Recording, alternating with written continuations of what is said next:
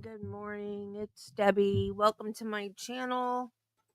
Today is part 64 of the Phil Spector trial. I apologize because I did not get any of our clips today ready because a cat was in my way. Excuse me.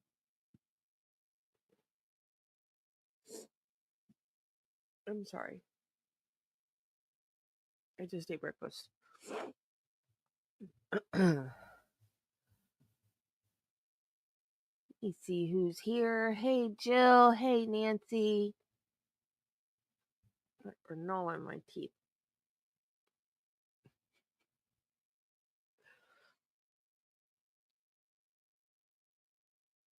Judy. I should have been ready to go live, y'all. But there was a cat in my way. I just blindly pushed a button.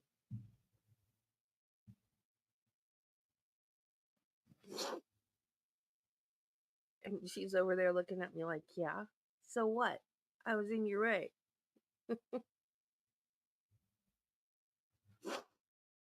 A long rumored Ronnie Spector biopic starring Zendaya in the lead role is moving ahead with Moonlight director Barry Jenkins at the helm, based on Spector's 1990 memoir Be My Baby.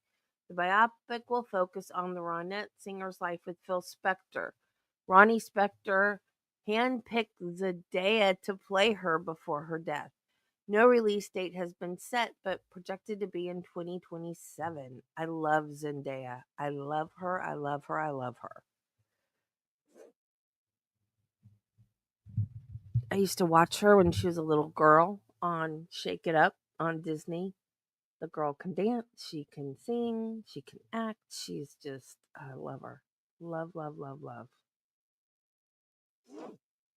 Good morning, everybody. Yeah, and what am I going to do about it? Exactly. Nothing. Absolutely nothing. She wanted to lick the milk out of the bottom of my cereal bowl.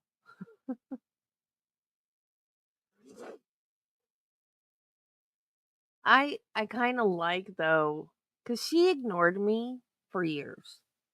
I was just the human she didn't need in the house. She needed Travis. She didn't need me. Even though I was the one that cleaned the litter box, she still didn't need me. All of a sudden, though, she likes me now. She gets down here around my legs and screams to be petted. But she still doesn't like it when I pick her up. She's not getting old. She's 4, I think. She's still young. But I've never had a black cat before.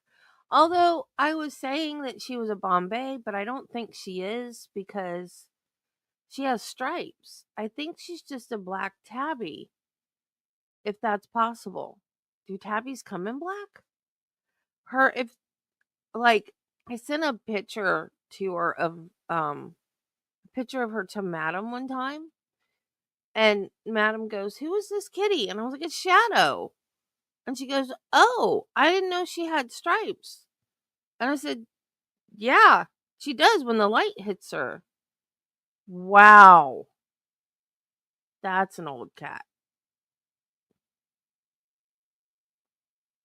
I think that my last cat, the one that I put down, even though like she just kind of went weird. She wasn't like sick as in physically. It was like I think it was mental.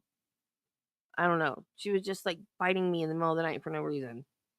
I don't know if she had something wrong with her brain, like a brain tumor, or I don't know. She was 15, I think.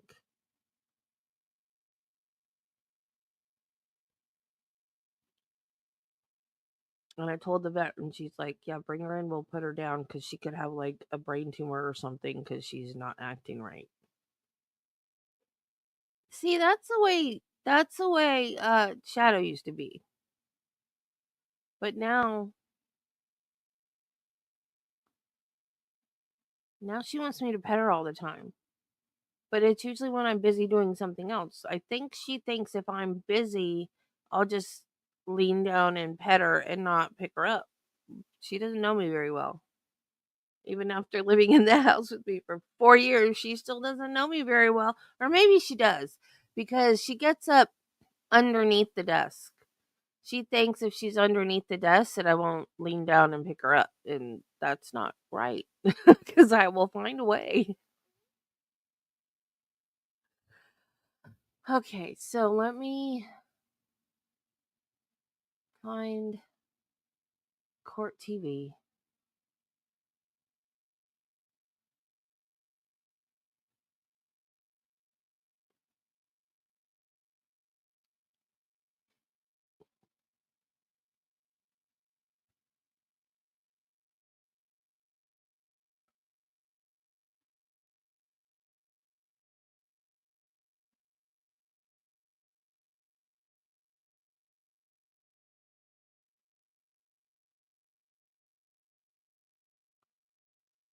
Man, I am stuffed. I had a banana and a little teeny tiny bowl of granola, and I feel like I ate a giant breakfast. See, my weight loss surgery is still working. There are times that I don't even eat breakfast. It's still working. I don't know why I'm not losing weight. It's not aggravate me. Unless maybe I'm not eating enough now. I don't know.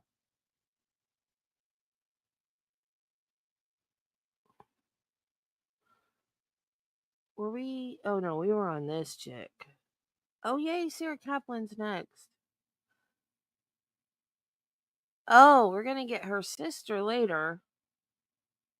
Yeah, this woman, Pelagie, whatever, she was getting mad with AJ.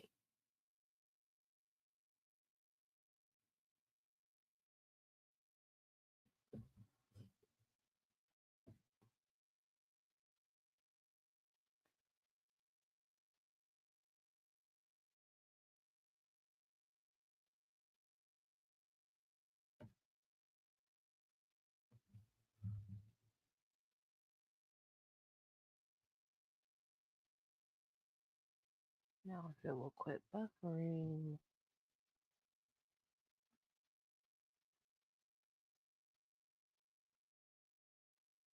If StreamYard will,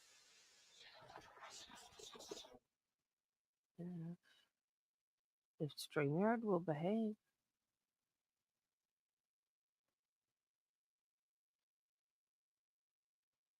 Well, come on and let me share my screen.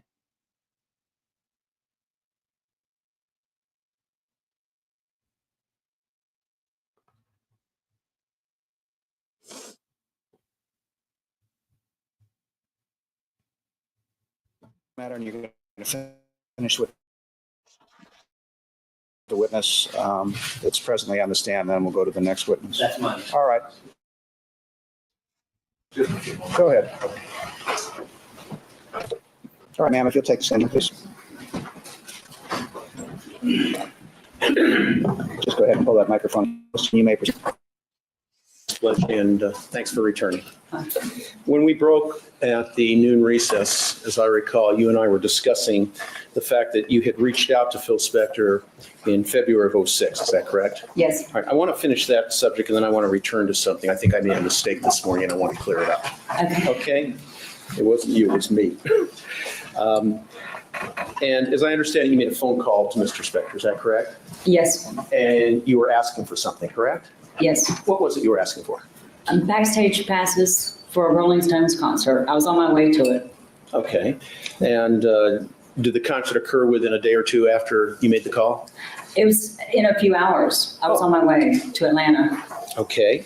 And let me ask you something. Did you get those passes? No. Did you get any tickets from Mr. Spector? No. No passes from Mr. Spector? No. As a matter of fact, you didn't even get a call back, did you? No, I didn't. So you never spoke to Mr. Spector about that. Who goes to a concert without having tickets? She just assumed she could call this guy and get tickets and started off to the concert? How entitled? Oh my god, that's weird. Is that correct? No. Now, this morning, and it was my mistake, not yours, I got confused on some dates. You actually called Mr. Spector to ask for these passes, as I understand, in February of '06. Is that correct? Right. And you didn't, and then you spoke with Mr. Kelly in April of '06, correct? Right. So you actually called him for the passes before you spoke with Mr. Kelly. Right. Okay. And you brought that to my attention after we broke here this morning before we went to lunch, correct? Right. Okay. And let me ask you a question. When Mr. Kelly interviewed you, where did that interview take place? In North Augusta, South Carolina. Okay. And Mr. Kelly, he had called you in advance, told you he was coming and set this appointment with you? No. Tell us what happened. Someone had gone by my boyfriend's home and they were looking for me. And when I got to my boyfriend's, he said he gave me the card. And so I called the name on the card, which was Dale Kelly. And he asked if he could speak with me. And I told him yes. So he came and interviewed me 5 minutes later. He was that close to the house. So Okay, so it was an unannounced visit, right? yes. He did not call you in advance and let you know. Oh, no. Okay. Let's turn our attention to another subject matter, if we may, for a moment. Well, let's finish this off first. You spoke with Mr. Kelly, is that correct? Yes. You gave him a statement, correct? Yes. Okay. And when you gave him that statement, you didn't tell him to keep it private, did you? No. You assumed it was going to be released to the defense team as well as the prosecution team, correct? Right. And did you have any reason to believe that the government would not eventually get control of that statement? No. And you expressed no objection to that, did you? No, I did not. Okay. Now, Mr. Jackson asked you a few other questions. He asked you about what you told the defense investigator and what you didn't, and what you would have assumed in your own mind was known to the prosecution and what wasn't. When you told the defense investigator about Melissa's bank fraud, that was the truth, wasn't it? Yes. And when you told the defense investigator about Melissa lying on her Continental Airlines application under penalty of perjury, that was the truth, wasn't it? Objection, Your Honor, this is beyond the scope of cross-examination. It is. Okay, Sustained. let's just stay with the bank fraud. When you told the defense investigator, The bank fraud is. I think the bank fraud was raised during either direct or cross. That objection is overruled. thank you. Okay, when you told him about that, and you said that was the truth, you loved your sister then, didn't you? Yes. Okay. And as a matter of fact, you knew about that situation where she had to go to court because of that, correct? Yes. Did you support her? Yes, I did. How'd you do that? I went to court. I was there in court with her And why'd you go to court with her? because I love her. Okay.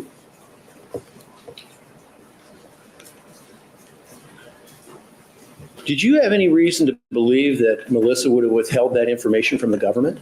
No. That culture speculation assumes facts, not an evidence. Asking for her state of mind overruled. She may answer. It's her state of mind. Does she have any reason to believe that? That's all it is. It goes to her. Some of the other answers she gave this morning, I'm going to overrule the objection. I had no reason to believe that she would not. That she did tell them. Okay. And I thought she did tell them. That was a part of her life, correct? Right. Were you aware that Melissa asked not to be on television after it was discovered that she in fact had this bank fraud conviction? Objection, that assumes facts, not an evidence. Sustained. Did you have any information from discussions with Melissa about the fact that the bank fraud in her background, in her history, had already been revealed prior to the time that she had made that request? Objection, that calls for hearsay, and if it's not used for the truth of the matter asserted, it's irrelevant. Overruled. She may answer. Could you repeat that? I mean, could you mind repeating that? Sure. What I'm asking you is this. Did you have any reason to believe that Melissa asked not to be on television after the fact of her bank fraud conviction had been revealed? Objection, that assumes facts. That is When it's like you're arguing, Mr., you can argue this at a later time. Mr. Wilson, sustain. Okay, just a couple other questions. You have another sister, Kathy, correct? Yes. Okay. And she's waiting out on the hallway, is that correct? Yes, she is. And she's going to be the next witness, is that right? Yes. Okay. And you and Kathy have discussed some of these matters together, Objection, this is correct? beyond the scope. Actually, the fact that they've discussed these matters, I think that's appropriate to ask her at this point. I'll allow it. Thank you. Yes. Okay. And just one final question. Well, no, it'll have to be broken up. When you testified here this morning that Angela stole that plaque and you witnessed it, were you telling the truth? Objection. Excuse me, mistake. Let me rephrase it. When you testified here this morning that Melissa stole that plaque and you witnessed it, were you telling the truth? Objection, that's for the jury to decide. It calls for. I was asking whether she was being truthful in her testimony. She may answer that. Yes, I was. And when you testified here this morning that Melissa told you that she wanted to be on court TV, were you telling the truth? Yes. And when you testified here this morning that Melissa on the telephone, on Tawny Tyndall's telephone on the speakerphone said, quote, "You told them about the bank embezzlement and the plaque I stole from the judge's home. They wouldn't have known," close quote. Were you telling the truth? Yes. Thank you. Nothing further. Thank you. We cross. Very briefly, if you weren't telling the truth this morning when you testified, would you tell this jury that you weren't being honest? I raised my hand and I was sworn to tell the truth. That's not my question, Ms. Pelleggi. If you weren't telling the truth, would you tell this jury? I thought I was supposed to get up here and tell the truth, so why would I not tell the truth? And I'm ultimately- confused. I'm sorry. Ultimately, your truthfulness is up for the jurors to decide, not for simply you to say, correct? You agree? Why, I misunderstood when that lady asked me to raise my hand. I mean, was it not to tell the truth? I thought it was. And ultimately, that's for the jury to decide. You agree with that in the trial process, correct? Sure.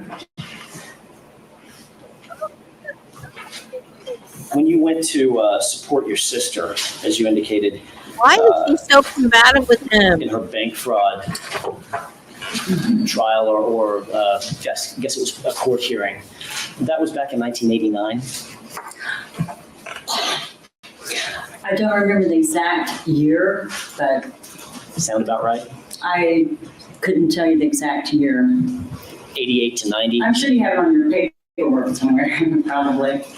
I'm sure I do. Okay. I'm asking you what your recollection was. I said I don't recollect the exact year. Can you give us an idea, Ms. Pelleggi?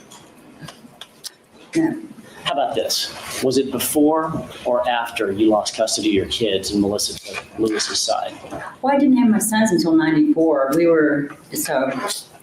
Okay, that answer doesn't help us. We weren't there with you, Ms. Pelleggi. I'm simply asking you a very simple question. She had already been sentenced to the embezzlement way before I had my son. So if that helps the jury in hand. Okay, so during the course and the process of you losing your kids in a custody battle, that was after you had already gone to support your sister, correct? Oh, yes, definitely after. Thank you. Yeah. What is her deal? Seriously. Like, I don't even see how any of this testimony helps or hurts anybody. Like, I don't understand it. What is so important about her testimony? Like, why is she so combative when AJ talks to her? I don't understand. Why is she? Oh my God, I do not like this woman. Are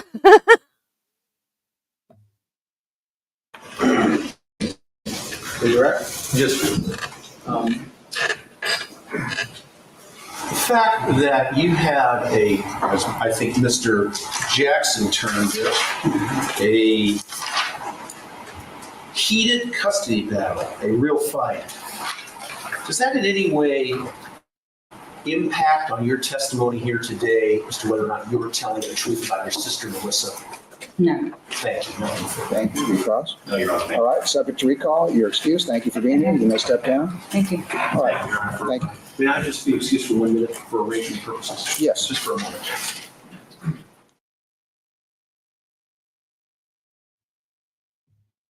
So is the sister in the hall the one that she doesn't like or the one that she likes?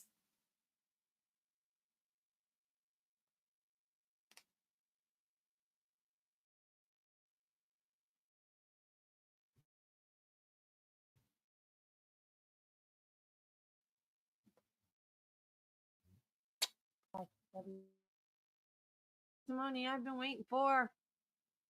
If Court TV will quit buffering.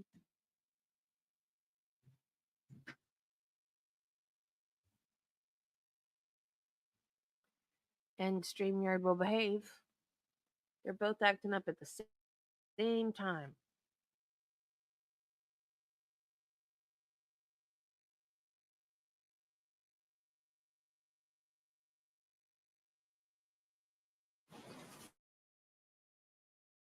Now, ladies and gentlemen, we're going back.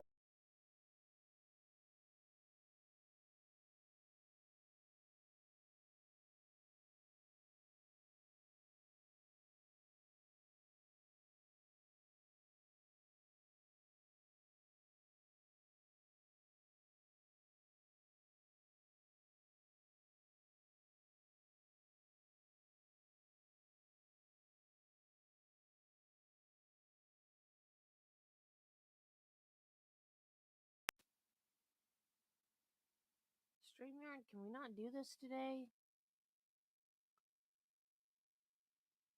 Is that what it is? That's what it is? He's fixing to go to prison. She needs to figure that out. Jeez. Yeah, her attitude, she needs to fix that attitude.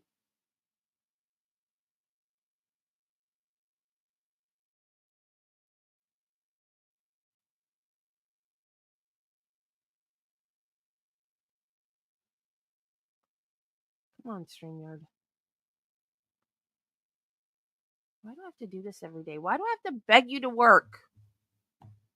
I pay you And to their work. case. This is now going back to the people's case. Is this your last witness, or will you have other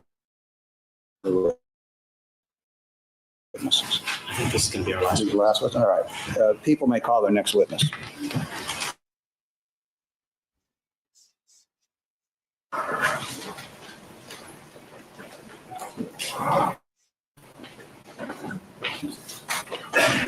Yes. Step over here, this one.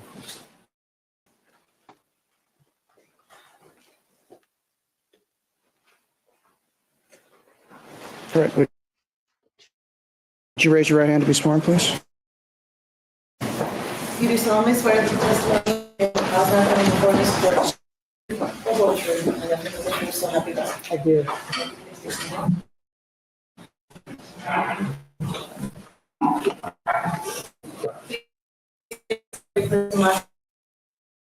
Sarah S. R.A. Kaplan, CPN. Thank you. Direct my questions to February 3rd, 2003. Do you remember that date? I don't remember if it was the 3rd or the 4th. Excuse me. Okay. On either the 3rd or the 4th, aware that Philip Spector had been arrested in connection with the charges that now come before the. You become aware that he'd been arrested. Can I consult with my lawyer? Sure. Ms. Kaplan, Representative. Pulling teeth.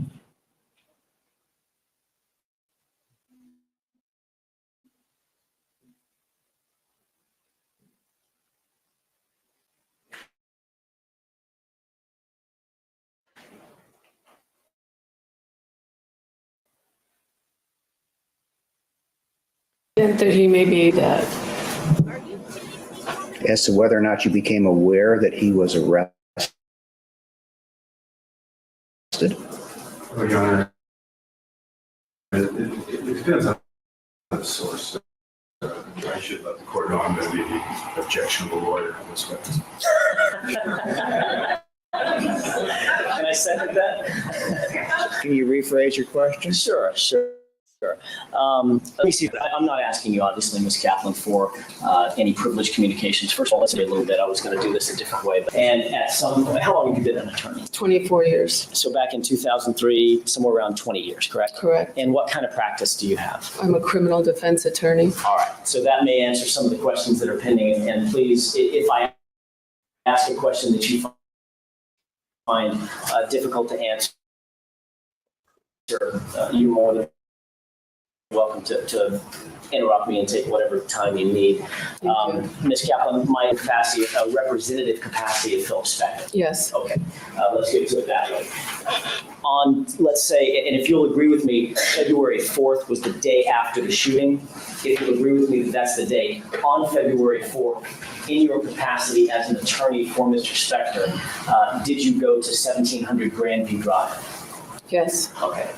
There were other attorneys that were employed by Mr. Spector as well, correct, on that date? Correct.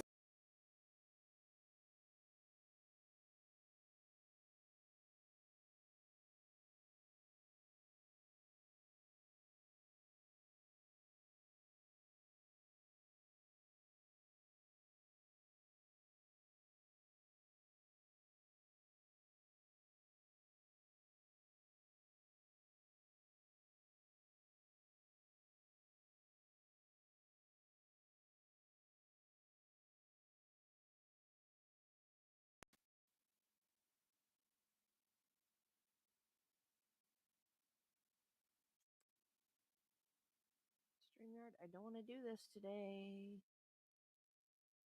I do not want to play your games today.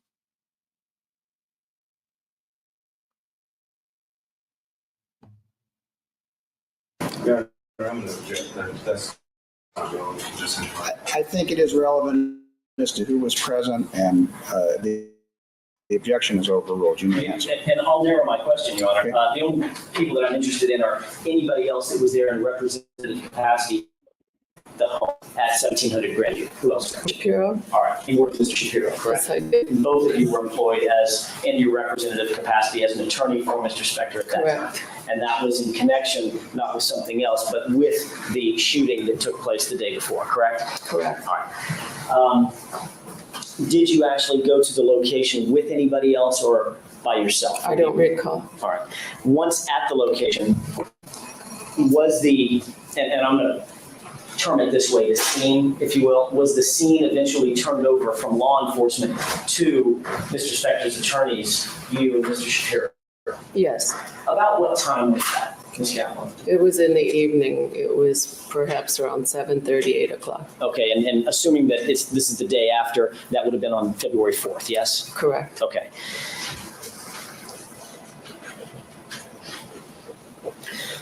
Sun was already going down, starting to get dark out. Yes. All right. Were there, by the way, I should ask you this as well so that we're all clear. You are no longer Mr. Spector's lawyer as you sit here today, correct? Correct. And Mr. Shapiro is no longer Mr. Spector's lawyer as well, correct? You'll have to ask Mr. Shapiro. To your knowledge, To my knowledge. that's correct. To my knowledge. To your knowledge, what, ma'am? To my knowledge, he is not. Okay. Who else was at the location when you arrived at around 7 or a little thereafter? The sheriffs were still there. Okay. There were some people around the premises of the property.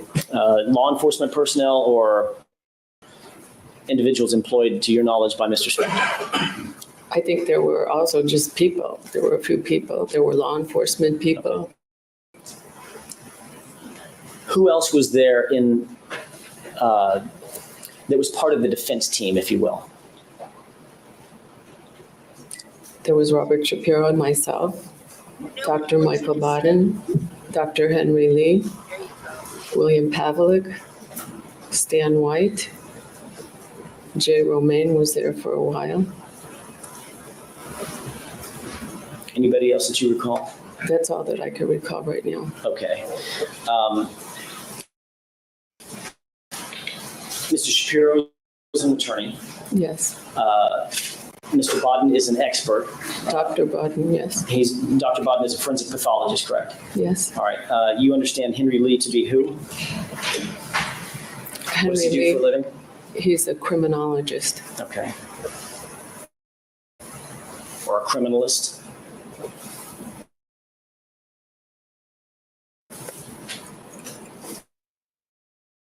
Whatever. Okay. Yes. I don't know what he does. I didn't employ him. Okay. He was there in some capacity to assist Mr. Spector and the rest of the team, correct? Correct. All right. And Jay Romaine, correct? Correct. And let's be clear, Mr. Spector was not at the location. He was not at the location.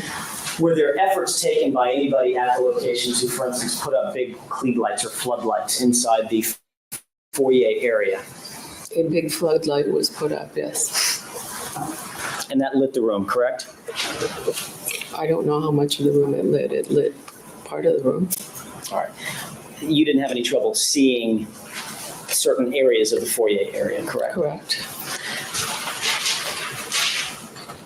At any time, and I'm going to narrow my questions very, very specifically now and try to get to the point. At any time while you were at the location, did you see anybody, any member of the defense team, touch, move, or manipulate anything that could reasonably be described as a small white object?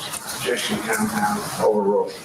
Counsel, you cannot object. I'm sorry. If you wish to speak to your client, you may, but you don't have standing in this proceeding otherwise. You've asked me 3 different questions. I saw people touch things at the crime scene. Okay, Ms. Kaplan, I'd actually put it in the disjunctive: touch, move, or manipulate any item that can reasonably be described as a small white item. Did you see anybody do that? I saw someone touch a white object. Could you describe that for the jurors, please? Describe touching it or describe the object? I'll take both. There was a piece of, there was something white that I saw. It was about the size of my entire fingernail.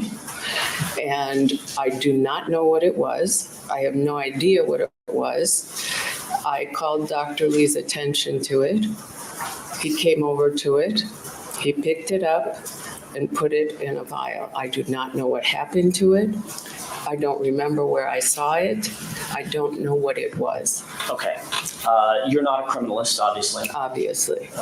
You are a lawyer by trade, Yes, not trained in criminalistics in any way, shape, form, or fashion. correct, You didn't know what the small white object was, correct? correct. But it was described as, I'm sorry, you described it as white, is that right?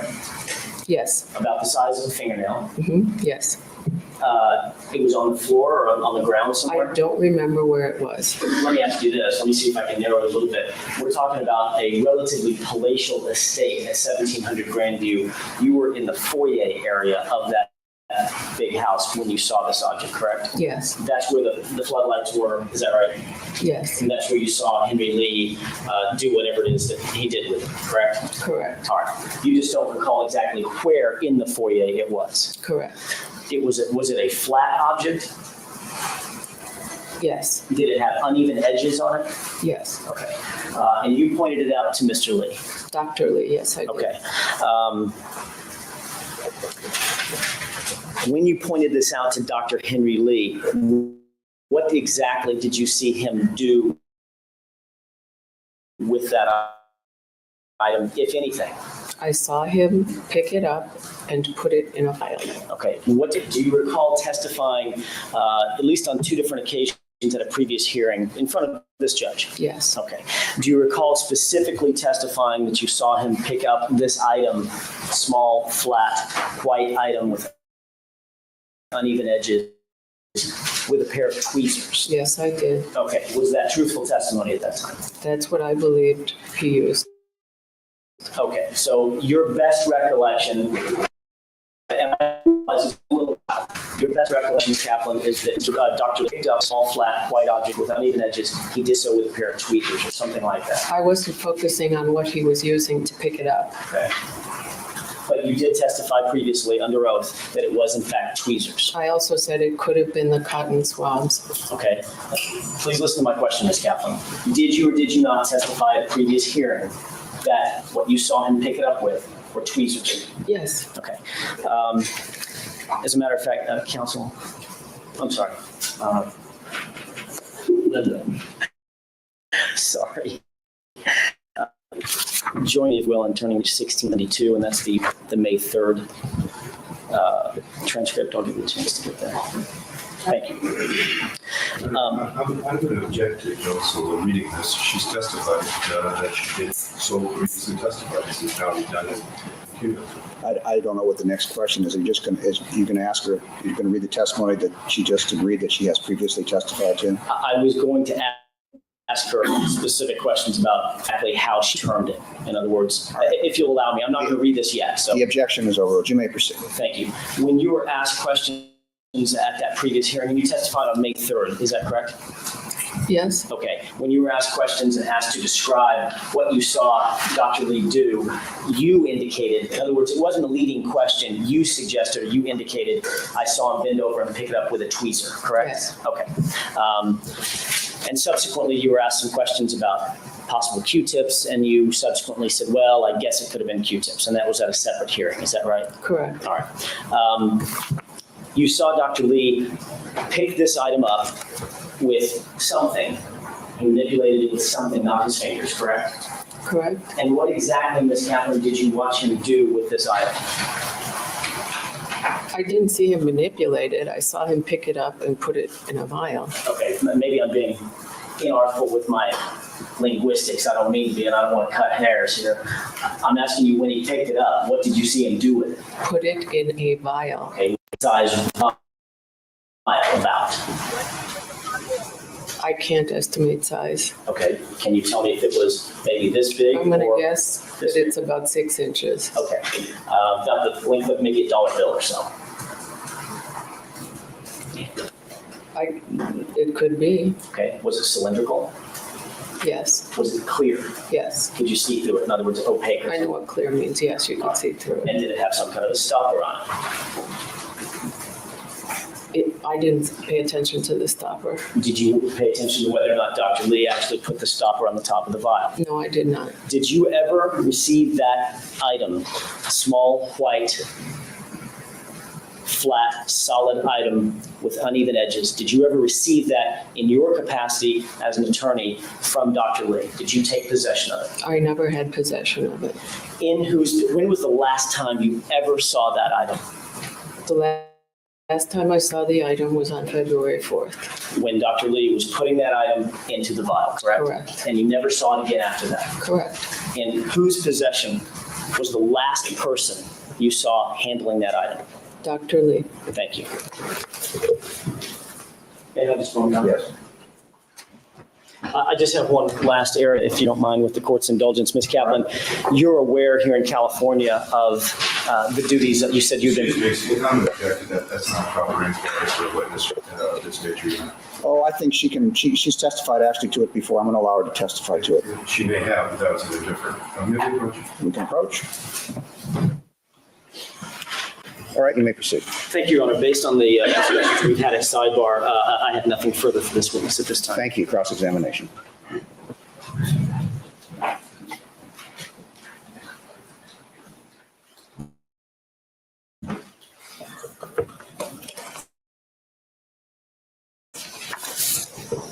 Good afternoon, And Mrs. Button.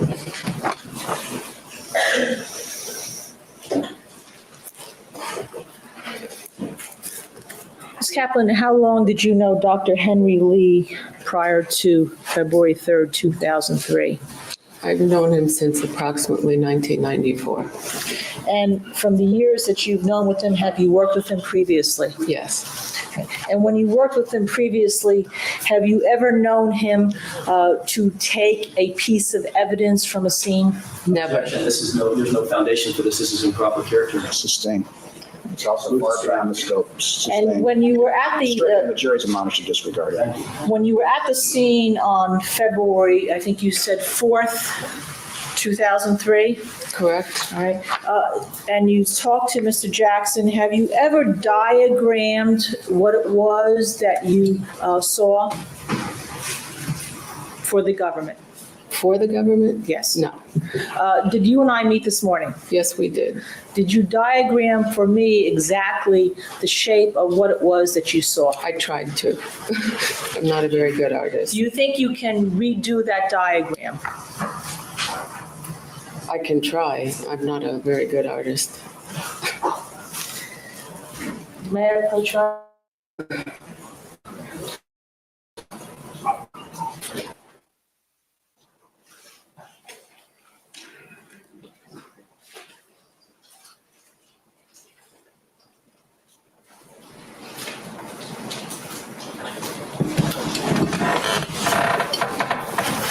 Now we have it back in evidence. She drew it.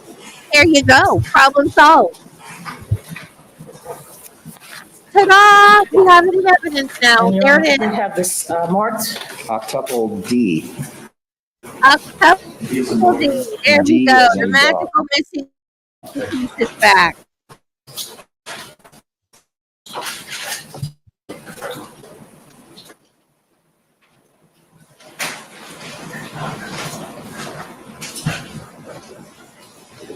You can hold on to this. Can we have the envelope, please?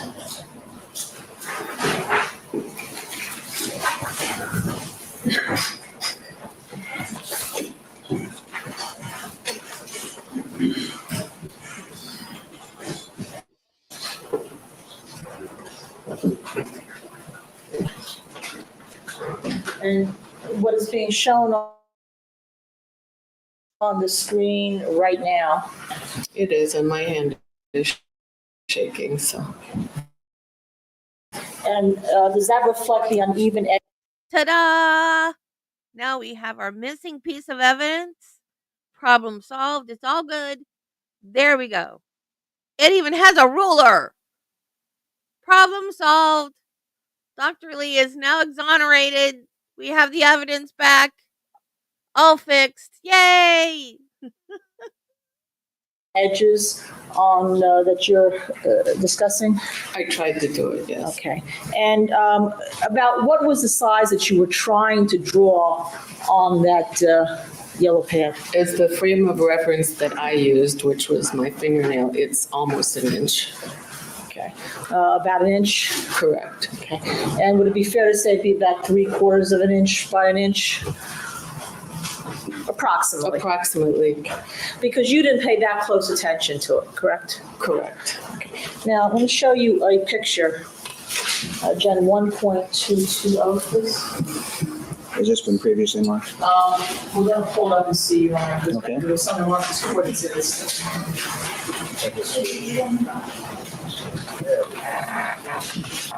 No, it's not. Okay, this would be, if you want it marked, it would be octuple E. Yes, please. Now, I don't know if you can see up there. Can you see that picture? Yes. Okay. Do you see the piece of acrylic fragment that you just diagrammed for the jury? Is the same size of what you see in that picture? No. Was what you saw that Dr. Lee had larger than that missing fragment? Yes. And you're sure about that? Positive.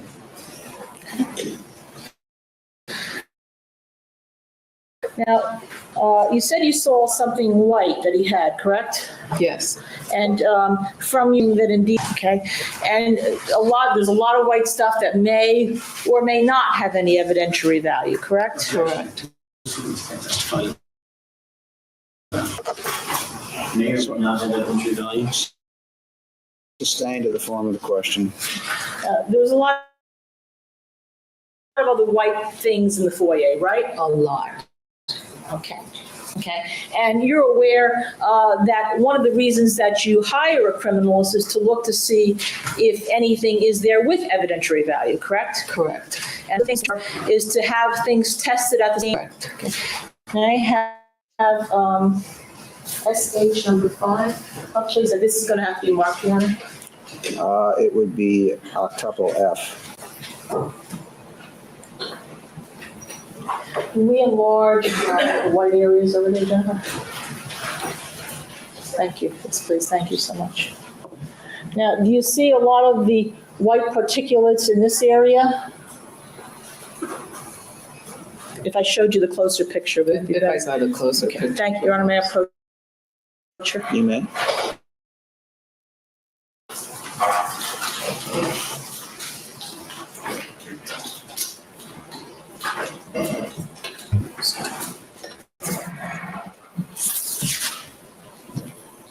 Yes, I see them. You need to hold on to that?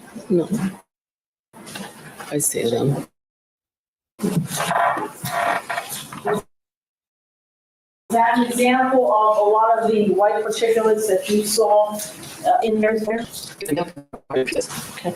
And then was there a lot of plaster that was falling down Yes, and all over the first of the house? yes. May I have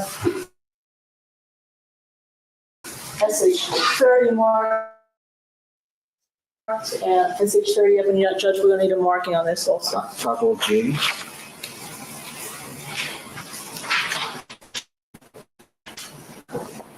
I'm an objection on it.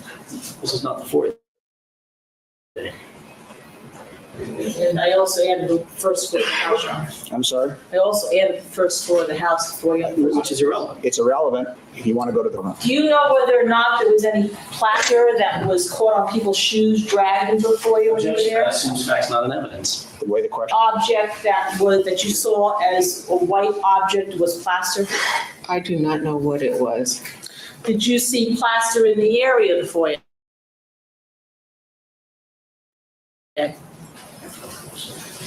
In the area. And you were actually looking around the stairs in the foyer? Yes. And is it fair to say Dr. Lee put a stopper in the bottle?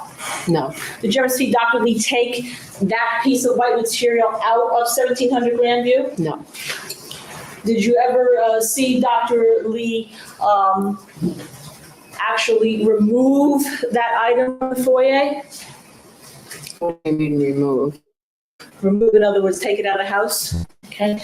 And do you know whether or not it was tested and left there? Do you have any idea of this day as to what that object was? No. But you are sure that it was not that missing piece of fingernail because of its size, aren't you? Calls for speculation. sustained. She can only testify as to size. She can't testify what it was. You were sure that what you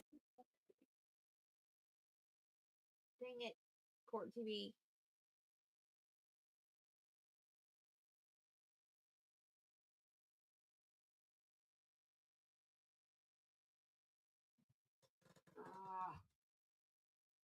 Why?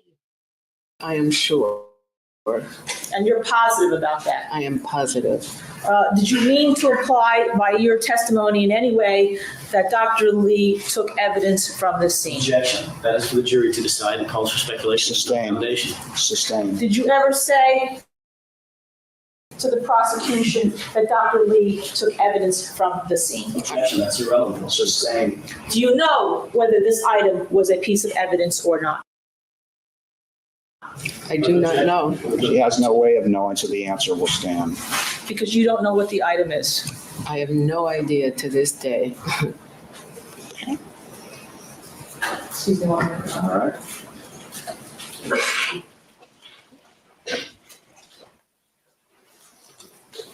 Okay, thank you, Your Honor. I have nothing further. Thank you. Redirect. Need to approach, Your Honor. Yeah.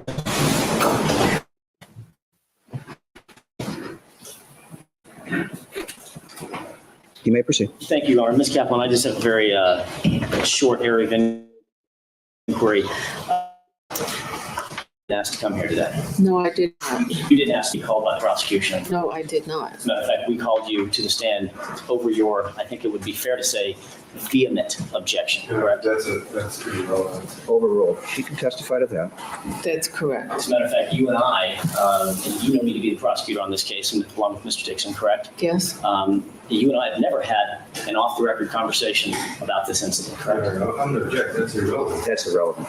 Sustain. How many times have you spoken with the defense about your potential testimony? Which potential testimony? The testimony that you just gave. Once, When was that? this morning. You didn't talk to the defense at lunch on May 3rd? You asked me about today. I'm talking about your testimony in general. You've testified about the same incident a couple of different times, correct? Yes, How many times have you discussed this foyer little white object thing with the defense? twice. When was that? I don't remember the exact days. And you've never discussed it with us, You've never asked me. Mr. Dixon or myself. You never asked me. And you've certainly never invited such a discussion. I don't think it's proper. You've never provided us with a diagram, for instance. A diagram of what?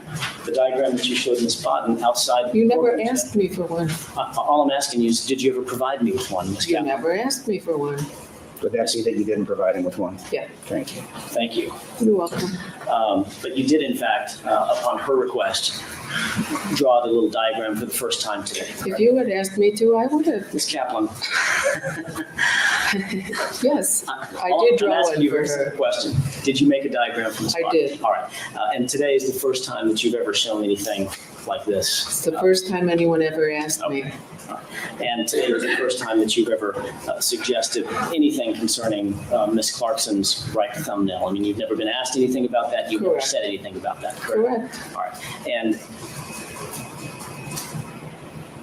the only people that you discussed this diagram with, the only people that you discussed Ms. Clarkson's right fingernail with until you just told us was the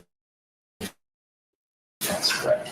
I didn't hear you, I'm sorry. Excuse me. There's a problem. The objection sustained. Your Honor, I don't think I have any other questions. Could I have just a second? You may. Thank you, Your Honor. That's all I have. Thank you. Recross. If you don't mind, I'm going to stay here. Certainly. Ms. Kaplan never asked you today to write anybody with a diagram the size of what you saw, the white object was, were you? No, I was not. And you were not asked before today to, in terms of the size, whether it was bigger than the white piece of the were you? I was not at. And when you were asked previously about the size of this object, your answer was the size of my fingernail, perhaps, correct? I don't know if I said perhaps, but I was trying to estimate about an inch. Okay. Did you say about an inch? I said about the size of my fingernail. I don't recall if I used the word perhaps. Would it refresh your recollection if you looked at a page? If that's what it says in the transcript, then that's what it says. Okay, so if it says the size of my fingernail, perhaps, that was your testimony. That was my testimony. Thank you. Thank you. Any further? You were questioned 2 times previously by Mr. Jackson, right? And he made Sorry, I did ask you the size. I said what size was it? You said the size of my fingernail, perhaps, correct? That's correct. Okay, thanks. Thanks. Anything further? Yeah, okay.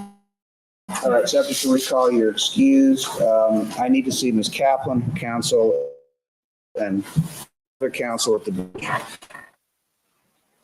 Basic discussion of the bench. I don't know if you're ready to rest or not. You may or may not be. We may not be. We need to discuss that over the weekend. Okay, that's fine. Thank you, Judge. Back to the defense.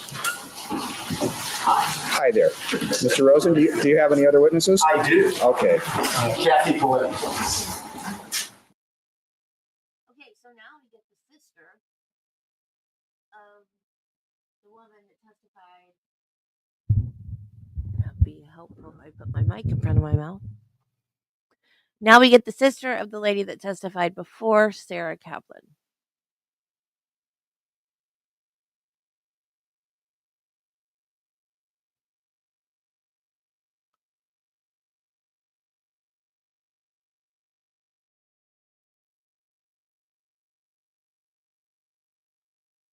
Kathy Pileggi.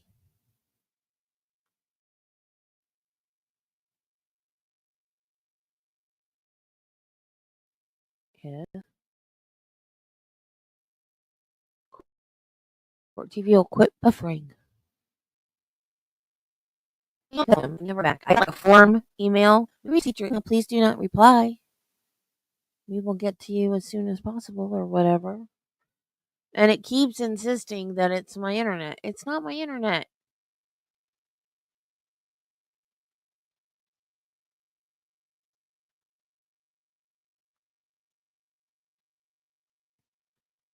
This is Court TV.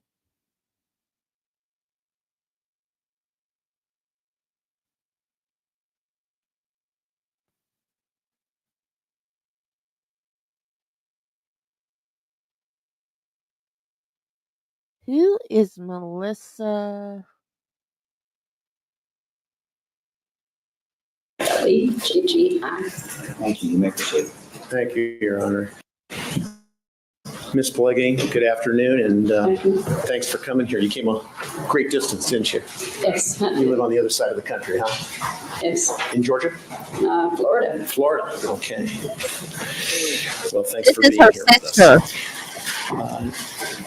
The young lady that just... This is her we sister. had This with is us, a but different one. Did you see your sister come into this courtroom earlier today, both in the morning and the afternoon session? Yes, I did. Okay, and is her first name Angela?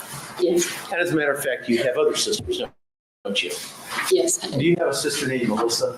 Yes, I did. Does she currently have a different last name than Pelleggi? Yes, she does. And what is her last name? Her last name is Grosvenor. Grosvenor? Okay. And I want to turn your attention, if I may, to May 1st. Okay, who is Melissa Grosvenor? Did she testify for the prosecution? I don't remember her. But it says the sister of witness Melissa Grosvenor.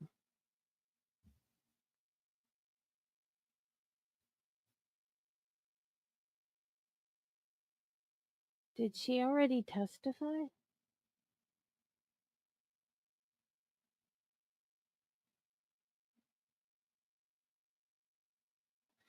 This one has been my favorite so far. Diane Ogden. I liked her. She was kind of ditzy, but I liked her. She reminded me of Terry Garr.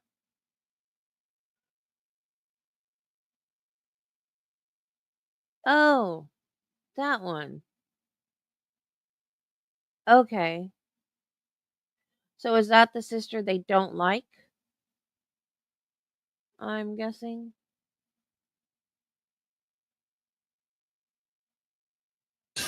2007, a couple of months ago, okay? You have to say yes or no. Wait, Yes. Hold on. When you go and it doesn't come out on the record. And also, so let me finish my question completely before you answer, and I'll let you finish your entire answer before I pose another question, okay? It works a lot better for the reporter, all right? Just a few little tips. Okay, so let's go back to May 1st of 2007. Did you have another trip from Florida somewhere else? Yes. It was with me? Yes. That we met? Yes. Okay. At the hotel. Okay, was that in downtown Los Angeles? Yes. Not too far from here, correct? Correct. Okay. And in that meeting, was Ms. Tyndall, our investigator, present also? Yes. She was. Okay.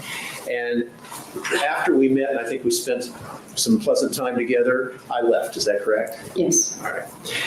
Did there come a time thereafter, before you returned to Florida, where you were in the hotel room and a phone call was made? Yes. Okay. And to whom was the phone call made? To Alyssa, my sister. All right.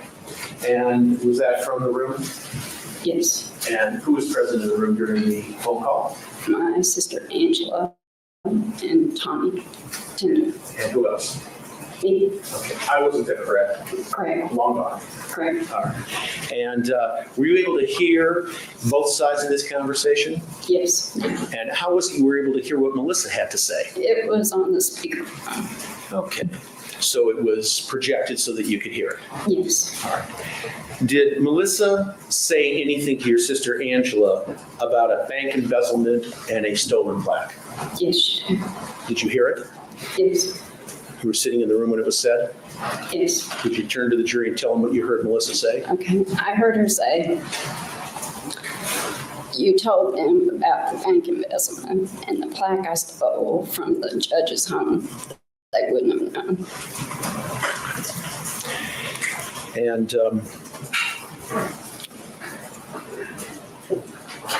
just a couple other questions. I assume you love your sister Angela, Yes, I do. and I assume you love your sister Melissa. Yes, I do. Okay.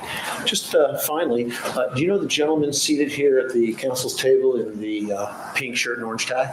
Yes, I do. And you know him to be Mr. Spector? Yes, I do. Okay. And has Mr. Spector paid you any money whatsoever for you to come here today and testify? No, he has not. Do you expect to get any kind of remuneration? Let me finish. Do you expect to get any kind of remuneration whatsoever, money or anything else, any favor to take as a result of you coming here to testify? No, no. Are you telling the truth? Yes. Thank you. Nothing further. Thank you, Trustee Lemonade.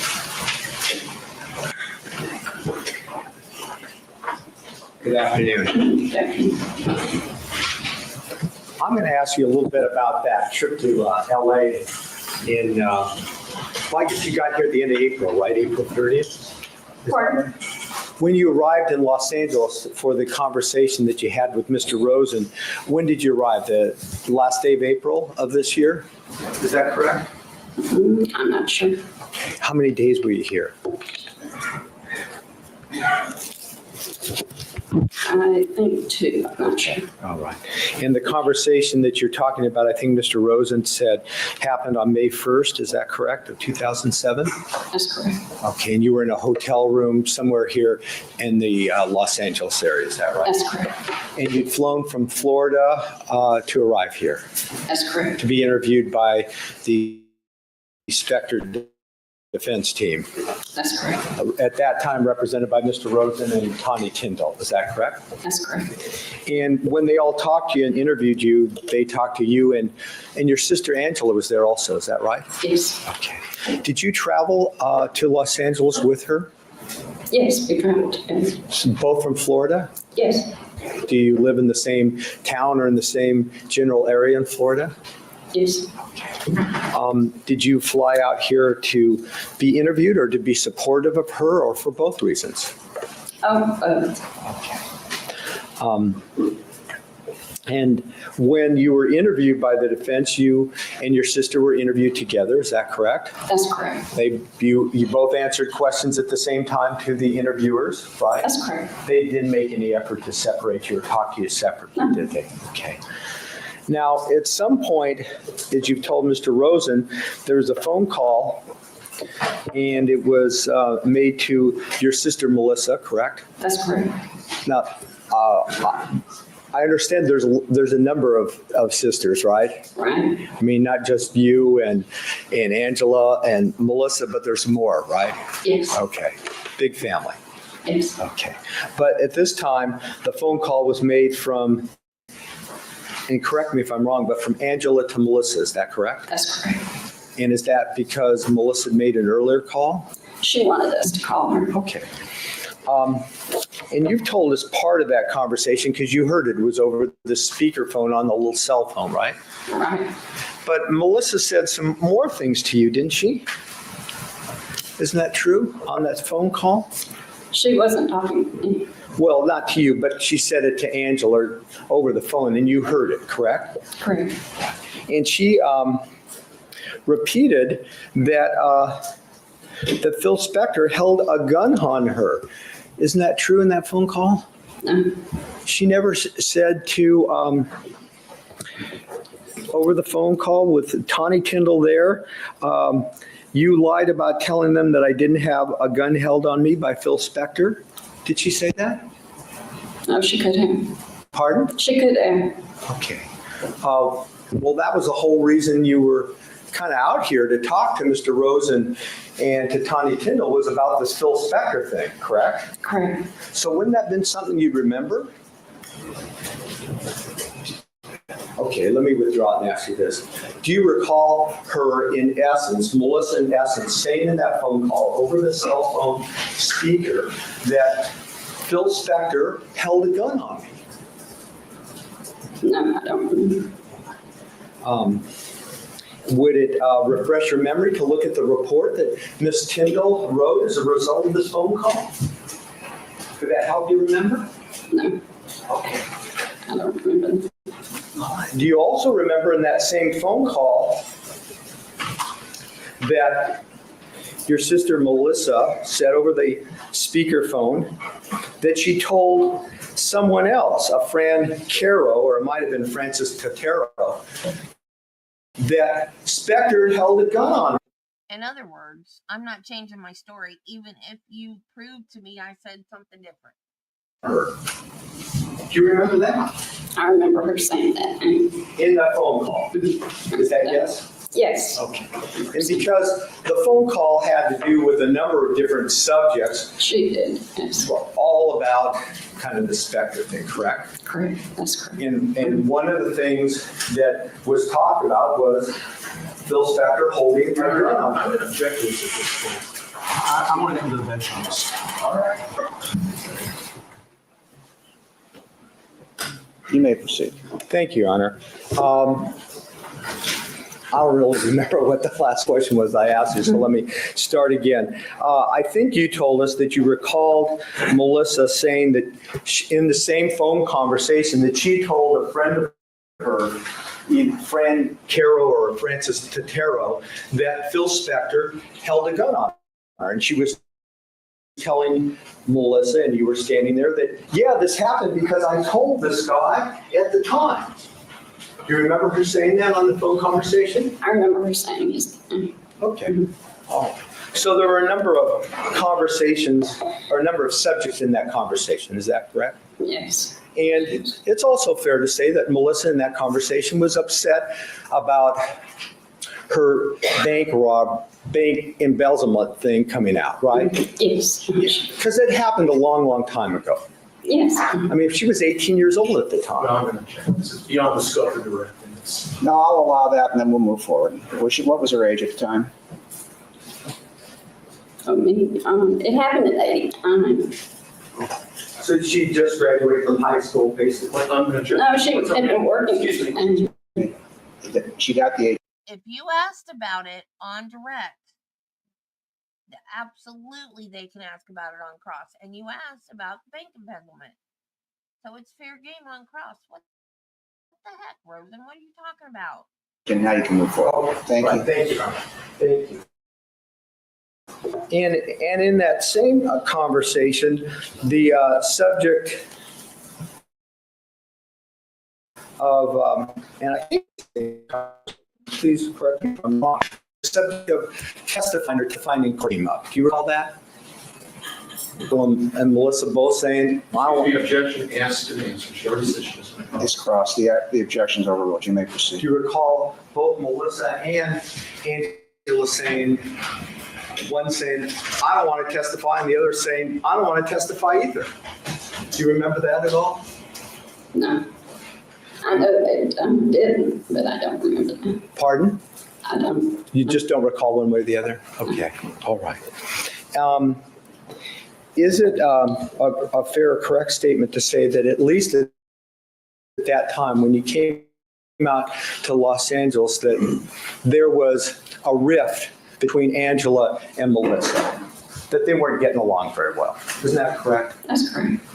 They either didn't speak or didn't speak very much since Angela's child custody divorce situation. Isn't that right? I'm not sure. Okay. But had it been a while that they'd had some tough times and hadn't really been speaking? It hadn't been that long. It had not been that long. So it was a rather recent situation. Is that correct? Recent. And is it fair to say that Angela was pretty upset with Melissa about that? Is that correct? I don't recall. Well, that she was pretty upset with her in general, and they just weren't getting along. Is that right? They were getting along in 2003. And after that too. Pardon? I said after that too, in 2003. But before that, they weren't. Because of the divorce situation or the child custody situation? Not very long. along. Well, you told me a minute ago, and I'll let you tell us, that at some point they weren't getting along well. Is that right? Right, that's happened our whole lives. And it was happening, well, when was it? What was the time frame?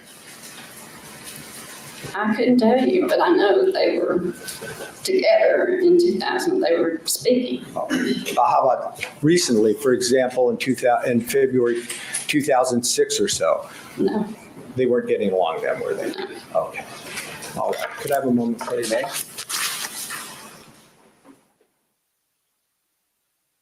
Thank you. Redirect. Yes, please.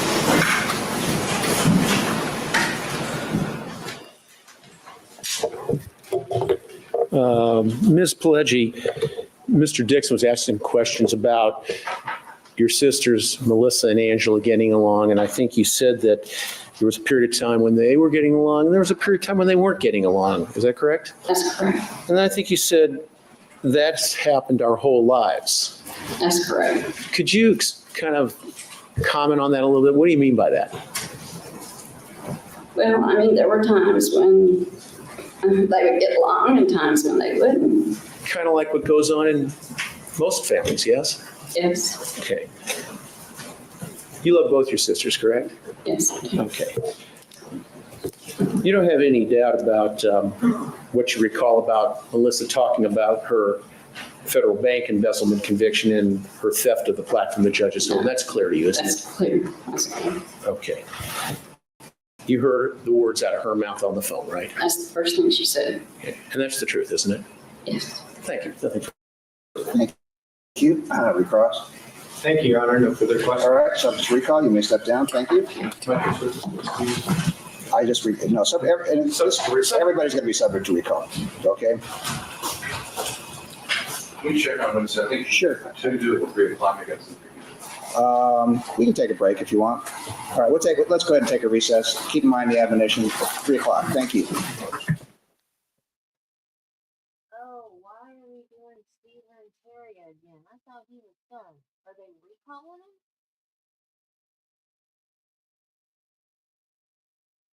Oh, remember they said Ken with the mic. I thought my boom was gonna solve all my problems. It's only made more. Um, remember they said you might not want to rest your case? Is that them again? Yeah. Prosecution calling back again?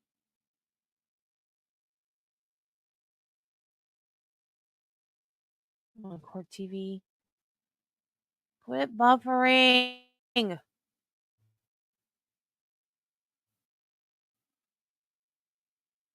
Well, like the same thing.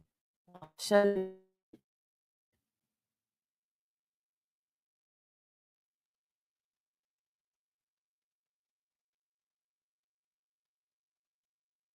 oh, of course, it's not gonna do it. Of course, it's not gonna let me do it because they hate me. Oh, now it's All right, you previously been sworn. You're still under oath. Would you state your name for the record?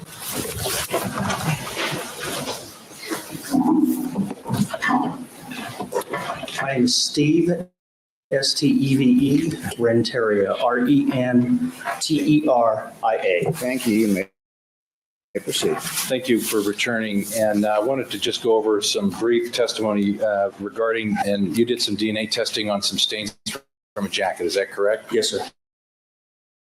And I want to first ask that the picture of the jacket be marked next in order and ask you to take a look at this photograph, 4.278. Tuple H. That has been, Excuse me, wait, that's been marked. I mean, just in case you want to. As a, I don't have it marked as a defense exhibit. I have to check. People's will. I mean, it's the people.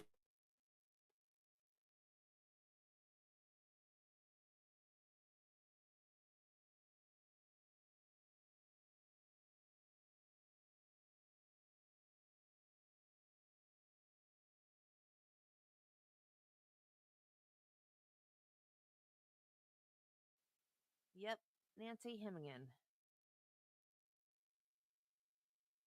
Wait, the defense is calling him? Why?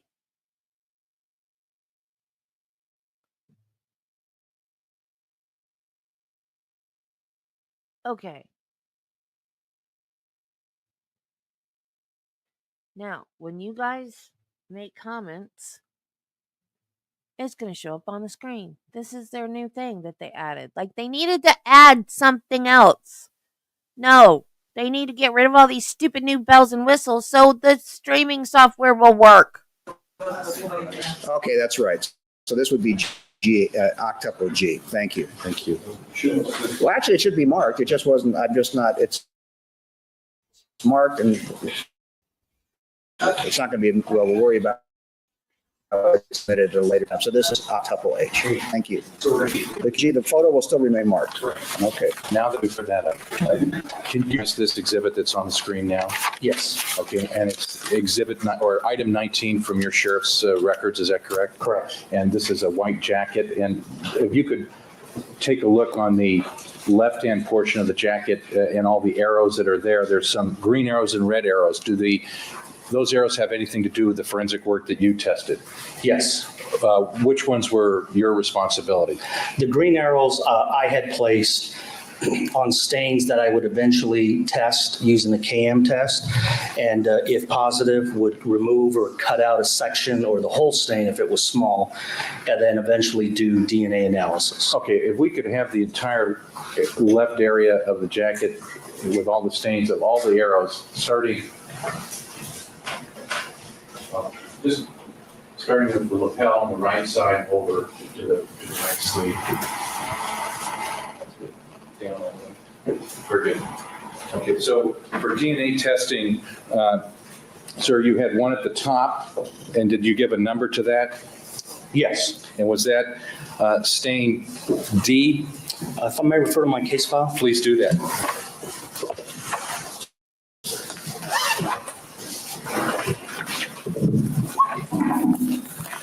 And that's the one I'm pointing to now, right here at the top, is that correct?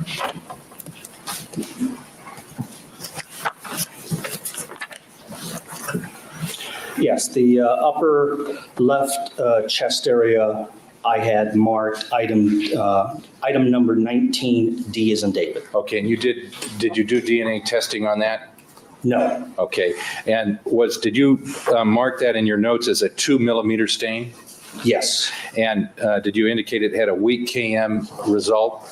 No, the weak refers to the color of that particular stain. In other words, it wasn't very dark red brown. It had a lighter tint to it. The KM test was in fact negative. Okay. The KM test that I performed was negative. Okay, then we go to the next green one.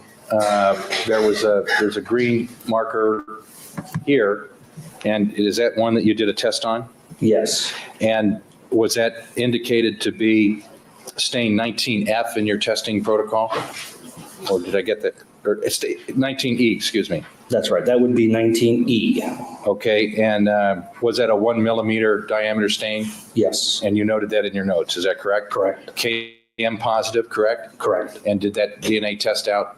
Yes. Okay, and that came back to Lana Clarkson? Correct. Okay, so that 1 millimeter stain was DNA tested. How about 1F, which is over here somewhere? Is that 1F that we got marked there? No, 1F is actually on the interior surface of the left side of the jacket. So if you take your left jacket and open it up slightly, it would be on the inside surface. And that's why you don't see it in that photograph. There might be others that show it. Okay. But you don't see it there because the jacket is closed. Okay, and was that a larger stain, kind of a smear, more than likely? Yeah, I described it as a 2 by 1 centimeter discontinuous smear. Okay, and okay, so you collected that, DNA tested it also, is that correct? Correct. Okay, so I want to really kind of focus on the size of these stains as we go through that. Now, on the left sleeve of the jacket, if we could have the whole sleeve shown, even though it's not all shown here, were there stains that you looked at and did presumptive blood testing on the left sleeve? Yes, Okay. Was there one called 19C that you did a presumptive test on? yes. And was it positive as being blood? The KM test was positive, yes. Did you do DNA testing on it? Yes, I did. And what was the result of that? The types I got were consistent with Lana Clarkson. Okay. And was this a 2 millimeter stain, twice as large as the 1 millimeter stain you saw before? Yes, Okay. And then on the, I believe you testified on the left cuff of the sleeve, there was some type of a stain right on the edge of it. Is that true? yes. And that was a 2 millimeter stain also. Is that correct? Actually larger than that. Yeah, it was on the actual edge of the sleeve itself, so it was on the leading edge of that cuff, and it wrapped around slightly on the outside and on the inside. And then the measurement I took was by 2 millimeters, and that also tested KM positive. And DNA tested to Lana Clarkson. Correct. Okay, does that cover all the testing that you did on the left side of the jacket and the left sleeve as far as the front portion of the jacket is concerned? No, there were other stains. Okay, and as far as the other stains, where were the other stains that were tested and DNA tested? On the right side of the jacket, right in the middle portion near the abdomen area, there was a larger dilute blood stain on the outside surface. Was that this one here? That's correct. Okay. And that was KM positive, and it was also DNA typed. Okay, and how large was that stain? This one was approximately 1.7 by 1.2. And I didn't put the measurements in there, but it was a larger stain, so that's probably centimeters instead of millimeters. Okay, so a 1 millimeter versus 2 millimeter, there's a difference there. This is much bigger than a 1 millimeter stain, correct? Correct. Okay. All right. Anything else on the front portion of the jacket as we look to it? Yes. Okay, where? Up on the left chest area, because item that I had selected previously but tested KM negative, the stain D, which was chest area, and they were identified as LH for Dr. Lynn Harold, number 16, and LH number 22. Both gave KM positive, and both gave DNA types consistent with Lana Clarkson. Okay, and let's start with the number 16 stain, number 16, Lynn Harold. That was KM positive. That was a 1 millimeter stain. Is that correct? 1 millimeter in diameter, correct. In diameter. And then the number 22, LH, or for Lynn Harold, also a 1 millimeter in diameter stain. Is that correct? That's correct. Okay. Now, does that finish off when we look at the jacket in the front? Anything else, if you look at the jacket in the front, either left or right side, that you did any type of testing on regarding the jacket? No, I believe that completes it. Okay. Now I'd like to have Mark next in order of Bait stamps number 1918. This is octuple H.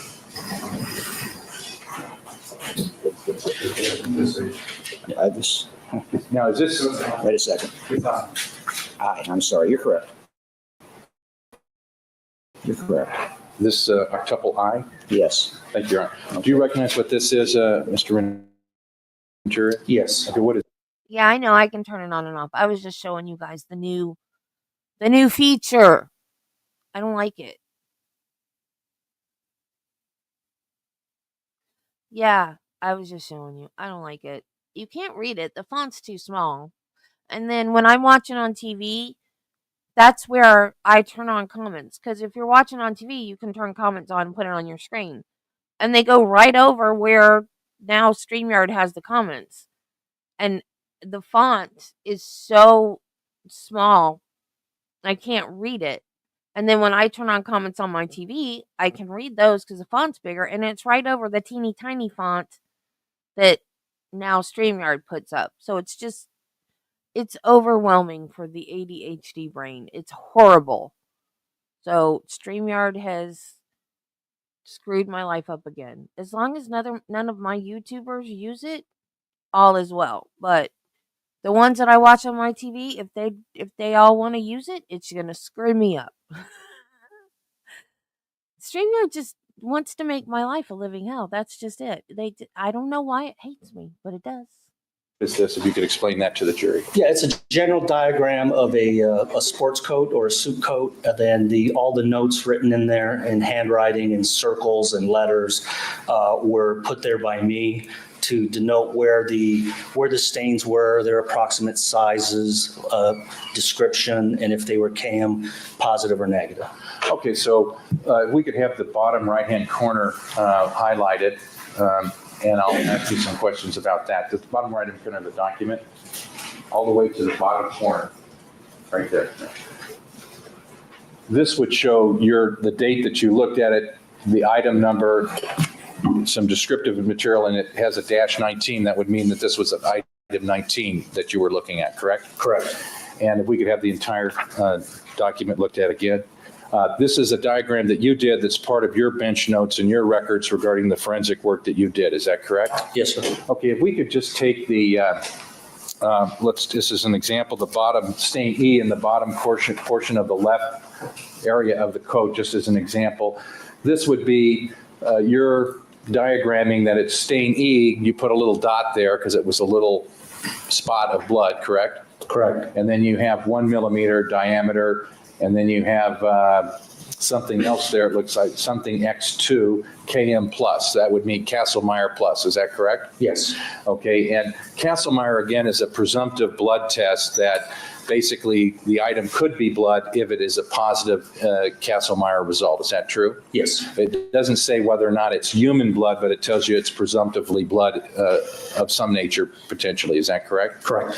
And correct me if I'm wrong, if it's Kasselmeyer negative, you do not take it any further to do DNA testing on it, because basically the Kasselmeyer test is a sensitive test for the presence of blood, and for that reason you don't collect it if it's negative. Is that true?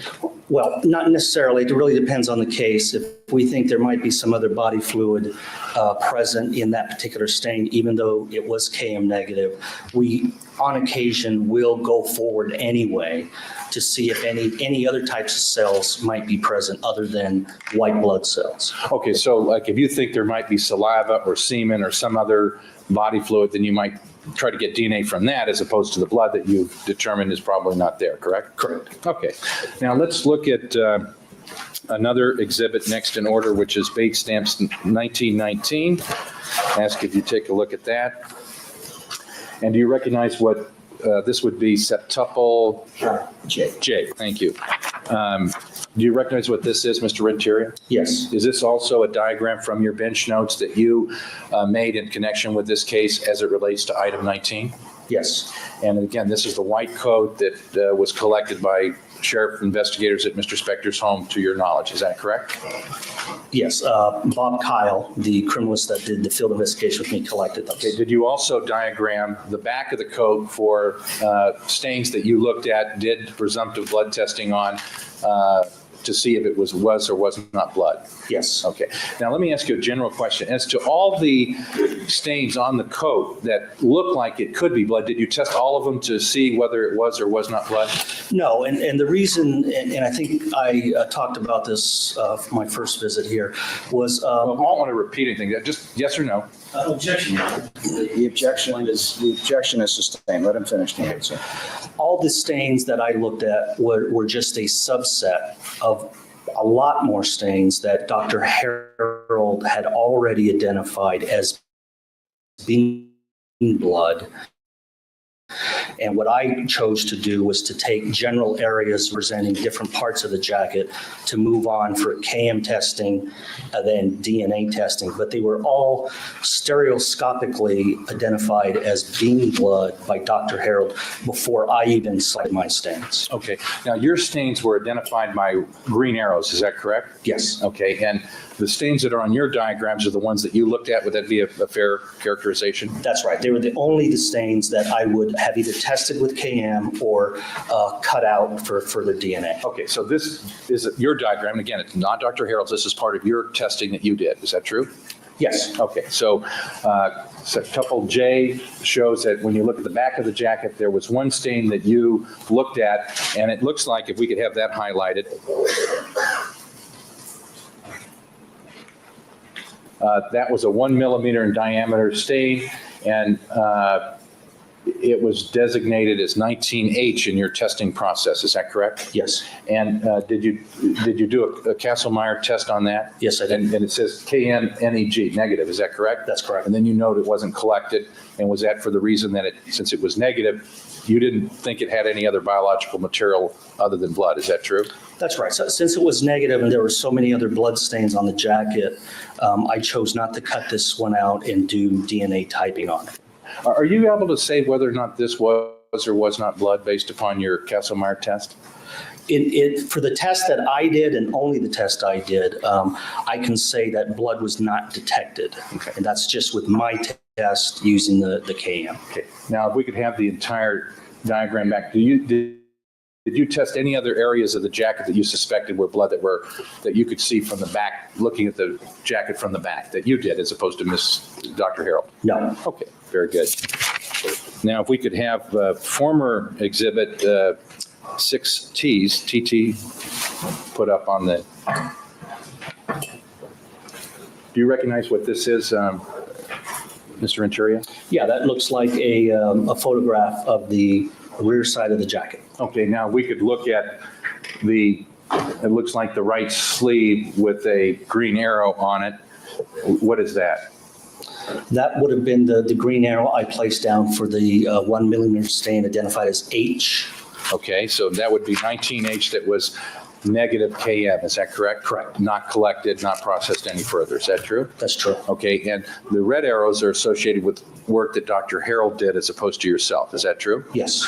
And is this the way, did Dr. Harold identify her stains before it came to you in the process? Yes. Okay, so were these red arrows already on the garment once you took a look at it? Yes. Okay, so, and this is a view, this particular exhibit, 6Ts, is a view of the jacket from the back, looking at it from the back of the jacket as opposed to the front, correct? Correct. Okay, and then getting back to exhibit couple H, which is the front of the jacket.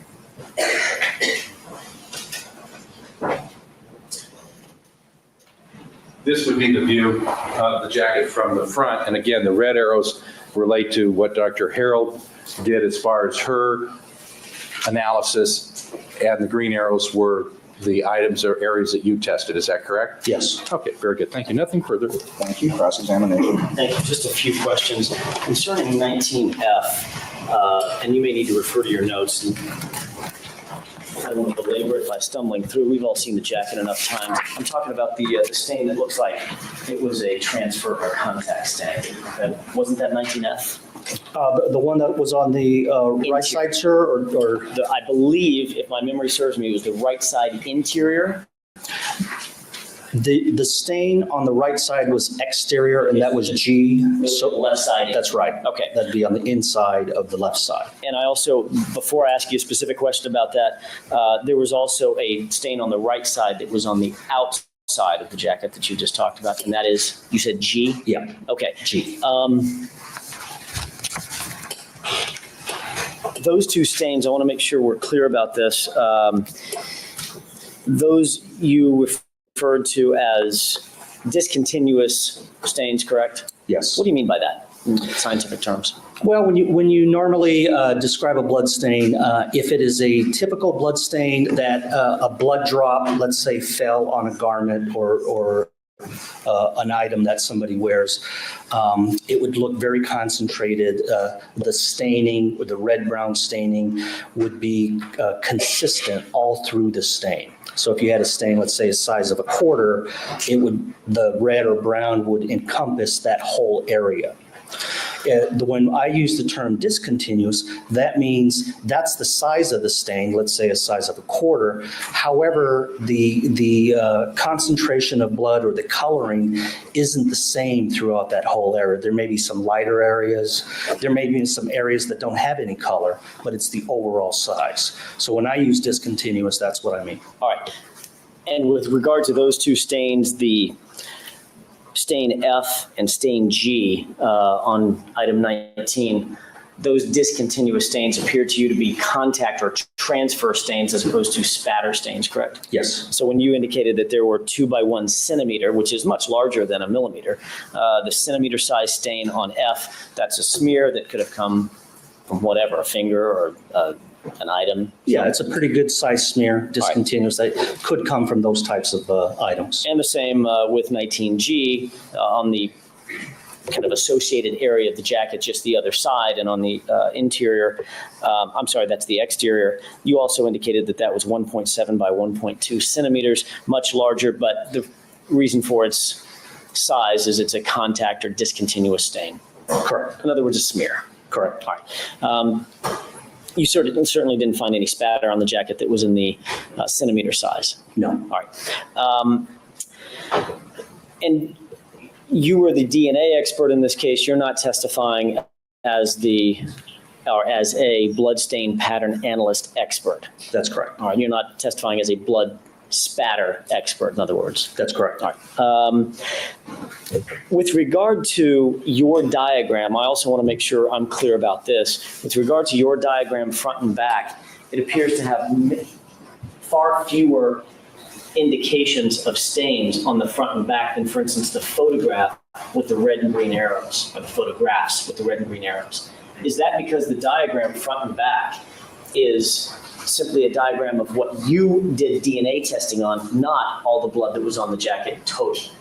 That's correct. It was only for my notes for the stains I tested and collected. I had already known, because I was present, that the item was photographed with all the other arrows and all the other blood stains that were present. So there would be no need for me to try to draw all those out. There are circumstances, Mr. Renteria, wherein you do a KM test, a presumptive blood test with a little swab, and you might swab something and it comes back negative. As a scientist, following the protocols of the Los Angeles County Crime Lab, there's a phrase that you use when you're reporting that negative KM, correct? Yes. And that phrase is blood not detected, correct? Correct. Why go to so much trouble to say blood not detected? Why don't you just write down it's not blood? Well, there's always times where if a stain is too small, you may not have the opportunity to collect enough of it on the swab just to do the KM, because you run the risk of actually collecting the entire stain just to get a presumptive blood test. And if that did come back positive, if you did go back to the stain, there might not be enough left to do any further DNA typing, determine if it's human blood, any other types of tests.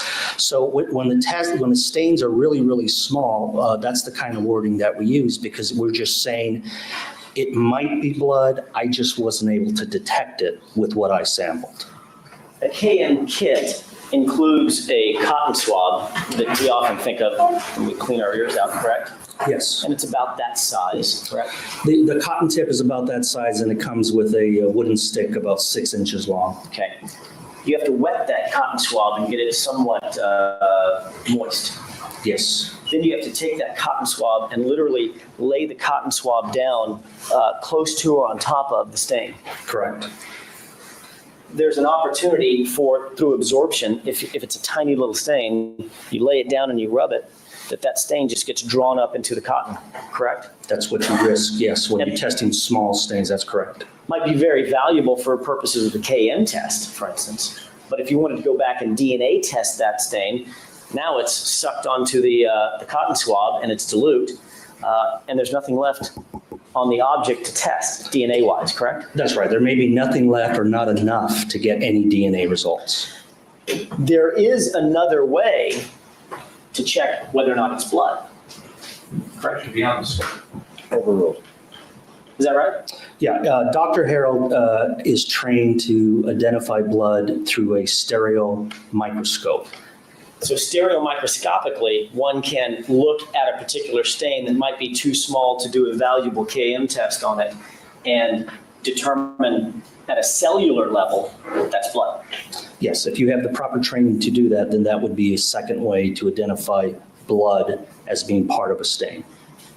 Your understanding in reviewing all the notes and documents in the crime lab's file is that, in fact, when you got the jacket to begin your DNA testing, Dr. Harold had already looked at every inch of this jacket, and every single stain that she believed might be blood was stereomicroscopically determined, in fact, to be blood, whether you got a KM test positive or negative or otherwise. Detection beyond the scope, also, you're saying also foundation. Overruled. Is that correct? Yes. You took great care. For instance, let's draw your attention to what Mr. Floyd was talking about just before he sat down, 19H. That's the I knew what you meant, Jill. Country girl. back of the right sleeve, correct? Yes. That was a very tiny little stain. Yes, it was. You took great care. At first, I thought you were, what's it called? Noodling? When you catfish by hand? But you said hook. Making sure that when you stuck that cotton swab down on the jacket to test that stain, that you didn't rub over the top of the stain for fear that it might be drawn up into the cotton swab, correct? Correct. Did you just, I'm going to use a very scientific phrase, nibble around the edge? Right. Actually, what you do is you try not to even touch it at first. You get very close to the side of it. You move the swab over till maybe you get to the edge of it where you think you're on the edge. And then you rub very, very lightly, and then that's it for that type of stain. And then you would test the swab. You wouldn't take the moist swab and go right in. And you got to be careful getting a catfish off your hook, too, because their gills will cut you. To that stain and rub it again because you run the risk of absorbing it all up. There's a very good possibility, given a stain that small, when you did your KM test, you never even got to the cells of the blood. You never even got to the blood when you were nibbling at the edges, correct? That's possible. All right. And that's not unusual when you're dealing with tiny little stains. Yes. Hence, there's another method, scientific method, to determine whether it's blood or not, the stereo microscope. Yes. And for 19H specifically, is it your understanding that Lynn Harold, that is one of the stains that Lynn Harold stereoscopically did, in fact, determine was blood? That's my understanding. Overruled. It's just understanding. Finally, that stain is still there, correct? Yes. I mean, today. That's correct. So if anybody else wanted to go look at it with a stereo microscope, they could. Yes. And the reason it's still there is because you're exceptionally careful not to pull that stain off the jacket with your KM wet swab, correct? Correct. Okay, thank you. That's all I have. Thank you. Redirect. Yeah, just I'd like to have another photograph marked next in order. Okay. It's not on the computer, but. Octuple K. Okay.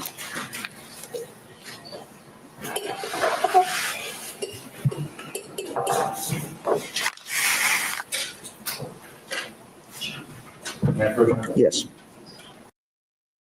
You know what I find odd about this case? When a witness gets up from the stand, the judge isn't asking if they can be released from the subpoena. Every single witness has been subject to recall. And then when they come back the next day, well, this isn't always true, but in a lot of cases, when they come back the next day, they swear them in again. If it's the same day, they don't. They'll just say, I remind you, you're still under oath. But a lot of times when they come back the next day, they'll swear them in again. And especially if they come back days and days and days later, they definitely will swear them in again. And they're not doing that here. They're just saying, you're still under oath. Like, because how long ago did this guy testify? Forever ago. And they didn't swear him in again. They said, you're still under oath. Show you another glossy photograph of what purports to be item 19, the white jacket that we've been talking about. Ask if you recognize what that is. Yes, it's a picture of a partial picture of the white jacket, item number 19. Kind of showing the left side predominantly where there's some green arrows and some red arrows, similar to the arrows that we've been talking about before, correct? That's correct. And there on the top portion of the jacket where the 19, there's a red arrow, a green arrow that looks like there's a washed out area and a line around it. Do you recognize what that is? I have, actually, today's the first day I've seen this particular photo with that line circling the stain. Okay, if I could have I'll put this up on the Elmo now.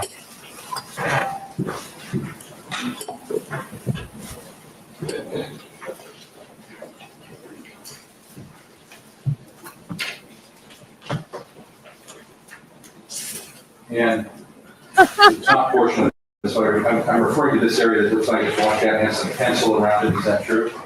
Yes, that's what you were pointing to when you were showing me the picture. Okay, and 19D was your green arrow marking of that. Is that true? Yes. Oh yeah, I'm not sticking my hand in a dark hole that I don't know what's in there. I don't. I'm not doing that. Absolutely not. All right, and do you know why it looks different than it does in the other photographs? No. But it wasn't like that when you got the jacket. Is that true? That's true. The pencil or pen circle around D was not there when I selected or tested that particular stain. Okay. Now we could just finish up, and I'll ask you one final area of questions regarding base stamp 1918.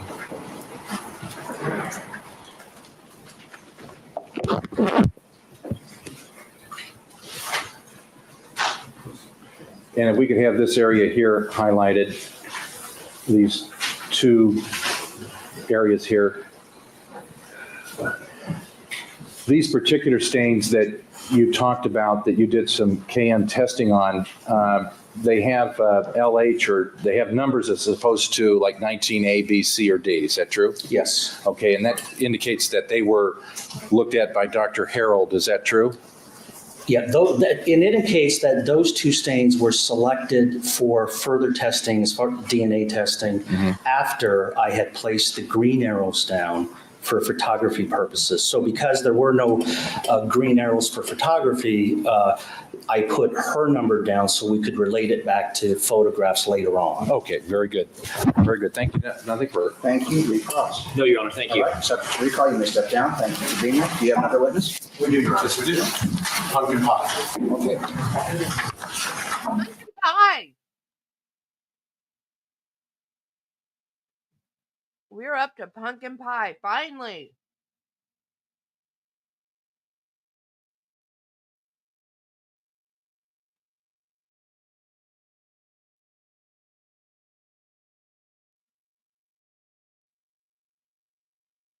Oh my God.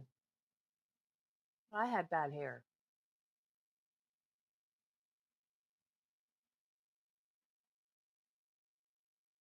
I'm supposed to be here today.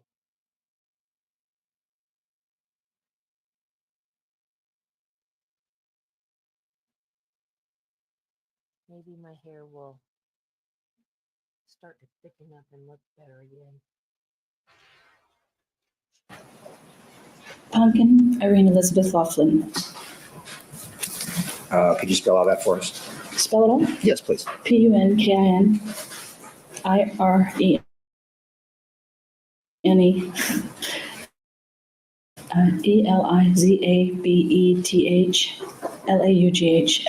right, you may proceed.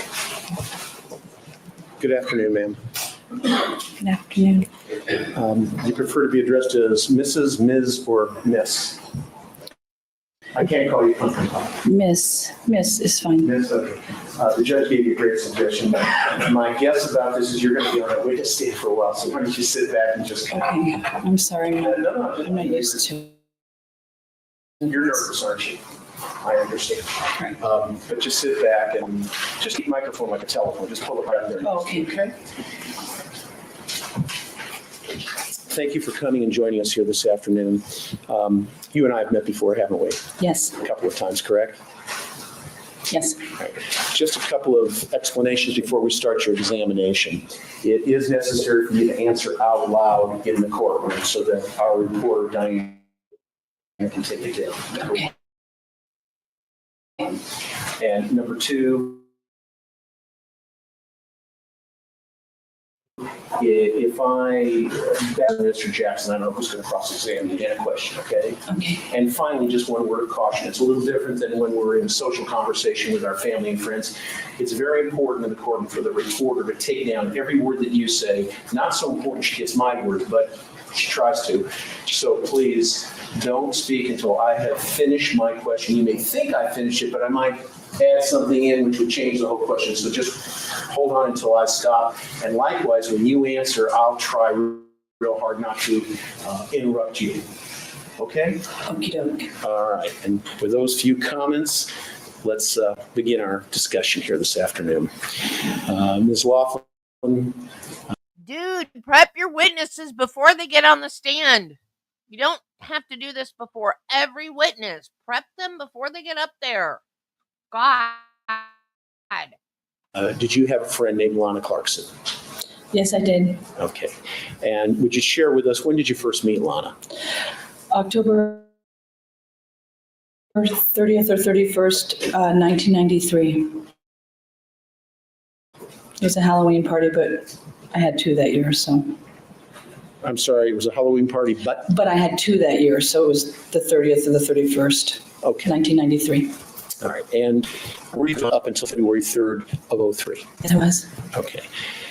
How would you describe your friendship with Lana Clarkson? Just tell the truth. Tell me how you describe it.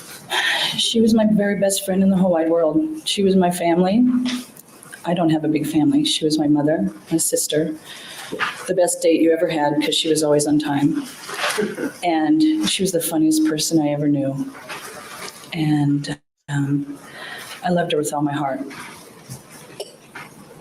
Have you ever been closer to anyone else in your life? Never. Never. You met her in October, either the 30th or the 31st of 1993, correct? Mm-hmm. Yes.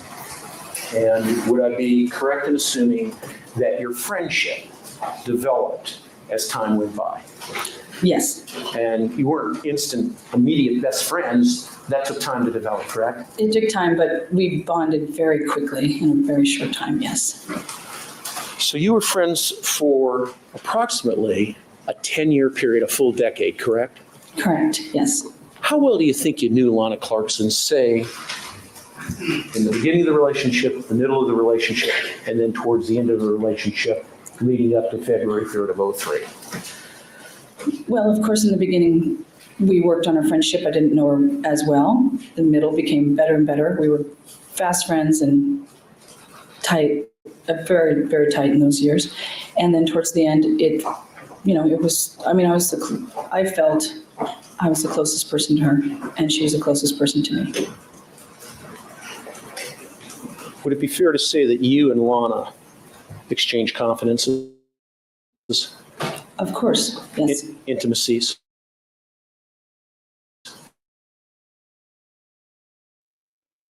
Yes. Problems? You would. Obviously, in the beginning of the relationship, you did not see as much of one another or converse with one another as much as you did towards the end, I'm assuming. Is that correct? We conversed a lot from the get-go, from day one. We sort of felt like, does this echo in here? Or is that me? It's the microphone. Okay. Oh, God. I'm in the music business, so it sounds kind of funny. Anyway. I promise you we're in a courtroom. Sounds weird. Someone should fix your sound. Anyway, okay, from the beginning till the end, we were very close, very tight friends. And what I was saying is immediately that night, actually in the limo, it was sort of like we found our soulmates. Okay. And we sort of had our background of our life that was very similar as well. Because we grew up in rural areas, and so we sort of had that, earthy background. All right. Let me focus you on, say, from 2000 to 2003. Mm-hmm. If you would help us here and tell us, how often would you see Lana? How often would you talk to Lana, say, on a weekly basis?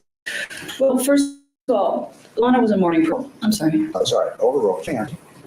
So when I'd wake up in the morning, I would already have 3 or 4 phone calls from her on my phone message machine. telling me where she is and what she's doing and what happened the night before and where's she going today and who she saw that I knew. And so I'd always wake up to Lana. Okay. And so we spoke, I mean, every single day, unless we got in an argument or, got mad at each other for a while or something. But Like friends do. yeah, we talked like every single day, basically. During that time period, say 2000 to the beginning of 2003, okay? 3-year period. How often would you see each other on a weekly basis? I understand you spoke every day. How often would you see each other face to face, roughly? Well, it's hard to say because I do nightclubs for a living. So she basically came a lot to my clubs if I didn't see her on a daily, I didn't see her on a daily basis. She lived in one spot, I lived in another. She did things during the day, I worked from home during the day, so we didn't see each other every day. But I did nightclubs 2 or 3 times a week, so she'd pretty much come out and see me when I did my clubs if I didn't see her on a weekend or something like that. All right. This is going to get asked either by me or by Mr. Dixon or Mr. Jackson, so we might as well bring it out. You say you did nightclubs. Why don't you explain to the jury what you mean by that? I'm a club promoter. I do nightclubs with live music, and I'm sort of a live musicaholic. That's why I'm commenting about the microphone.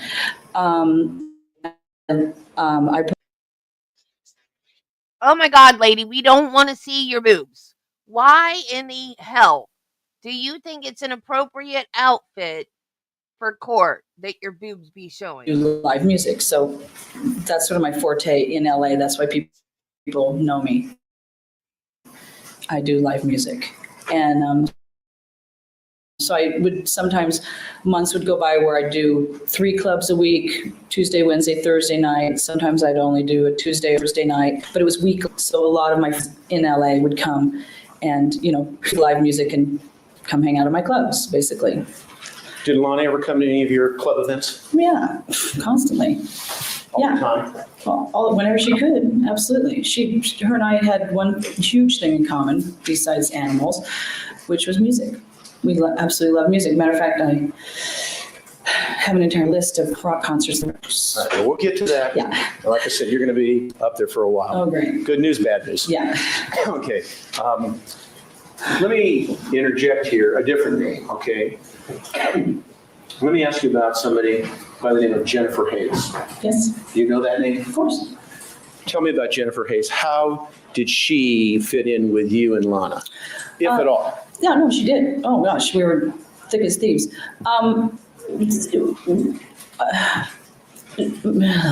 My span of this town has been quite a long time. So we have groups of friends at certain increments in this lifetime that become best friends. One of mine's right over there right now. That was my best friend for a very long time with Lana and I. Then. You don't mean any of the participants in this trial? No. She's here watching. Okay. You're not referring to Mr. Spector? No. You just looked in that direction. Oh, no, I'm sorry. No, she's in the back. All right, I just wanted to clear that. Yeah, I'm sorry. I'm sorry, I didn't mean to interrupt you. Go ahead. No. And so there's different increments of time where, you become very close friends with people in this town. Lana and I sustained 10 years of being very, very, well, I say best friends. She's my best friend in the whole wide world ever. And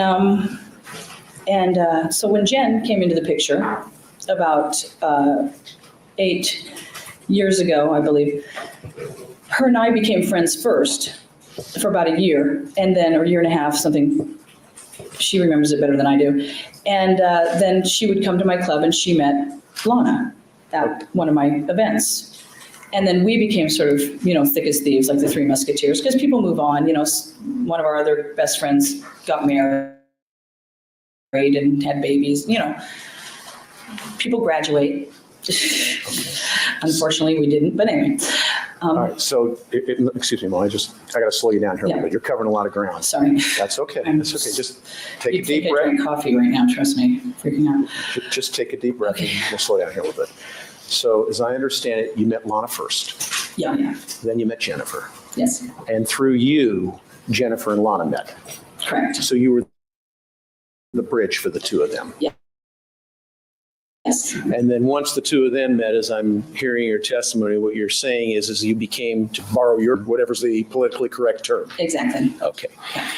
Would it be fair to say that as the years move forward, from 8 years ago, when Lana was already in your life and Jennifer came into your life, that she also, like Lana, became closer to you Oh, yeah. and closer to Lana? Oh, yeah. And by the way, some of the other friends then sort of faded further Yes. away, as people do. And as we get into that time period of 2000, 2001, 2002, leading up to the 2003, again, if I asked you the same question, did you become more friendly and closer with Jennifer as you did with Lana? Your answer would be? Oh, yeah. Okay. Yes.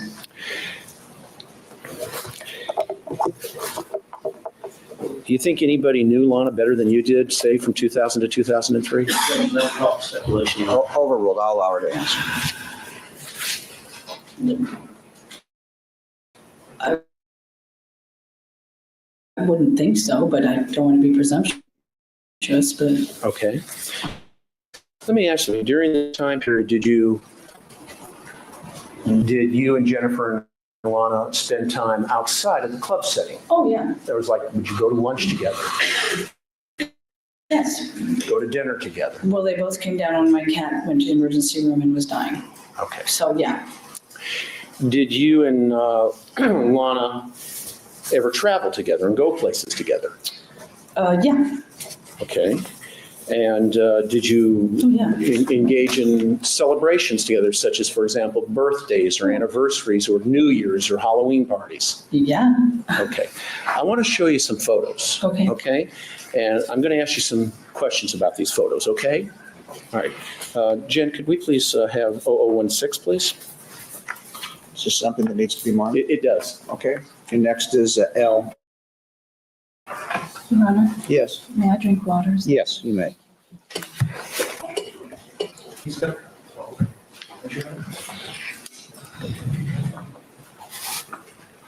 Okay. And could you blow that up a little bit, Jen, please? Thank you. You recognize this photo? Yes. Were you present when this photo was taken? Yep. Where was that photo taken? San Francisco at something like that. Moomba's, something like that. What was that, a restaurant? Yeah. Momo's. Momo's. How do you spell it? I don't know. Okay. Your guess is anyway. If I spell it, I'll reveal something about me. Yeah. I think it's M-O-M-O. Let's sound it out. M-O-M-O apostrophe. It's over by the ball field, by the big new something, space ball field or something. Okay. Yeah. And were you there with Lana that evening? Yeah, I have pictures here. Did you take this photo? I don't know. All right, but you remember this. Yeah. Would you take a look? There appears to be a table, and on the table there appears to be some glasses, some stemware, and a portion of what at least looks like to be alcoholic beverage of some sort. What is in her mouth? Yes. Is that Lana? What has she got in her mouth?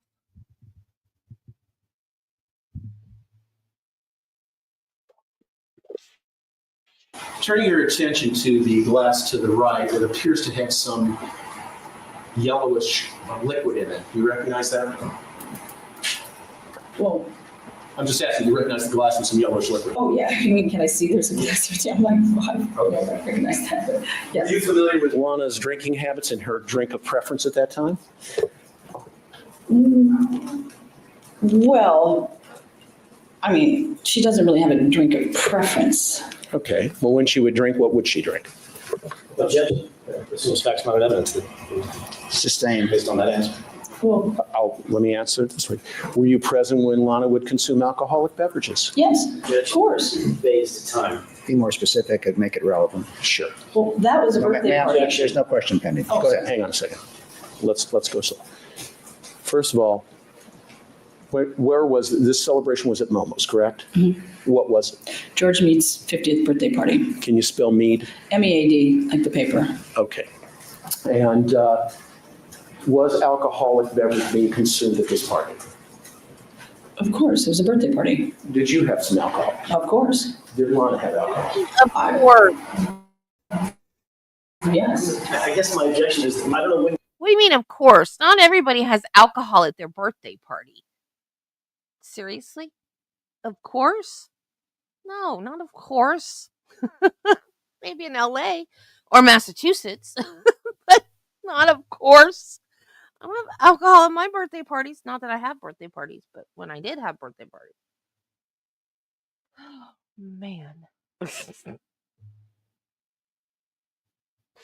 Was this? We need to know when the party Oh, I was. can tell you. Please do. October, probably around the 7th, 2001. His birthday is October 7th, 2001. All right, you may proceed. And I was an objection as to this photograph, anything having to do with this photograph relevance, it has no relevance to it, Well, based on that. we're going to see what the questions are. It's a little early, so the objection at this point is overruled. We'll see what happens with it. You may proceed. Thank you, Ira. Okay. And was Lana drinking that evening? Well, yeah, it was a birthday party. Okay. And do you know Lana to be drinking tequila? Oh, yes, on Okay. occasion. Objection, move to strike. It's vague as to time and has nothing to do with this. Just make it relevant to the time period. The question Sure. was too open-ended. Sustain. Not a problem. Let's start big and then make it smaller. In 2001, at the time that this birthday party occurred, did Lana drink tequila? Yes. To your knowledge, was she drinking tequila that evening? No, Yes. you're fine.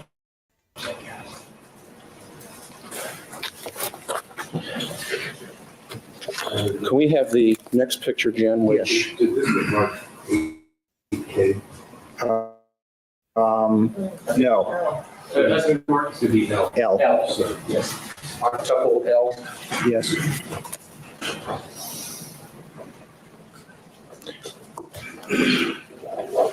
Okay. And I want to put another photo up there. Have people seen this photo? We have them all. No, but it's the one you're going to use. Show them the one I'm not before. going to publish it first, I just want to. Okay, that's fine.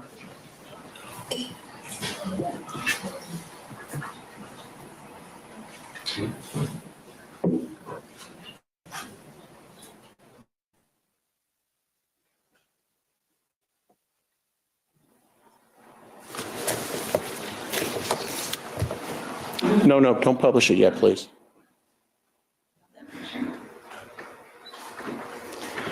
Now, Your Honor, I have another photo. May this be marked next in order? M.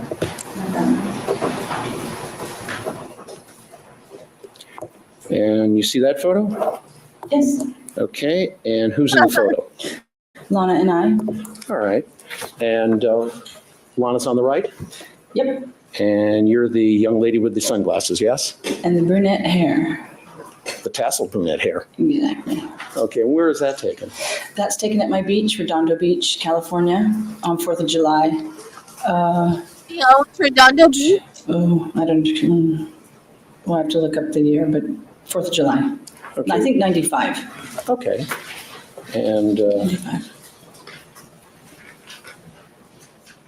I have another photo, Your Honor. I'd ask that it be marked.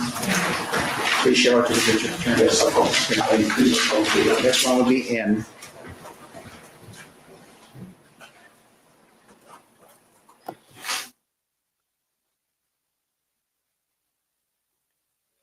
No, not right now. You can't. Jen, please, that's it.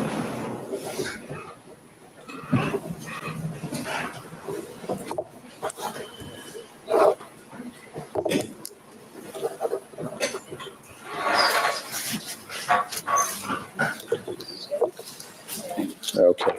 And if you take your attention and turn to the screen, you see the two folks up there? Yes? And are you in that picture? Yep. And which one are you? The one on the right? And you have something in your hand? Yes, my birthday champagne. All right, and is Lana in the picture? Yep. And she's on your right, but on our left. Yes, correct. All right, and when was this taken and where was this taken? At level 1 for my birthday, October 20, around the 20th, 2002. Okay, It was our last birthday together, all right. except I wore the wrong tiara, which says Happy New Year, but Anyway. I didn't know it.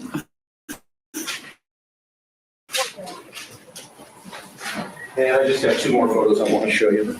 Okay.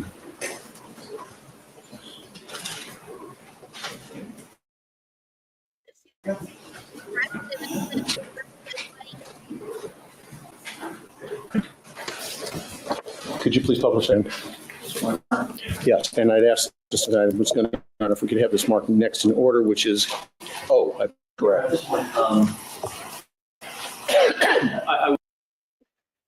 The point of this witness is that she was such a close friend that she knew Lana's moods and the way she thought, and she was so depressed because this is the other best friend. Remember the best friend that was the interior designer? That her testimony was how depressed Lana was. So now they're going to show all these pictures of her all smiling and happy. So her friend can now say how depressed she was. What's the point of showing all the happy pictures? To show that they were friends? But she's so happy in all of them. And now the friend's going to turn around and say how depressed she was? Okay, sure. I would object to this photo, and I guess I need to approach. All right.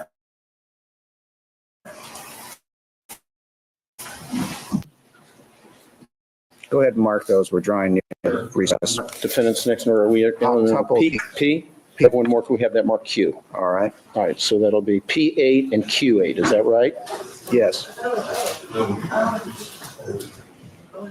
I'm sorry. O and P, okay. So we did actually mark it as O. Yes, we did, and then we came up to discuss it. Got it, okay. Could we publish that, please, Jen? O.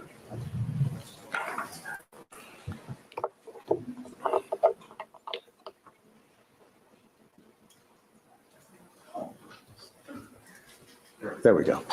Okay. And I'd ask you to take a look at this picture. Ms. Laughlin, do you recognize this photo? Yes. And who are the two people in the photo? Lana and myself. And you are which one, on the right or the left? The left. And Lana? On the right. Okay, and where was this taken and what was this about? Obviously, it looks like a birthday party. My birthday, again. You asked if we celebrated birthdays. I think so. Okay. My birthday, October 20th, 94 at Bar 1. At where? Bar 1 Where? on Sunset. What is are you now. saying Bar 1 or Bar Win? Bar 1. Bar 1, a Bar- club, a restaurant, a bar? Back in the day, it was like one of the number one clubs in town, yeah. Okay, was Lana there and you were there? Yeah, And my birthday. was there alcohol beverage consumed there at your birthday? Yeah. Okay. And could we have the next photo, Jan, would you please? And that will be defendants P8. Or is it to show that things a lot? Like I do. 025. fine. Oh, there we go. You're Okay. fine. Turning your attention to that, recognize that photo? As the parties in that photo. Yes, Okay, and who are the two persons depicted in defendants P octuple? myself and Lana. You're on the right, she's on the left as we view the photo? Yes, What, go ahead. that's the same birthday. All right, and what are in your hands? What? What's that in your hand and in her hand? Glass. And in the glass? Looks to me like it would have been a mimosa or something. Okay, I don't really remember. It was 1994. okay, can we have the next photo, please? The one below it? And do you recognize the parties in that picture? Yeah, And again, you and Lana. yeah, Lana's on your right, our left, and you're on the right. yes. Okay, and I notice you folks have something in your hands again that you're drinking. You remember what that was? I'm talkative all the time because I have ADHD, and you guys watch me on YouTube every single day because I am chatty because I have ADHD, and you guys know all my overshares. You probably know way, way too much about me, and I don't know when to shut up. So I don't know what you're complaining about, Jill, because I'm the poster child for being talkative and oversharing, and you guys seem to like that. There are 7 of you right now listening to my overshare. So I don't know what your problem is. You're fine. 7 more days until her arraignment. Is it going to be streamed? I hope. I got to go back and watch Megan Fox's videos. I started one and then something happened and I never finished it. But I need to get caught up. Because all I remember are the videos that Mike did when she was suing Clayton or whatever. That's when we arrived in Jamaica, and I think that's our first toast, and I think it was some sort of like a coconut something. Some kind of tropical drink without the colored umbrella in it? Yeah. Okay. And you said this was in Jamaica? Yeah. You and Lana went to Jamaica together? Mm-hmm. Is that yes? Oh, yes. Remember, no uhs and uhs. I'm sorry. That's okay. It's okay. On that note, we've reached the recess hour. Ladies and gentlemen, we'll be in recess until Monday at 9:30. Keep in mind the admonition. The witness will return at that time. Thank you. Do I owe the pleasure? The parties are present without the jurors and alternates. Why would you say that when you always look at me? It's not his fault. It's not me. I can't help myself, Mr. We're Rowe. on the way out the door, so. Okay. Two quick things. Yes. Yes, the court knows from our calendar of discussions that we were going to call Gibson next, and we've agreed to make a written offer of proof under seal that's prohibited okay with the court. Yes, that is. Okay, we'll do that first thing Monday morning. Yes. And give the people a copy and so forth. And also we need to know when the people are going to rest. In other words, we're ready to hopefully let them wrap up their case, but we need to know for scheduling purposes when their last witnesses, if there is a last witness coming.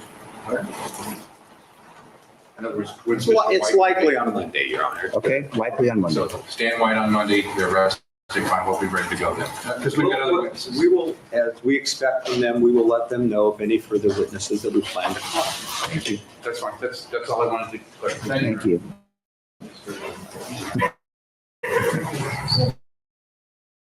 We'll have our witness here back. Okay, thank you.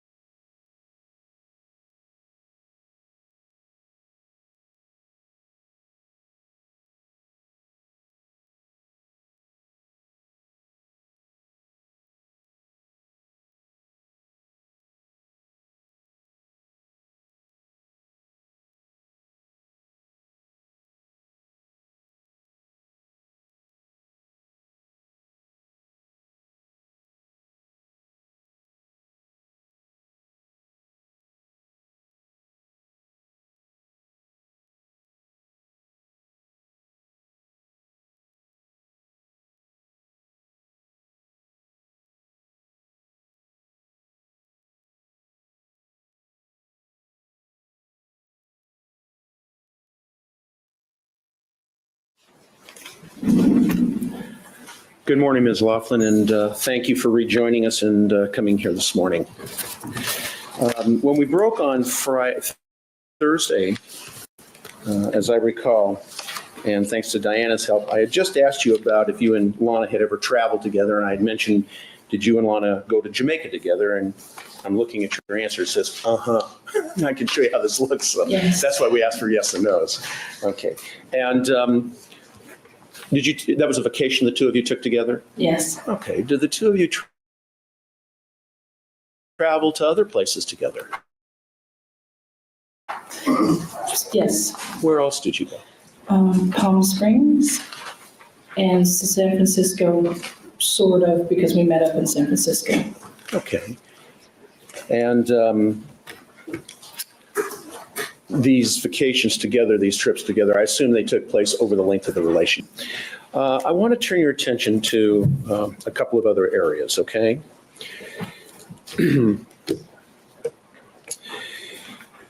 You indicated that you had been friends with Lana starting somewhere around the mid-90s up until the time of February 3rd in 2003. Is that correct? Yes. Okay. And I think we had discussed, and I'm just bringing us forward from Thursday, and I think one of the things we had discussed is how, in fact, the relationship changed in the sense that as you got to know her better, you became closer and closer friends. Yes. Okay. And I think you told us last week that, in fact, you consider Lana your best friend. Is that true? Your very best friend? One, but of course it grew into the best friendship I ever had. Okay. So, And would it be fair to say then, looking from, say, let's move from the 90s to say we'll use 2000 as kind of a benchmark, okay? If we look at 2004 to 2000 and very first part 2003, would I be correct in assuming that during that 2-year plus period, you consider yourselves the very best of friends? oh yeah. Okay.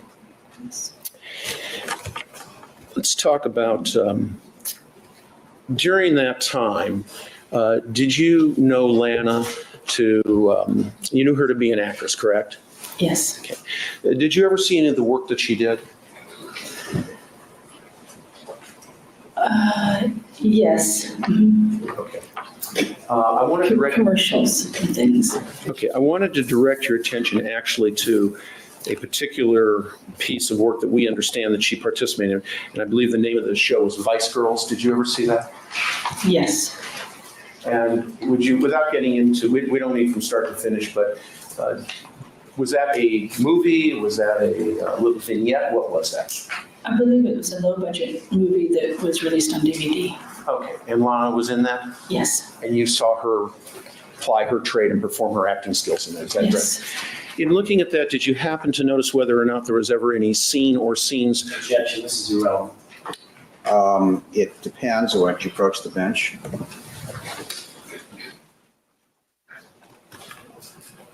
Okay, let me re-ask the question, all right? Did you have an opportunity to look at the movie? Yes. And in the course of viewing the movie, was there a scene or scenes where you saw Miss Clarkson with a weapon, a handgun? Yes. What did you see? She played a police officer, a vice girl. Okay, So she packed a gun. okay. And in the movie itself, in some of the scenes, she actually had the gun in her hands, didn't she? Yes. Okay.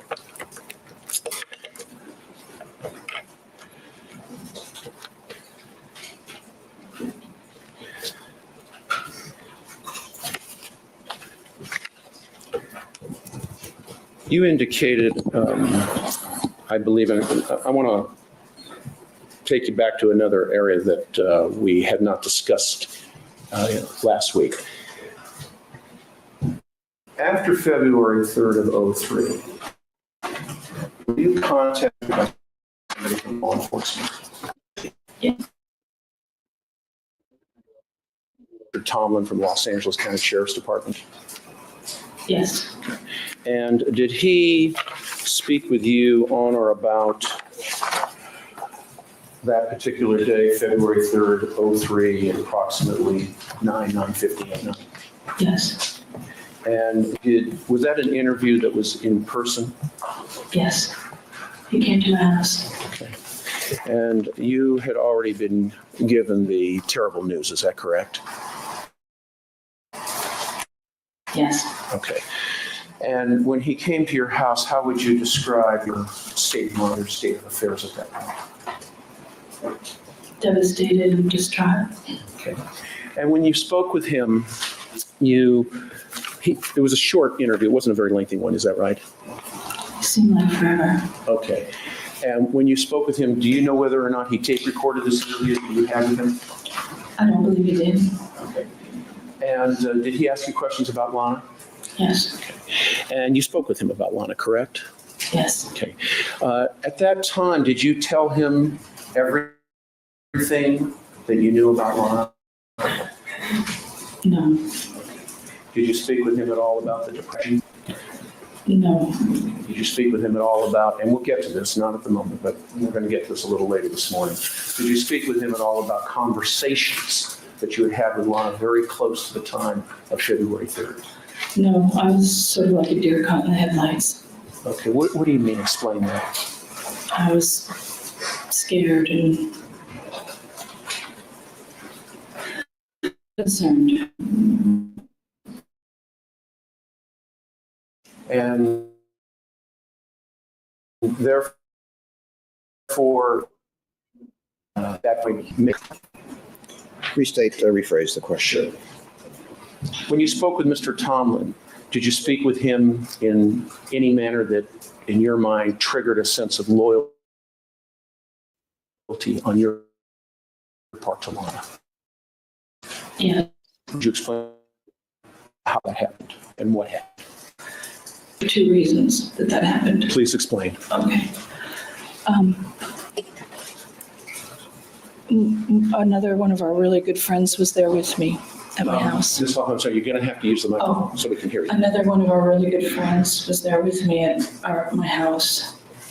And she sort of said to me, you know, please don't say anything about conversations that I had with Lana or things that had gone on.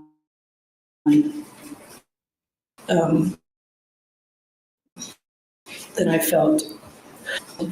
So when the police were there, I just said the very minimal and I just didn't know what to say at that time. I think you said there were 2 reasons. Had you given us both of those reasons? Well, the other one was out of respect for my girlfriend, but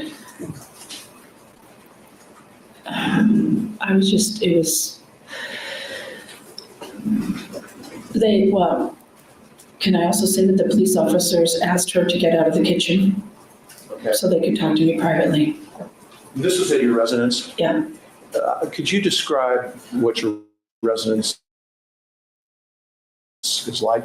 Is it large? Or is this... It was a cute little 3-bedroom standing in the kitchen.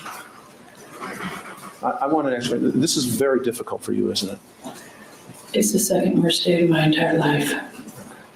Well, we appreciate you being here. We appreciate you being here, and we know this isn't easy.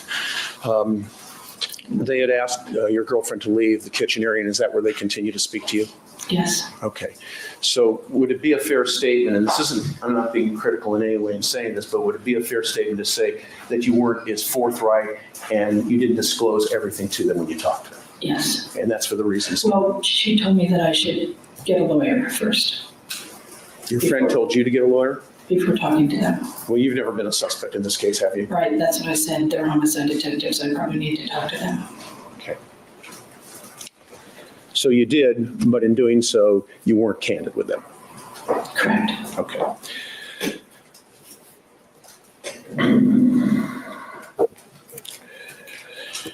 Let us turn our attention, if we could, please, to another particular point in time here.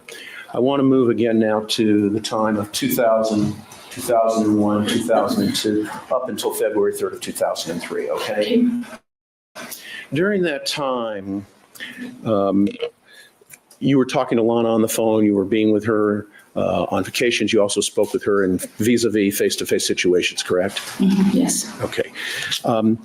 Did you notice a difference in the manner of the way she would speak to you, or in her mannerisms with you, that changed somewhat from, say, we use kind of 2000 as the base year, okay, even though we recognize you knew her for 5 or 6 years before then. But if we use 2000 as the base year to move forward, did you notice that there was a change in the way she would talk or what she would talk about, and as well as her mannerisms as February 3rd, 03 approached? Not particularly until after her accident with her wrists. Okay. Do you recall that accident? Yes, but at that point in time, I was away Okay. But yes, definitely knew about the accident. She called me. You knew about it because she told you? Yeah. Okay, and she told you that she was at a party and broke both of her wrists, correct? Yeah. Do you remember when that was? It was New Year's Eve, 2002. Would that make it 2? Yes, 2002. Then the whole year, yeah, 2002. Okay, And I was in Eugene, Oregon. all right. And that's where you're from, correct? Yes. You got family there? Yeah, but the reason I was there was I was with my boyfriend whose son was playing ice hockey up there. We were there a lot Okay. during that time, and she also said, "Hi, go ahead because you have a great relationship. Don't worry about me." Okay. And you went? Yeah. Okay. When you came back from Eugene, of course, you continued your relationship with Lana, correct? Oh yeah. All right. Let's talk about when you noticed a difference, and that was about a little over a year before the date of February 3rd of 2003. Is that approximately a correct statement? Yeah. Yeah. What did you notice different? How did she behave differently? How did she talk to you differently? Well, it was just that she was so concerned by her wrist that she was not being able to get the jobs that she used to go out and be able to get. It was very hard for her. Okay. During that, let's say from 2002 to, let's move up now to 2002 and talk about this 14-month period. During that time, did you know that she had financial problems? Objections, calls for hearsay. Speculations for. Overruled. I believe she would be able to say whether or not she was having financial problems. You may answer. On and off, yeah. Okay. And was she also somewhat depressed over the fact that some of her friends had been married or were getting married and having children? Same objection, Your Honor. Overruled. It goes to her state of mind, which I believe is admissible. Overruled. You may answer. Yes. What did she say about her? Let's talk about her financial situation first. What did she say about her financial situation, which led you to believe that she was having financial problems at that time? Because of her wrist, she wasn't able to go out and get the jobs she used to get.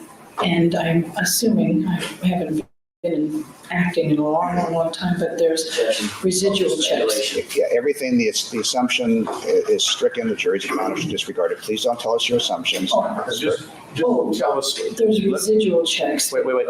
Stop. That's stricken. Ma'am, please, if there's no question pending, do not volunteer statements. Listen to the question, answer the question I'm directly. sorry. All right, it's okay. So what I'm saying is, what did Lana say to you? What did she tell you that led you to believe that she was having some financial difficulties? That she was having financial difficulties. She told you. Yeah. Okay. And what did she say to you about some of her friends who are getting married and moving on with their lives and having children? It was something she really wanted. Okay. As I understand it, Lana was coming up on her 40th birthday. Is that correct about that time? Mm-hmm. Yes. Okay. And also, you indicated she wasn't able to get the parts. Did she ever share with you or express to you? And I just want to know what she said about whether or not she felt her career was where it should have been. Can you just rephrase that one more time, please? Absolutely. During this same period of time, and we're talking about this 14-month period from February of 2003 to January of 2002, during that time, what did she say about her career in terms of whether she was satisfied and pleased and happy with where it was? No, she wasn't as satisfied as she wanted to be. What did she say to you that made you believe that?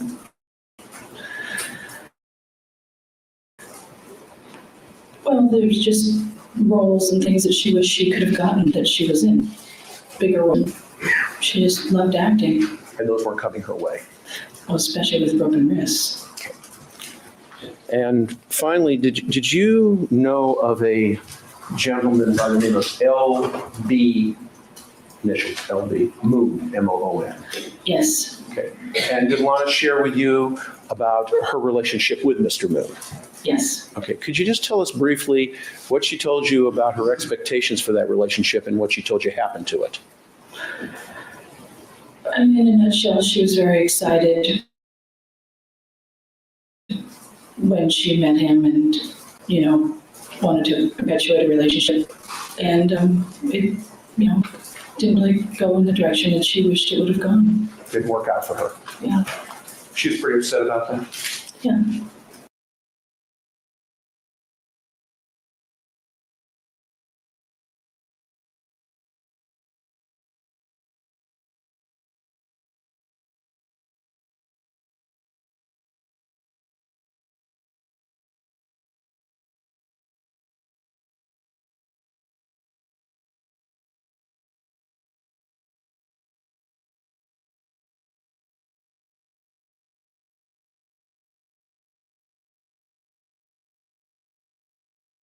How do you know she was upset about it? She told me. Okay.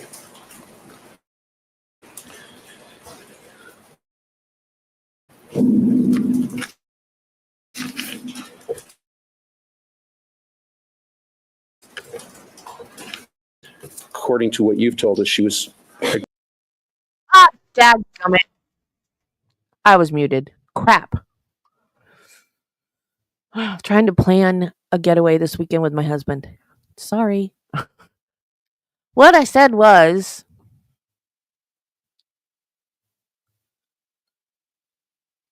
doesn't this woman seem spacier today than she was yesterday? Like, yesterday she was all talkative and, like, conversational. Not, like, over talkative, but, like, conversational. And, like, she just sitting there shooting the breeze with somebody. And today she's, like, all spacey. Like, she's not sure. Like, can you repeat the question? And then she answers it funny. Like, that last question was not a yes or no question. And then she answers it no. But, I mean, she did go on to answer the question, but she just seems like her affect is different today than it was yesterday.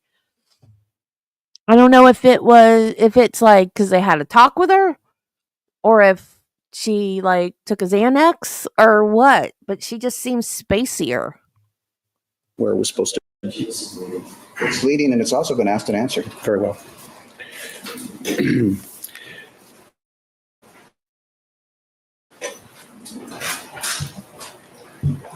Did Lana have were there like two Lanas? Did she have like a couple of different kinds of personalities? Well, she loved to be on. She had an on switch. What was that? She walked in any room, she'd light it up. Okay. Where? The other Lana. The one that was my friend. Okay. And when you say the one that was that a different one than the who could light the room?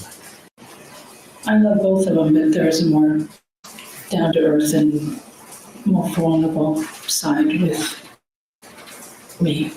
Okay. Can you describe that a little bit for us? Well, like any best friend that you would have in the world, or maybe a family member, you confide You see? She's like on half speed or something. She took something. She had to have taken something. in them, and that's the side that I would see. Not always the good side, not always the good times. When she'd walk in a room, they saw the good side and the good times. Okay.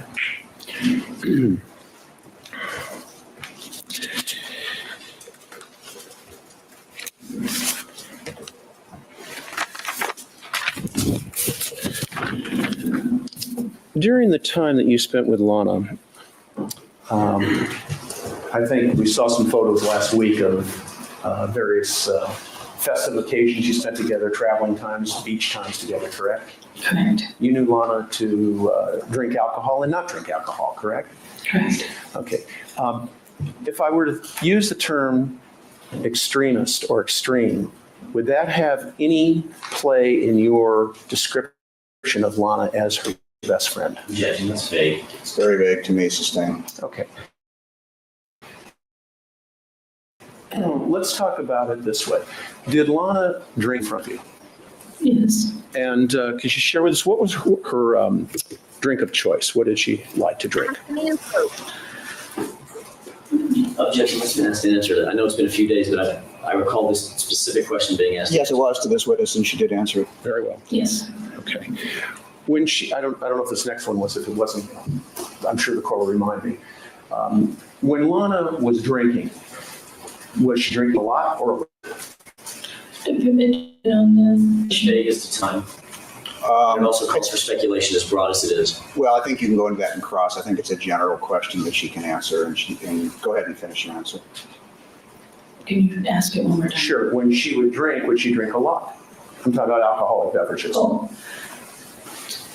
Not on every occasion. Sometimes, yes. Depending on the occasion, sometimes absolutely no. Okay, so sometimes there would be times when she wouldn't have any alcohol to drink. Right? Absolutely. And other occasions she'd drink a lot of alcohol. Sure. Did you ever see when she was inebriated? Yes. Okay. And as I understand it, she shared with you the fact that she had some physical problems. Is that correct? Yes. Some aches and pains, correct? Yes. Okay. Tell us about that. Her neck was always out and going to a chiropractor. And her wrists, of course. Okay. And were there any other parts of her body that she ever shared with you that she had problems with? Her back or her knees? Well, she had knocked knees. Okay. No, I don't remember. Did you know Lana to ever take any kind of medication for aches and pains? Yes. Did you know her sometimes to take pills for other than aches and pains? Sometimes. Okay. And what were the pills that she would take, if you know? I'm not good with pills or prescriptions because I'm more homeopathic, but I guess it's things for pain, which is maybe Valium or Vicodin. It sounds like it's calling for speculation. I apologize for being interrupted. I understand. Please only what you actually know. If you knew that she took a certain drug, you can testify to that, but if you're guessing or think, then please don't do that. Oh, no, All right. I didn't know that. Go ahead. Okay. I'm sorry, Mr. Jackson was objecting. Could you repeat your last name? Valium or Vicodin. Okay. Did you ever know her to take Valium and Vicodin with alcohol? Yes. Did you ever know her to take Valium or Vicodin with tequila? Yes. When she would mix, and sustained. this is not a criticism in any way, none whatsoever by me or anyone else, but when she would take alcohol and consume it, and also take it in combination with Valium or Vicodin, did she behave differently? Yes. Describe that for us, could you please? More gregarious. Okay. Any other adjectives? Sort of demonstrative. Okay. Any others? Happy.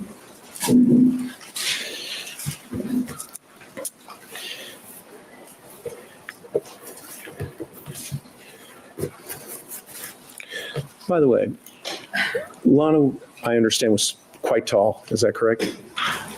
Yes. How tall was she? 6 feet. Okay. And I understand she physically, and again, I don't mean this other than the fact, I can't think of a better word to describe. She was a big girl, is that correct? Yes, her nickname was the Amazon Queen. Okay. Do you know if she was strong physically?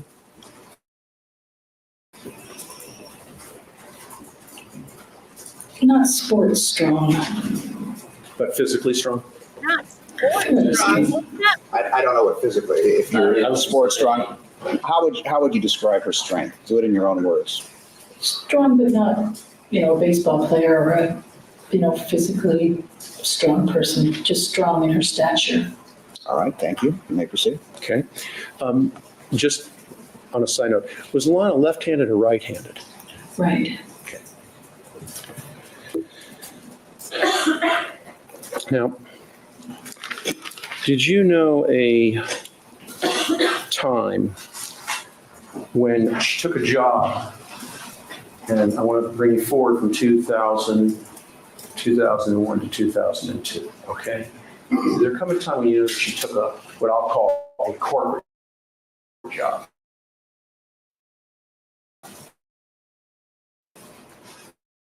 Yes, Okay. And where did she take that job and who was it with, if you know? at the House of Blues. And do you remember when she took that job?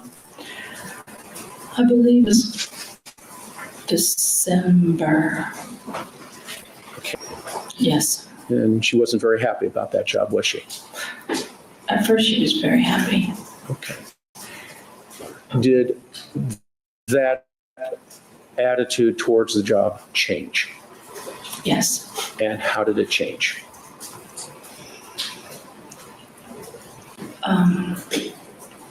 It was hard for her to take a regular job after being an actress. And it hurt her and it humiliated her. Did it humiliate her because of something she said to you about people that she was coming in contact with at the House of Blues? Yes. Would you share that with us? Just turn and tell the jury what she said to you about it, that she felt humiliated. In this town, there are a lot of people that are producers and directors. They come in to the House of Blues. She used to work with them, maybe on a job. Or one of the girls that comes in, she beat out for a role. Now she's pulling out their chair. So it was hurtful and humiliated her. But she would always put on a happy face because that's the kind of gal she was. Okay. Would it be fair to say that this did really bother her a lot? Yeah. Okay. I want to move now closer to February 3rd of 2003. Within about a week prior to that, did Lana share with you that she had attended a party and something happened? Well, I was there. Okay. You were there with her? Yeah, she came because I was there. Okay. I want to focus in on that if we can for a moment, all right? This was sometime towards the end of January, is that correct? Yes. All right. End of January 2002, is that right? Yes. And where was the party? At our friend's Jeff Franklin's house. Okay, is that spelled Franklin? Yes. Okay, proceed. And is that here in Los Angeles? Yes.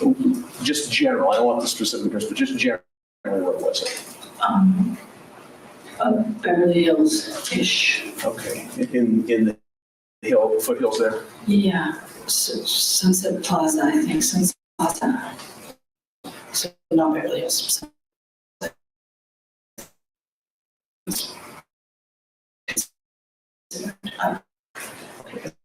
Private. The gentleman there between Mr. Bay and Lana that occurred at that party. Yes. Could you tell the jury who that was? She went over to say hi to Michael Bay, who is a big movie producer that she had worked with on a commercial, Mercedes commercial. And when she came back to me, she was crying. And I was like, what happened? And she said, Michael Bay just dissed me. He didn't know who I was. And she was crying and very upset. Did she say something else to you at that time? Yes. Would you please share that with us? She said, I'm really sick of these people in this town. I hate this town. And I hate the people in it. And I don't want to be here anymore.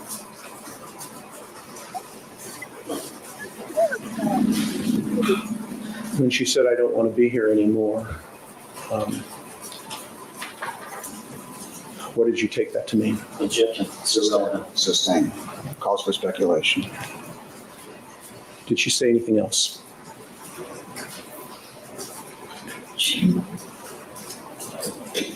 I'm not sure. Okay. If I show. So she went home with somebody that could help her career and then unalived herself at his house. Yeah, that makes sense. That makes perfect sense. Good Lord. That is not what she meant. She meant she wanted to get out of Hollywood. Good Lord, people, God. showed you a report. Might it refresh your memory? Yes. Okay. Court's indulgence for a moment, please.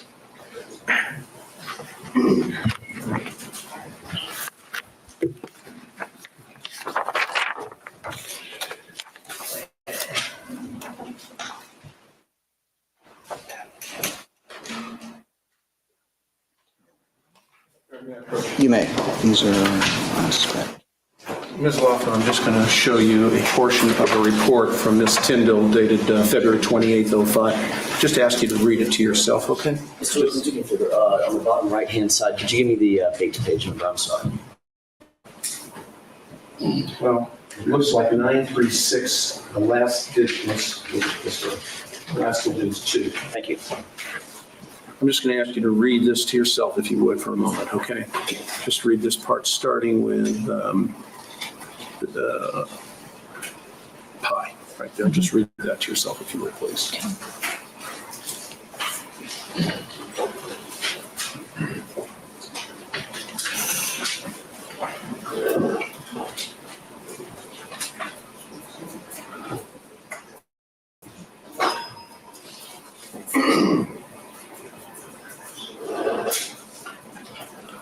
Okay.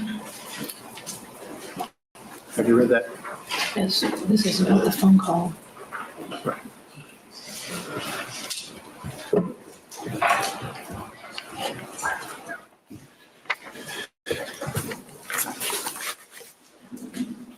This party that you attended with her where she became so upset, this was about 1 week before February 3rd, correct?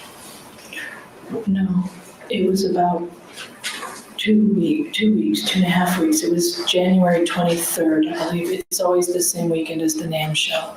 Okay, so it was about 2 weeks before that. Sorry, hold on a second. I couldn't hear. It's always the same weekend at. It's the NAMM show, NAMM, National Association of Music Merchants. Okay. Between that particular incident that occurred with Mr. Betty and February 3rd, did you receive a phone call from Lana?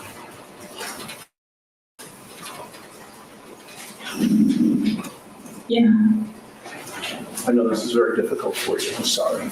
I apologize for causing any difficulty for you. Where were you when you received the call? At home. And Lana was at home? Yes. Again, please forgive me for going into this with you.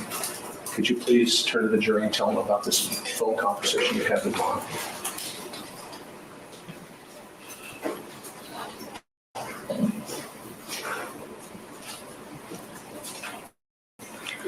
She'd come in home and she would bawl and cry uncontrollably. And she said, "Pi, I can't take it anymore. I don't want to be here. I'm sick of this town. And I want out. I'm done. I'm done. I'm done." And I talked to her. Can I say that? To calm her down. She was very distraught and very. How many days before February 3rd did this conversation take place? About 4 or 5 days. So it was relatively close to that date.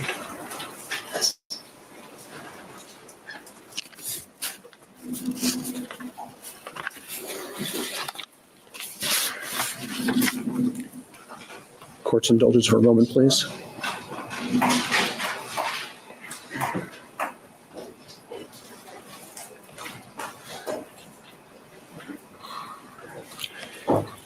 And in that conversation, did you attempt to be encouraging to her, attempt to be a good friend to her? Yes. And do you feel some guilt today about that conversation? Yes. And that's just in part why this is so difficult for you, correct? Yes. Would I be correct in saying that the way she spoke to you in that conversation on the phone You're leaving 4 or 5 days of February 3rd of '03 was different than the way she had spoken to you in prior occasions. Yes, It's just something different in her voice definitely, yes. and different in the way she said it to you. I would. I'd wonder.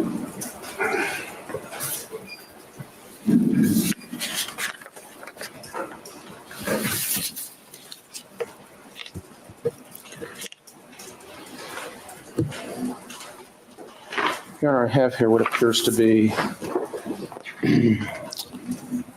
3 pages. They're photographs. I've shown them to both Mr. Jackson and Mr. Dixon.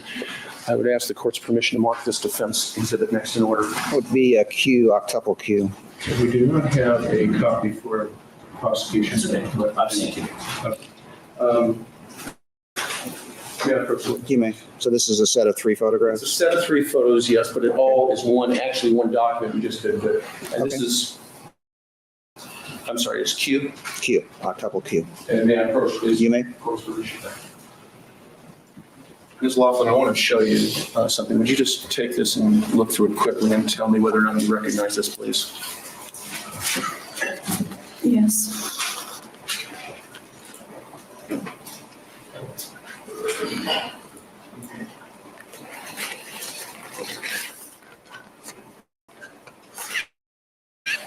Yes. May I have it back, please? Thank you.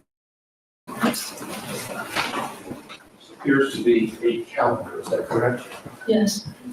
And you're familiar with this calendar? Yes. We'll just start with page 1. Okay. We're going to try to get this up here.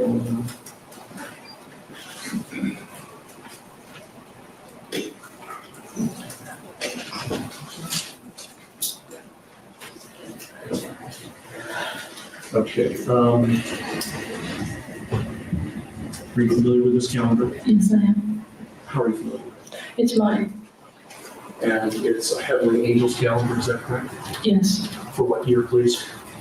2003. And you'll see that right up there underneath the word by Valerie Tabor Smith, correct? Yes. And you kept this calendar, is that right? Yes. And as you turn each month, there's a picture of a little angel and then the calendar along. Yes. Did you maintain the month of February 2003? Yes.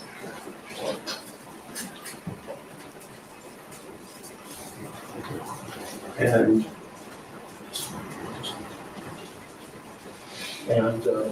I'm showing another portion of exhibit Q on the screen now, Your Honor, for the record, it's page 2. Right. All right. And is that the pictorial of a little angel for the month of February? Yes. Below the word February, is there additional part to the calendar? Yes. And what?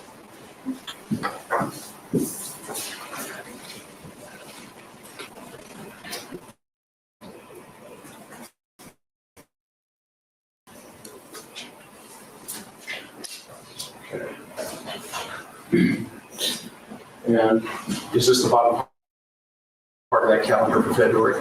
Yes. And the handwriting that appears, the cursive writing, is that yours? Yes. And did you write that on there on or about February 3rd? Yes. And I know this is very difficult for you, but could you just tell me what you've written there, please?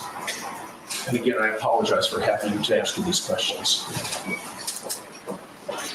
It's the month that my life ended. As I knew it. And it says my last year, my life is gone and empty. And we lost our angel baby. My heart is broken forever. Because she was the love of my life. And I notice on the 19th of the month, you have something written in that box. And what is that? Her service. Okay, with family and friends. Family and friends. Okay, and then I noticed that. Our memorial service. Okay, just so we complete it, I noticed that on the 26th, you have some writing, a different color than blue ink. Another friend of ours passed away. Unrelated to Lana.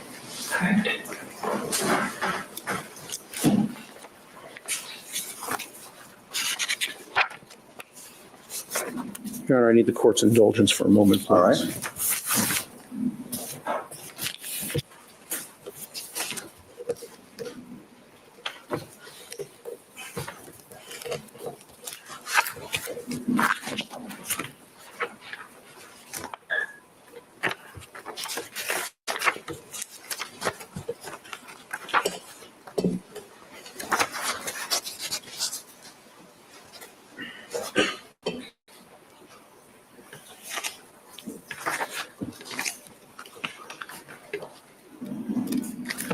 I just have one other area I want to return to. I need to ask you a couple more questions about the phone call, okay? I'm going to ask you once again to take a look at the report that reflects the phone call, okay? And then I want to ask you one last time one other question, okay? I didn't say that, Your Honor, this is one of the improper impeachment. She hasn't It's said, not impeachment, it's being offered for refreshing recollection. and she didn't say she couldn't remember. She very clearly indicated to the jurors what that phone call consisted of. Let me ask it this way. All right. Do you remember the exact quote that Lana spoke to you in that phone call? Not right now. If I showed you the report, would it refresh your memory and help you? Yes. Page. Same page. Same side. Could you just kindly read the quoted portion here?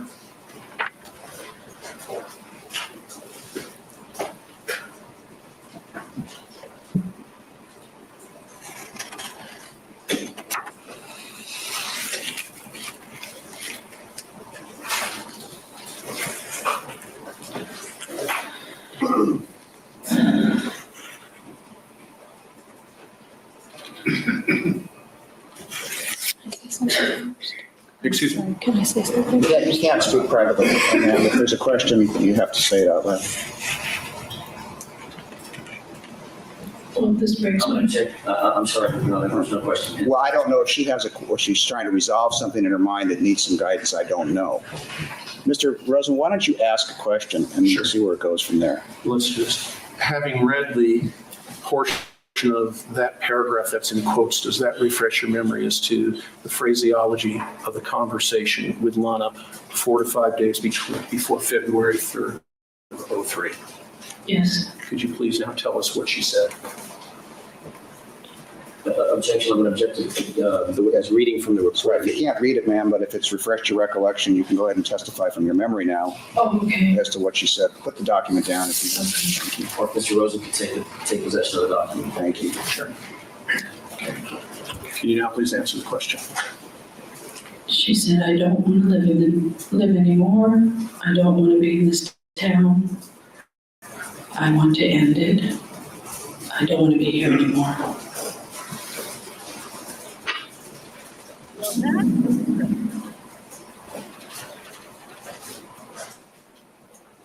Those were Lana's words. Unfortunately, yes.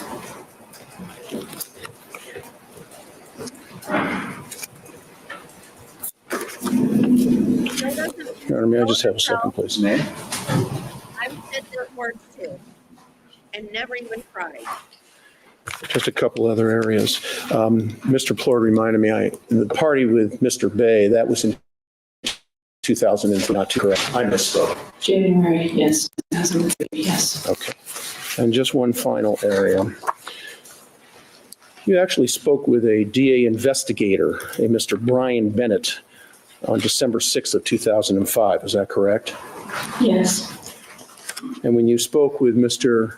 Bennett, you told him about what happened at the party and what Lana said. Is that correct? Yes. And you also told him about the phone call. Is that right? Yes.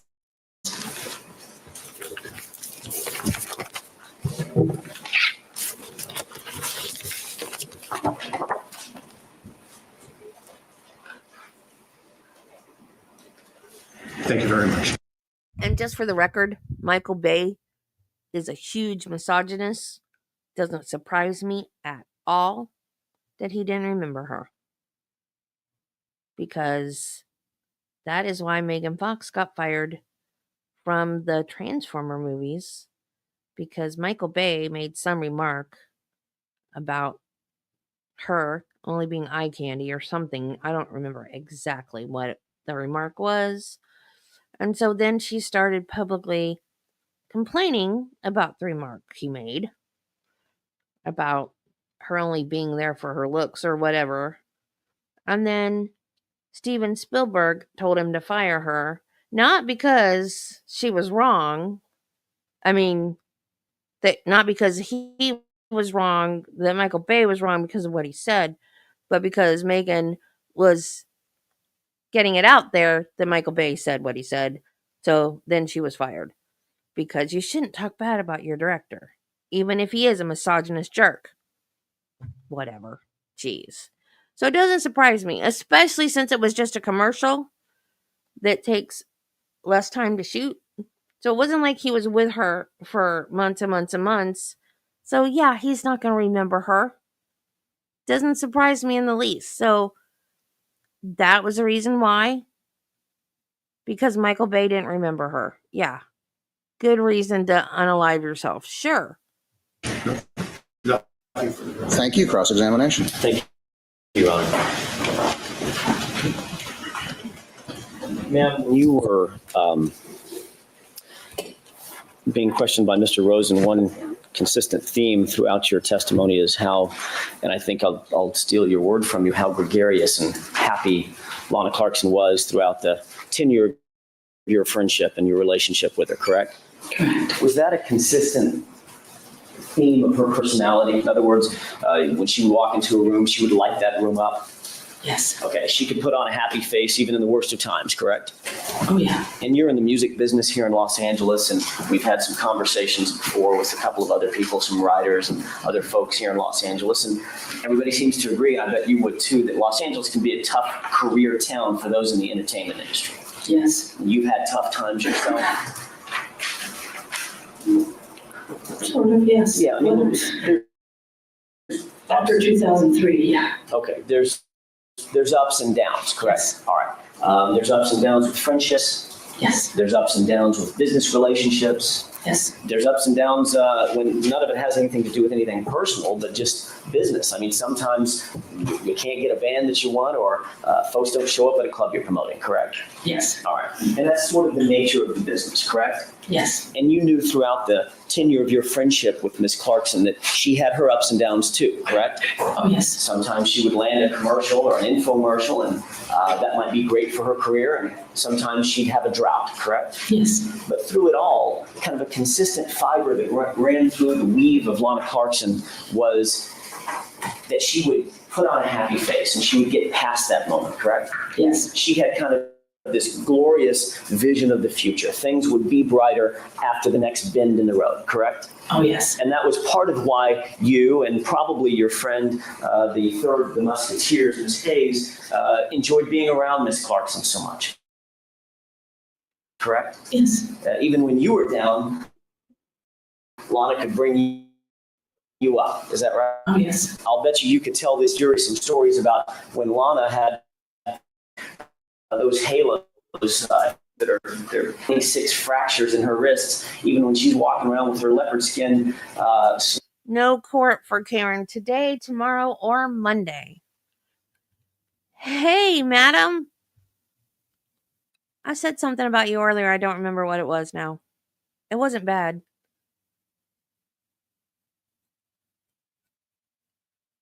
I don't remember what I said. Sling over her shoulder. You might have a bad day, yet you'll call her, even with her broken wrists, to make you feel better, correct? Yes. And she could always provide that kind of wonderful part of that friendship for you. Is that right? Yes. And you knew that she could do that for others as well. Oh, yes. People like to have her at parties. People like to have her over at their house because she could make other folks around her feel better about themselves, correct? Always, yeah. And even she would even do this, ma'am, when things in her life weren't necessarily on the most even of keels. Isn't that right? Yes. as we're talking, as we're visiting here for a second, you're smiling. These are bringing back good memories of Lana Clarkson for you. Is that right? Yes. And you would probably agree with me, ma'am, that your memories of Lana Clarkson, as you glance up at the screen and saw the photographs of y'all in Jamaica, I think, and y'all at birthday parties and y'all at New Year's parties, that those were really good times for everybody involved. The best. And you smiled when you looked at those photographs back then, and you're sort of smiling now, thinking of better times, correct? Correct. All right. You were somewhat devastated when Miss Clarkson was shot and killed, correct? Well, I'm going to object to that question. When she was shot to death. Beyond somewhat. Thank you. God. Obviously, one of the most important days in the life of your relationship with Miss Clarkson was, and I don't mean important good, ma'am, I mean important, it could have been very, very bad, and I imagine it was very, very bad, was when you found out that she had died. Yes. And it was just within hours of that that a member of the Homicide Bureau at the Sheriff's Department came and paid you a visit, correct? Yes. And I would imagine, as close a friend as you were to Miss Clarkson, that you sort of expected that. Yes. You expected somebody at some point to come talk to you and get a little more information about Miss Clarkson and begin to kind of put together a picture of who Lana was, correct? Yes. And it was obviously important to you to let these homicide detectives, Detective Tomlin and Detective Fournier, the taller of the two, let them know what you knew and what you could provide to them about Miss Clarkson. Is that right? Yes. You wanted to be as honest and forthright as you possibly could. Is that right? Yes. You indicated that there was another lady with you in the house. Is that right? Yes. And she was somewhat insistent that you not talk to How her. did you freak out your boyfriend, Idaho? Oh. That's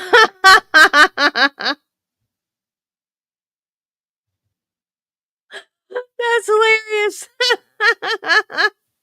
Police or something. I think that's what you said, correct? Yes. But at some point, y'all were separated. Is that right? Yes. And you were able to talk to Detective Tomlin kind of personally and privately. Yes? Yes. Okay. Detective Tomlin asked you certain questions about your relationship with Miss Clarkson, not unlike I'm asking you now, and not unlike Mr. before. Yeah? Yes. He interviewed you, I'm assuming, with, you all met Detective Tomlin with some respect and some sensitivity to your loss.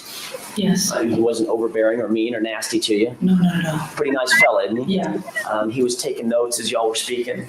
Yes. Okay. When he asked you about your relationship with Miss Clarkson, you relayed a lot of the same information that you've relayed to this jury about the length of time that you knew her, the closeness of the relationship. Is that right? Yes. And then Mr. Tomlin or Detective Tomlin began to ask you a couple of questions, very specifically, very pointed questions that were probably hard to hear and hard to listen to about her death, correct? Yes. All right. He asked you when the last time you'd spoken to her was? About 3 days before she passed. And he asked you about that and you told him that, correct? Yes. Okay.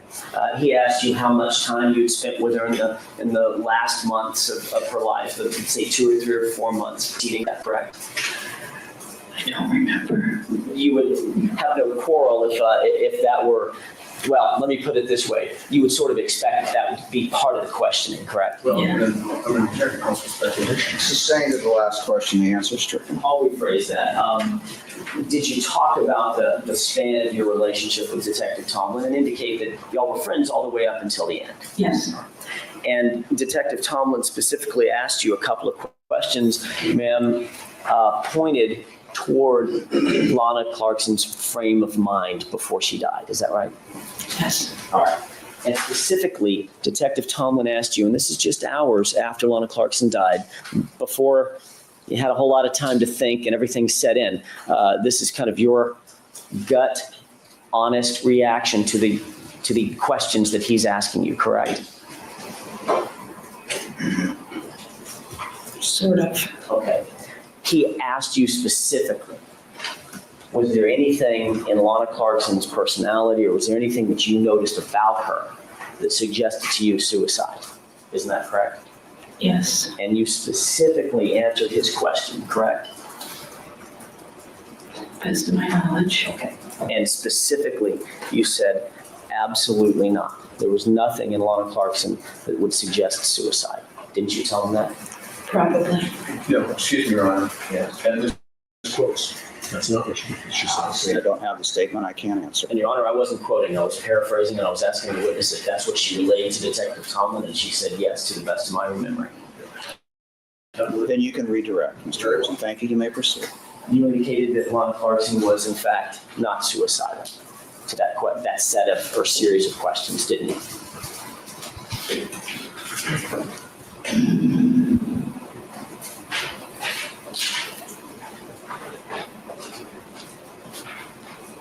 Because I was told Okay. that that's what I should say. All right. I know you told Mr. Rosen an explanation for it. I'm not asking you your explanation. I'm going to step a step backward. I'm asking you, tell the jurors, what did you tell Detective Tomlin about Lana Clarkson and any reference to suicide? I said I would be surprised. In fact, you said that she was not suicidal, correct? Don't remember that. You indicated that, Detective Tomlin went on and asked you a few more questions. Okay, well, since she wasn't suicidal, according to you, let's talk about depression. Was Lana Clarkson a depressed person? Do you remember him asking you a series of questions about that? Not really. Do you remember you answering to a series of questions that Detective Tomlin asked? The only time you had ever seen Lana Clarkson depressed was a year ago when she broke her wrists. I probably said yes. Okay. So in your conversation just hours after Lana Clarkson had died, during your conversation with Detective Tomlin, and I think Mr. Rosen touched on this, you specifically told Detective Tomlin that Lana Clarkson was not suicidal, and you specifically told him the only time you had seen her depressed was when she broke her wrists, correct? Yes. Okay. And once again, you did indicate to Detective Tomlin what a remarkably gregarious woman Lana Clarkson was, correct? Yes. All right.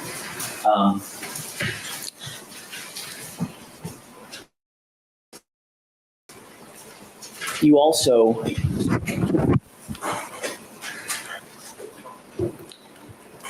had conversations with other friends in the weeks and months after Lana Clarkson's death, correct? Yes. And during those weeks and months, ma'am, you were specifically at a get-together. I think it may have been Emery Donahue's wedding, where Rick Brody was there, correct? I guess. Okay. Do you remember being at that function with Rick Brody? I remember the wedding. I don't remember if Rick was there. Okay. Do you know who Rick is? Yeah. He's a friend. He's a colleague, someone that you converse with or chat with if you were at the same function, correct? Yes. You've seen him many times over the years, correct? Not many. Well, when I say many, I mean more than once. In other words, you didn't just meet him on one occasion and never again, correct? Correct. I mean, you know who he is. Yes. All right. It wouldn't be unusual, since you all run in the same circle of friends, to be at the same function with Mr. Brody. Yes. Did you ever say anything to Mr. Brody about your views concerning Lana Clarkson's death? I don't remember. Okay. Do you remember being at a function wherein, and if it was the wedding, fine. If it was another function, that's fine too. I'm not trying to tax your memory that much, but you were at a function and you were actually carrying Lana Clarkson's picture with you. You remember that? My club. You were at your club? Yes. Okay. Was that the function where Mr. Brody was there, or do you remember? No. Do you remember being at a function, specifically at a wedding, where you actually carried around a picture of Lana Clarkson and were talking to a few people about Lana that night? Do you remember anything about that?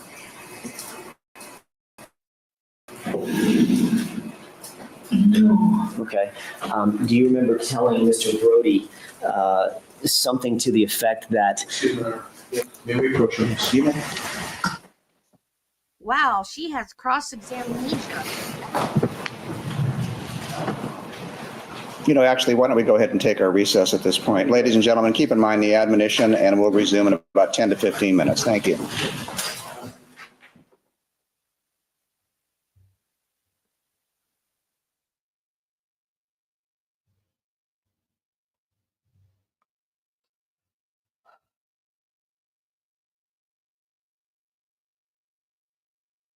Are we going to go to the next part? Or I'm going to have to do it manually again. Well, the page won't even scroll.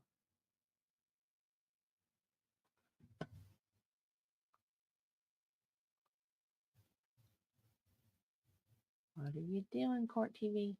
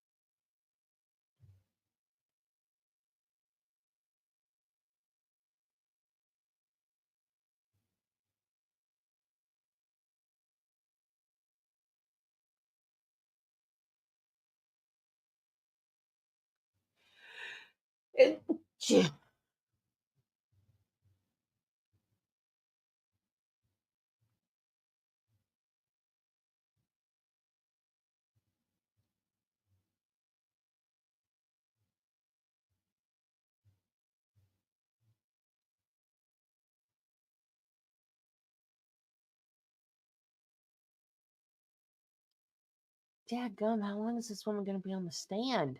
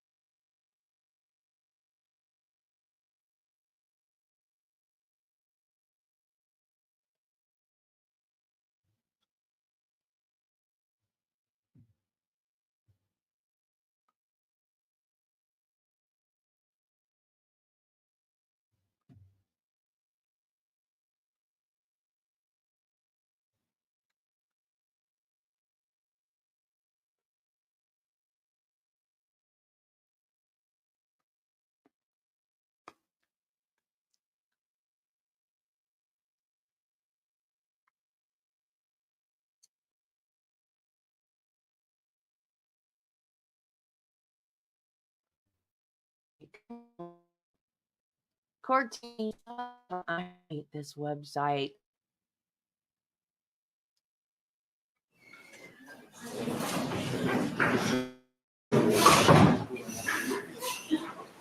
All right. All parties, jurors, and alternates are present as heretofore, along with the witness. You may proceed.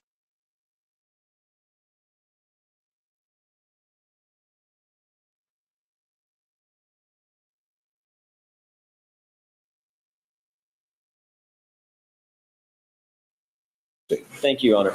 When we last, a conversation that you had with, or may have had with Rick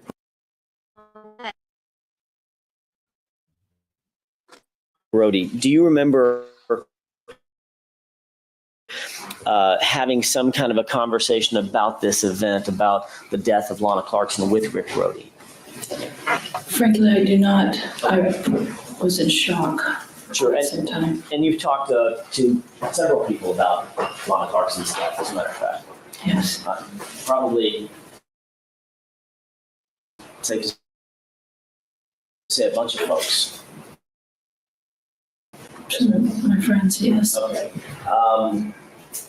Did you?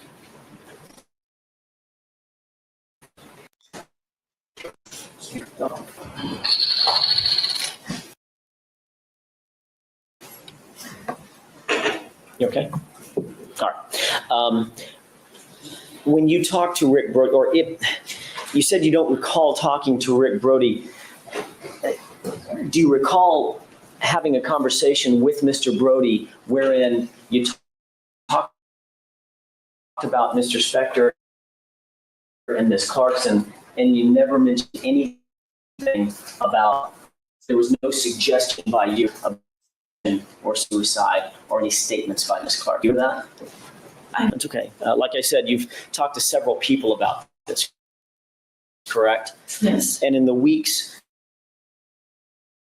following Lana Clarkson's death, never mentioned to anybody the statements that you've testified to. You never mentioned those statements to Rick Brody, for instance? While you're talking to Rudy. You never mentioned those to Marie Donahue? Oh, yes. You, according to your testimony, you did tell Anne Marie Donahue about Lana Clarkson's statement that you just were the testimony that was just elicited on direct examination. Yes. Okay. And did you tell Miss Brody? Miss Donahue that Miss Clarkson said that, quote, she's sick of these people and she hates this town and she doesn't want to be here anymore? Did you tell her that? Yes. Okay. Did you also tell her that during the phone call that you got from Miss Clarkson, that Miss Clarkson's statement was, I can't take it anymore. I don't want to be here in this town. I'm done. Yes. Okay. And that's your best recollection of your conversation with Miss Clarkson just days before she killed, correct? I had more conversation with her before. I'm asking about the conversation that you testified to on direct examination, the one where you indicated that she called you on the phone and indicated she's sick of this town, she's done, correct? Yes. Okay. And you're according to you, you related that to Miss Marie. Yes. And if you had a conversation with Mr. Brody, that would have been the crux of the conversation with him, correct? Objection, she says she doesn't recall. Sustained given her prior answers. I'll ask it a different way, ma'am. The statements that we've just talked about, the statements that you originally testified to on direct examination, those are the statements that you were saying that you attributed to Miss Clarkson before she died, correct? I don't understand that. I'm sorry, that was convoluted. Sorry. Direct examination, you statements you're calling were, I'm sick of these people and I hate this town. Later, a couple of weeks later, the phone call from Miss Clarkson that you talked to Mr. Rosen about, you indicated that she said, I can't take it anymore. I don't want to be here in this town. I want out. I'm done. Is that right? Yes. Those are the conversations that you related to the friends and family that, according to you, that you had contact with immediately after Lana Clarkson's death? Some, not all. Some, not all friends, or some, not all conversations? Some, not all conversations. Okay. In fact, in the days and weeks following Miss Clarkson's death, you did have some contact with the family members, correct? A little, I think. A little, you think? I think. Okay. Well, you went to her funeral, yes? Yes. And you went to a memorial service for Miss Clarkson? Yes. I'm sorry, I thought you meant on the phone. No. Sorry. No, but just contact one way or another, correct? Yes. All right. And it was made very clear by the family members, Donna, Juana's mother, and Fawn, her sister, and their representatives that... Objection, hearsay. No, this goes to her state of mind. It says that it's not being offered for the truth of the matter asserted. It sounds to me like it's going to explain her contact with the family in certain statements. The jury will not receive this for the truth of the matter asserted. Thank you. Their indication was they wanted to keep this out of the press. They weren't going to make any public comments about this, the death of Lana Clarkson, their daughter, sister, correct? Yes. All right. And that was relayed to you as well, yes? Yes. Okay. It was made very clear, ma'am, that the family of Lana Clarkson wanted to ensure, they told you or related to you that they wanted to ensure the integrity of any investigation that was going to come around, correct? I don't know. And they also they indicated that they didn't want to try this in the press in any way, shape, form, or fashion? Yes. Okay. And you understood that, correct? Yes. Isn't it true that a couple of weeks after that, that you did grant one interview at least with a magazine here in Los Angeles? I'm not sure. No. Okay. Are you aware that there was an article published in Star that basically had you as the centerpiece of the article, the reporter's article? Yes, I never talked to that magazine. Okay. Did somebody in your stead talk to that magazine, or did you talk to any reporter representing that they belonged to some other magazine? Not that I'm aware of. Isn't it true that you granted an interview to some entity, a reporter or a magazine or somebody, within a couple of weeks after Miss Clarkson's death, just to kind of set the record straight about your relationship with Miss Clarkson, et cetera? No. Did you ever read the Star magazine article? No. Were you ever informed that there was in fact a Star magazine article that highlighted a person that was quoted as being one of Lana's closest girlfriends? Yes, and I think I know who that was. And that person indicated that she talked to Lana 3 or 4 times a day, correct?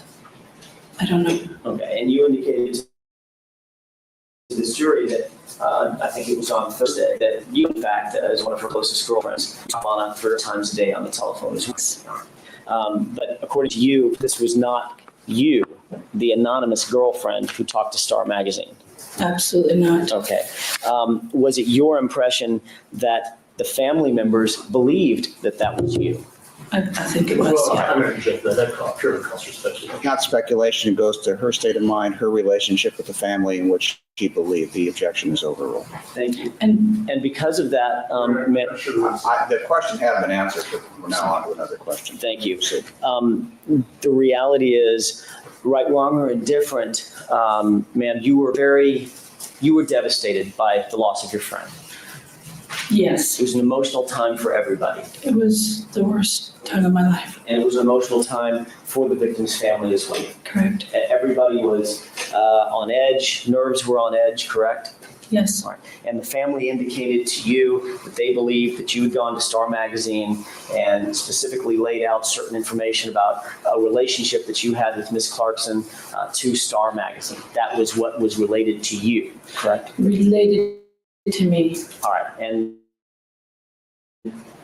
obviously what you believed at that point was that the family members were somewhat angered by that, correct? I think they were upset. Okay, and the focus of their being upset is sort of back to you.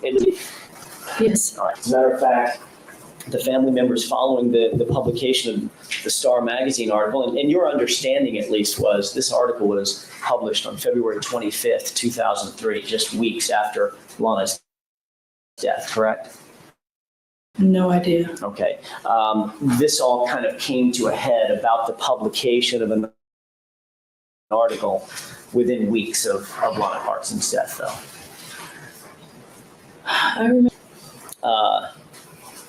You had only spoken, the only official interview that you had given, according to you, was to Detective Tomlin and Detective Fournier of the Los Angeles County Sheriff's Homicide Bureau, correct? Yes. All right. And you didn't contact Detective Tomlin or Fournier within the next few weeks to either change or modify your statement to them, correct? I don't remember. Okay. Do you think that might be something that you would recall if you had a second conversation with them within the next few weeks? Things were hazy, but I think I would remember, but I don't think I contacted them. I'm pretty sure I didn't. Okay. Some of us have better memories than others, and is it safe to say that your memory for details is not quite as good as maybe some of your girlfriend's memories for details? No, that was a joke. May I explain? No. I don't want to get into inside girlfriend jokes. Those Okay. things are private. Those are kept in a mental vault. You just opened the box. She should be, she shouldn't be, as a girl. The reality is, your memory about your conversation, for instance, and I think there's been a couple of times when you said things were hazy back then. Is that right? It was a confusing time, that's for darn sure. A difficult time for everybody. Yeah. And so your memory is, to use your words, your memory is a little bit hazy about the details and circumstances of what was going on back then, correct? I remember pretty much everything. It was just very sad. Okay. Do you remember having a set conversation with Detective Tomlin and Fournier? Well, did they call me? I'm asking if you remember that. No, I don't. Okay. So, in fact, I mean, there's nothing wrong with having a slight memory. My memory's horrible. That's why I have all these notes. All I'm asking is, and apparently you do too, I may want to look at that before this is all over. The fact of the matter is, you've already indicated a couple of times, and it's very understandable that your memory about those events several years ago, 2003, 4.5 years ago now, is less fresh than, for instance, something that happened this morning or yesterday or last week. Of course. Okay.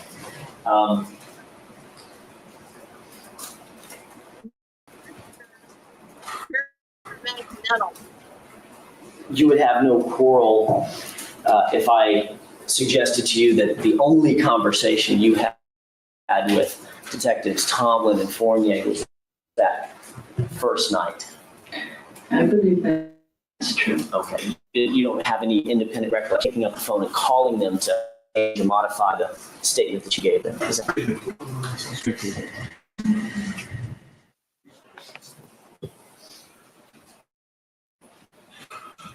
You may proceed. Thank you. The fact is, ma'am, you never did contact Detective Fournier and Detective Tomlin a second time to either change or modify the statement that you'd given them, did you? I'm not certain, but I have another notebook with notes down. Okay. Contacting or who contacted me, so I may have it in my notes. All right. Understanding that your memory is not as good as it necessarily could be, would you agree with me that if in fact Detective Tomlin and Fournier testified that they only had one conversation with you, they never heard from you after February 3rd, you would not quarrel with that? That would be accurate. Well, I'm going to object to the form of the question, but it's Sustained. Do you have any contrary memory that you only spoke to them once? Is that your best? I think so. It's so long ago. Thank you. You may proceed. Thank you. And during these weeks following Lana Clarkson's death,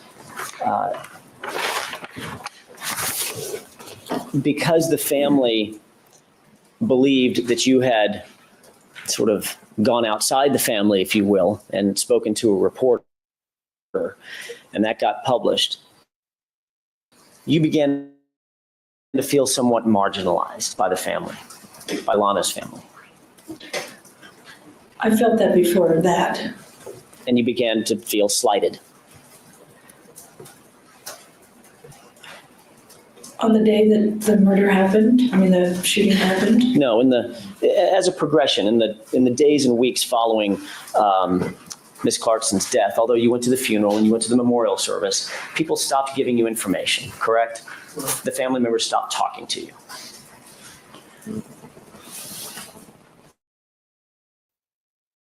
I guess so. And that upset you, correct? A little. I felt they were probably very grief-stricken, and I don't hold that against them whatsoever. And you felt somewhat unimportant because they weren't letting you in the inner circle. Well, I'm going to object. Not really. Overruled. Is that correct? No. Didn't you tell Detective Bennett, who's another detective you spoke to a couple of years after that Exactly that. Didn't you tell Detective Bennett, I felt marginalized, I felt slighted, I felt unimportant because the family members sort of ousted me a little bit because they thought I went to the press. Possibly, yes, possibly. And that hurt your, I mean, it would hurt anybody's feelings, isn't it? It hurts my feelings. Yeah, obviously. And you felt like you were one of the family because you were as close to Lana Clarkson as you say you were, correct? Yes. All right. And that would not be a good feeling to feel like you were exiled, if you will, emotionally, if not physically, emotionally exiled from the inner circle of the family. I understood why. But it was, in fact, a feeling that you were suffering, correct? I guess so. All right. And when the media began their feeding frenzy, if you will, on this case, the media began going to other people, to other girlfriends and friends of Lana Clarkson's, the family, and interviewing those other folks, correct? I guess. And you began some of that, is that right? Not really. I mean, you read the Vanity Fair article, you were at least aware that there was another article in other magazines about Lana Clarkson, correct? Oh, yes. I try not to read them, though, honestly. And you indicated, as a matter of fact, during your conversation with Detective Bennett, you indicated that you were aware that other members of Lana's circle of friends, if you will, that weren't as close as you were quoted in the media. And yet you weren't quoted in the media. Is that right? Yes, I was told not to talk to the media. And you felt like you knew her better than these other folks, correct? Yeah. And you felt like you could provide better information than these other folks because you were closer to Lana than they were. Yes. And that was a little bit offensive to you, that they were in the media talking and yet you were staying quiet, correct? It wasn't offensive. It's just what it was. I mean, they told me not to talk to the press, so I didn't talk to the press. And the fact of the matter is, because of that, the focus of attention, the spotlight of attention, is focused on others and not the family and certainly not you. Is that correct? I guess.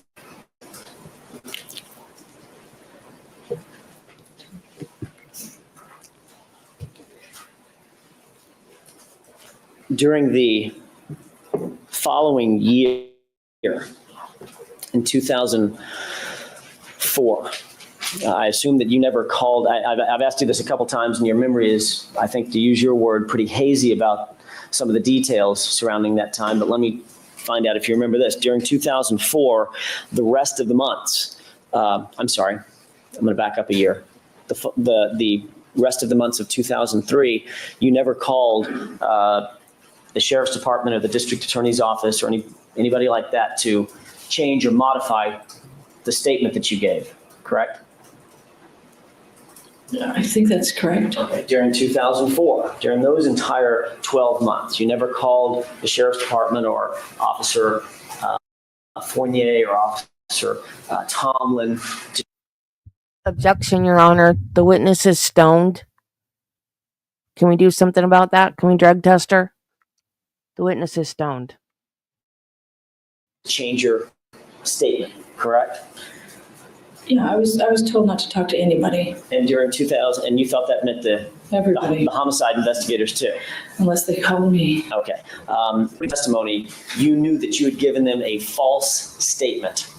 In essence, a lie, according to you. And yet you never, and this was a lie about your best friend, correct? Yet you never contacted them during 2003, during 2004, and I'm going to 2005, correct? I didn't really contact anybody, period.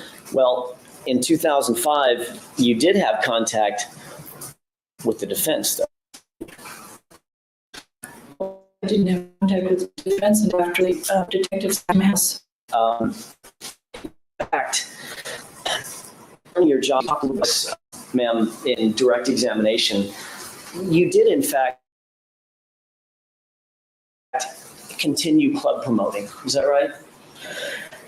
One club. I let the other ones all go. I couldn't bear it. As a matter of fact, and I'm going to see if I can get myself into the swing, if you will. Okay. Some of the cool clubs back then that you were promoting at included Tattoo and Key Club, Noah, spelled Noa, Crustaceans, China Club, Oh. Barfly. Some of those aren't true. By the way, do you want to know? Oh, sure. Yeah, tell me the Yeah, clubs that you worked. No, was an old restaurant that I did many, many years ago. Okay. I worked there. I was actually an employee. Okay. I was a maitre d'. All right. So that one was not one. 1991, yeah. You done? Sorry. go No, ahead. no, it's okay. Anything else? I can do the list again. Okay, so Tattoo, Key Club, China Club, Barfly. Tattoo was, are you, do you want to know the ones after her death? Hang on. Okay. I'm asking you to reiterate the clubs that you were promoting at before Lana Clarkson died, before she died. Okay. Okay, including Tattoo and Key Club and Barfly and China Club, Bar One, maybe a couple of others. A little bit of the terminology you have wrong. Okay. Some of the clubs, before I was a promoter, Okay. I was employed. Okay.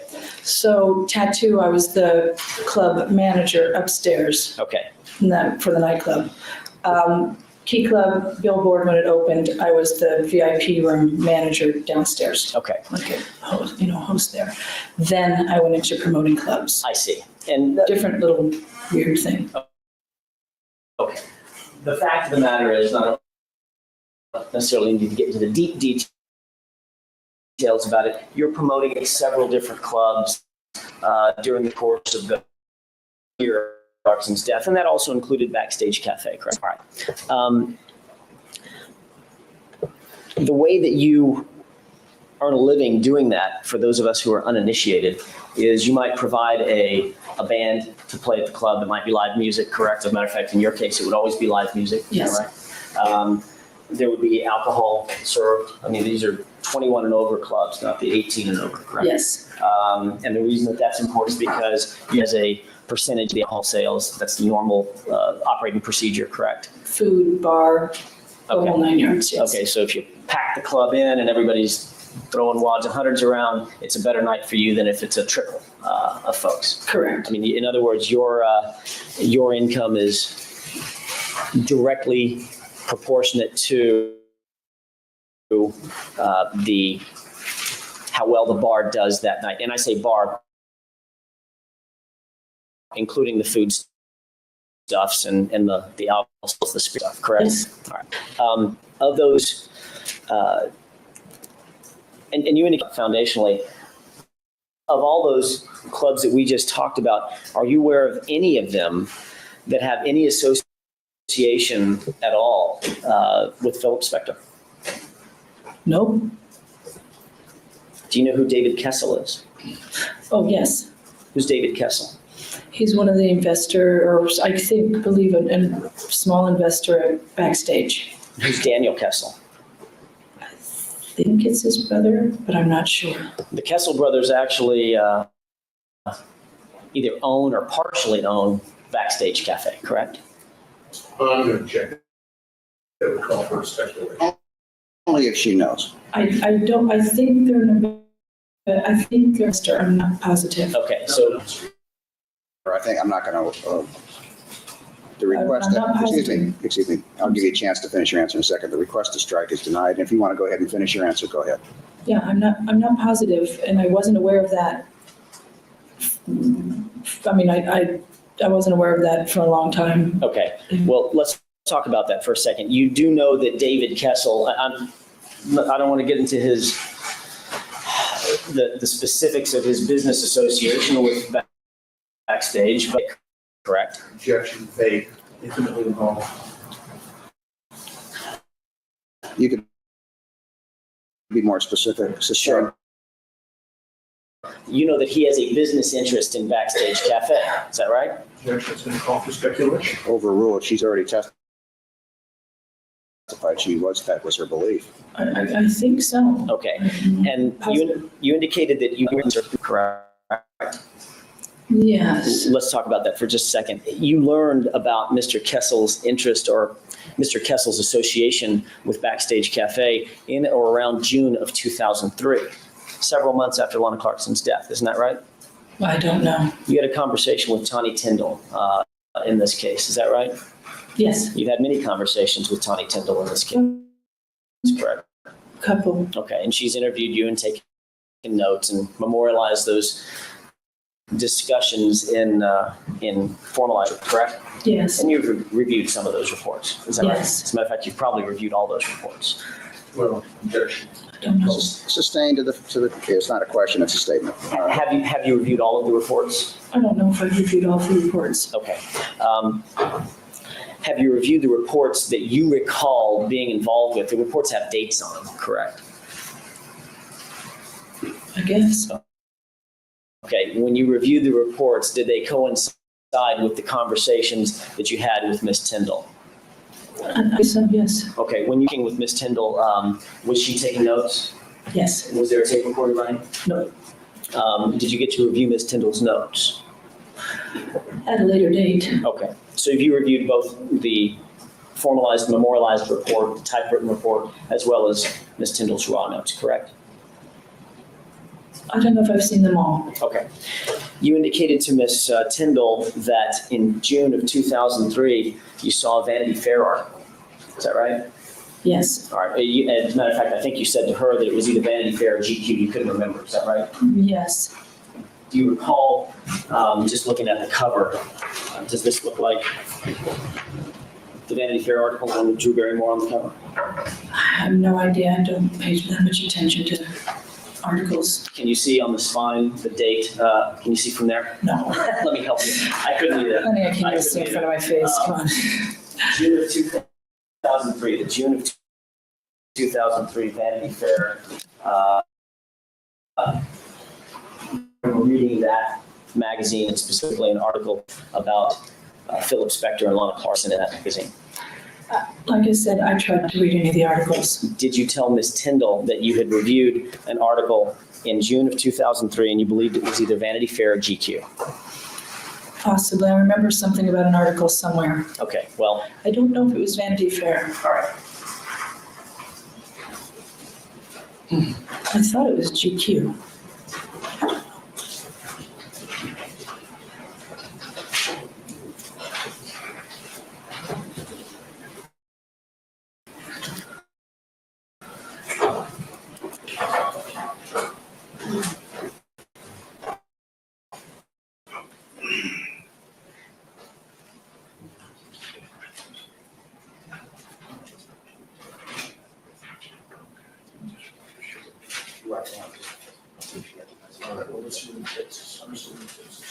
May I approach the witness briefly? You may.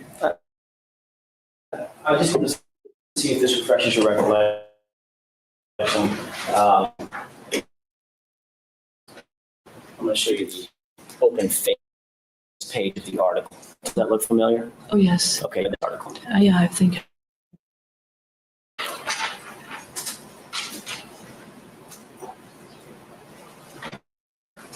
It looks like it'd be page 184 of the June edition of Vanity Fair with the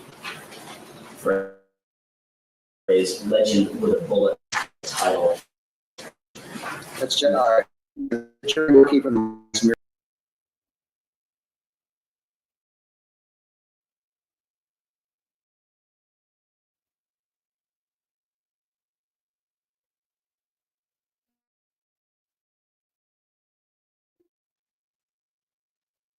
And then Sideman of Spector.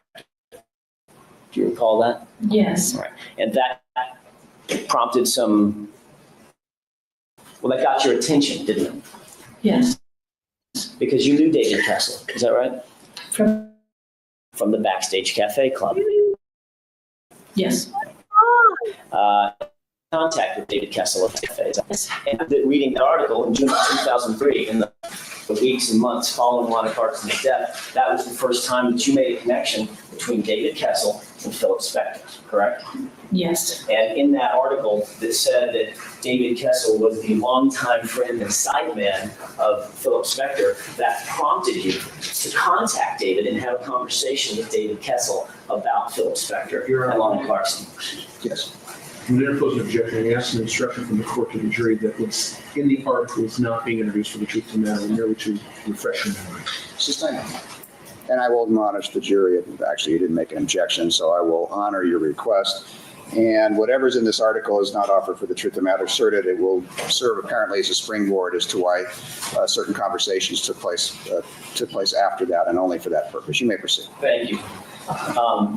In fact, when you contacted David Kessel, he did confirm that in fact he was a friend of Philip Spector's. Objection as to what he confirmed hearsay. Overruled. Is that right? Yes. As a matter of fact, he went on to indicate to you, did he not, that the nature of his friendship and relationship with Mr. Spector? Yes, this goes to possible bias, as I understand it. That's correct, Your Honor. It's not offered for the truth of the matter asserted. Something about it, yes, his father or something was. In other words, he felt so close to Mr. Spector that. I'm not sure we got the rest of the answer. Go ahead. If you have I'm sorry. your answer, go ahead. Just something about his father had been friends of him, of Phil Spector's. The father of the Kessel brothers was also a musician, correct? Yes. And David Kessel indicated that he got to know Philip Spector for many, many years as David Kessel was working his way through studio. He was a studio musician and got to know Philip Spector very well in that capacity, correct? I don't remember exactly, but I know it was something to do with he was a musician. And in fact, didn't David indicate to you that both Daniel and David were ex-musicians that worked with and for Philip Spector? I didn't know about Daniel. Did David indicate to you that he idolized Mr. Spector?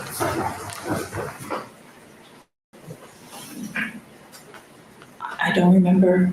Did he indicate to you that he was very, very close to Mr. Spector and looked at him almost as a father figure? Oh, yes, I think he I did. object to all these questions about what Mr. David Kessel said in some conversation with this witness. It's all hearsay. It's not being offered to the truth of the matter asserted. It's being offered to explain why, possibly, and that's up to the jury to determine, this witness may have some bias in this matter. That's all. Very well. Objections overruled. Thank you, Your Honor. I'm sorry to reiterate. You indicated that during your conversation with Mr. Kessel, David Kessel, not Daniel, David, that David did indicate that he felt he looked up to Mr. Spector like a father figure. I think so. As a matter of fact, your previous answer was, oh, yes, he absolutely said that, correct? Yeah. I mean, he didn't hide the fact that David Kessel did not hide the fact that he was very, very close to and very loyal with Philip Spector because of the years of musical connection that they had, correct? Yes. And also a personal connection that he had with Mr. Spector as well. I don't know what his personal connection was. I didn't. But he definitely indicated that he, David Kessel, was extremely close to Mr. Spector. He said they were growing up. He was close to him growing up.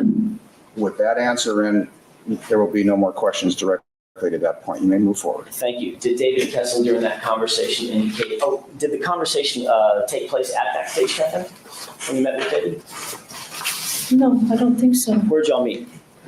I don't think we met. Where did you have your conversation? On the phone, I think. I see. Okay. My mistake.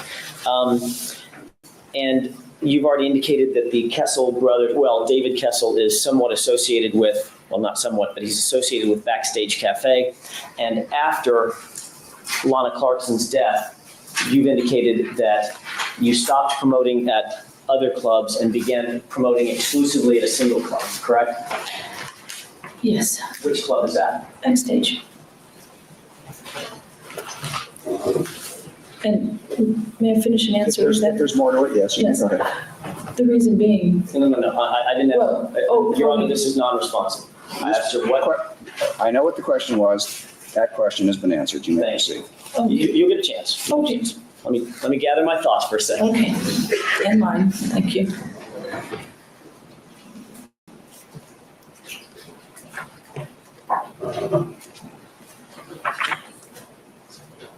By the way, you indicated that you were in fact interviewed, ma'am, by Tawny Tyndall on a couple of occasions. Yes. Who you interviewed with? Who was there with us? You know, that was a bad question because you've indicated that there were a couple of different interviews, correct? Yeah. All right, let me withdraw that and then see if I can ask a better question. Okay. What were the dates when you were interviewed? Oh, well, I didn't write that down.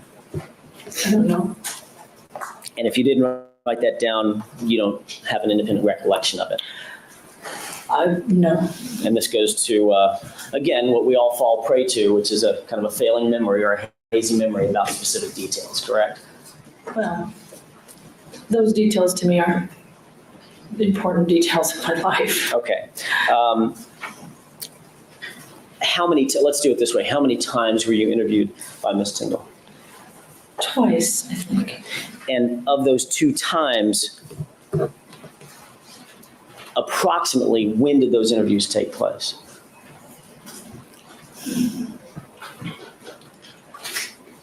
One was about, 2 years ago. And one was, not this, what year are we? 07? This is 2007. I think 06. Okay. December 28th, 2005 sound about Oh, yeah, right? that's it. First one? December 2005, that's correct. For the first one? She doesn't even know what year it is. Good Lord. No, I don't think she's okay. Not at all. Is that a yes? Yes. Okay. And then you were interviewed yet again in 2007. Judy, I saw you complaining about your internet.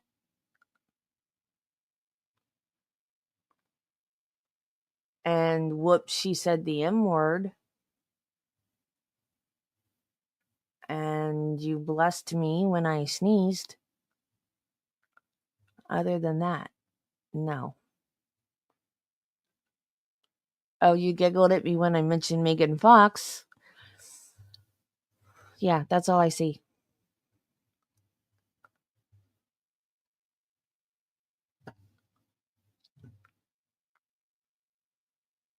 Right. A few weeks later, is that right? Yeah. Okay. During the first interview, who was there? I think just me. Okay. During the second interview, who was there? Jen and I. You and Jennifer Hayes? Yes. And that's the same Jennifer Hayes that testified earlier in this case? Yes. All right. Do you remember having any kind of a third interview with Ms. Tyndall or no? Maybe, but not really. Okay. During the first interview, where did that take place? The one that you said you were alone. W China's Bistro, Redondo Beach. Okay, so at a restaurant. Yes. And that's the December 28th, 2005 interview, correct? Yes. All right. Did you two have dinner together? Did you meet in a back room? How did that interview go? We met at a booth and I think shared something to eat, yes. Okay. And that was at China Bistro, you said? Yes. On December 28th?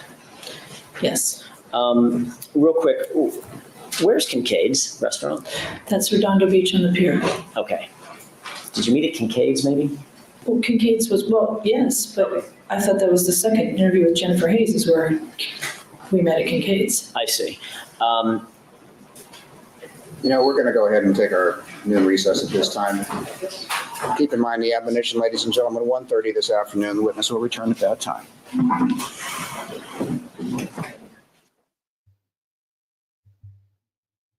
No, 2007. Who was president in 2007? That was the year I got married.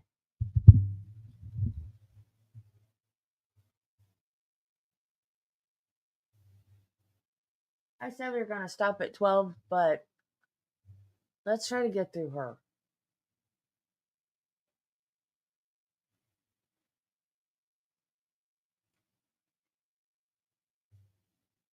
Because she's not done yet.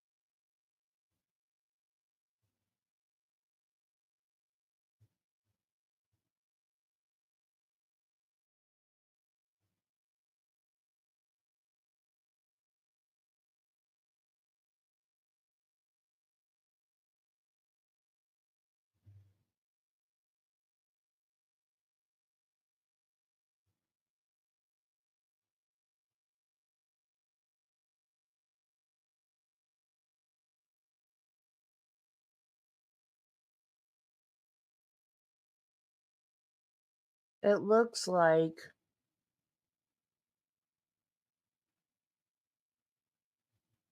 what was that?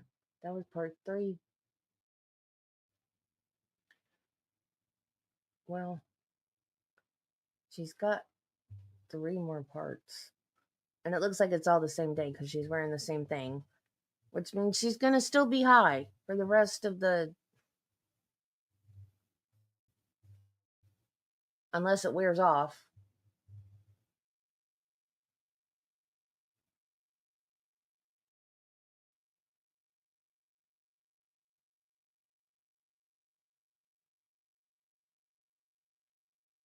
I liked her better on the first day, even though her boobs were hanging out. Her affect was better.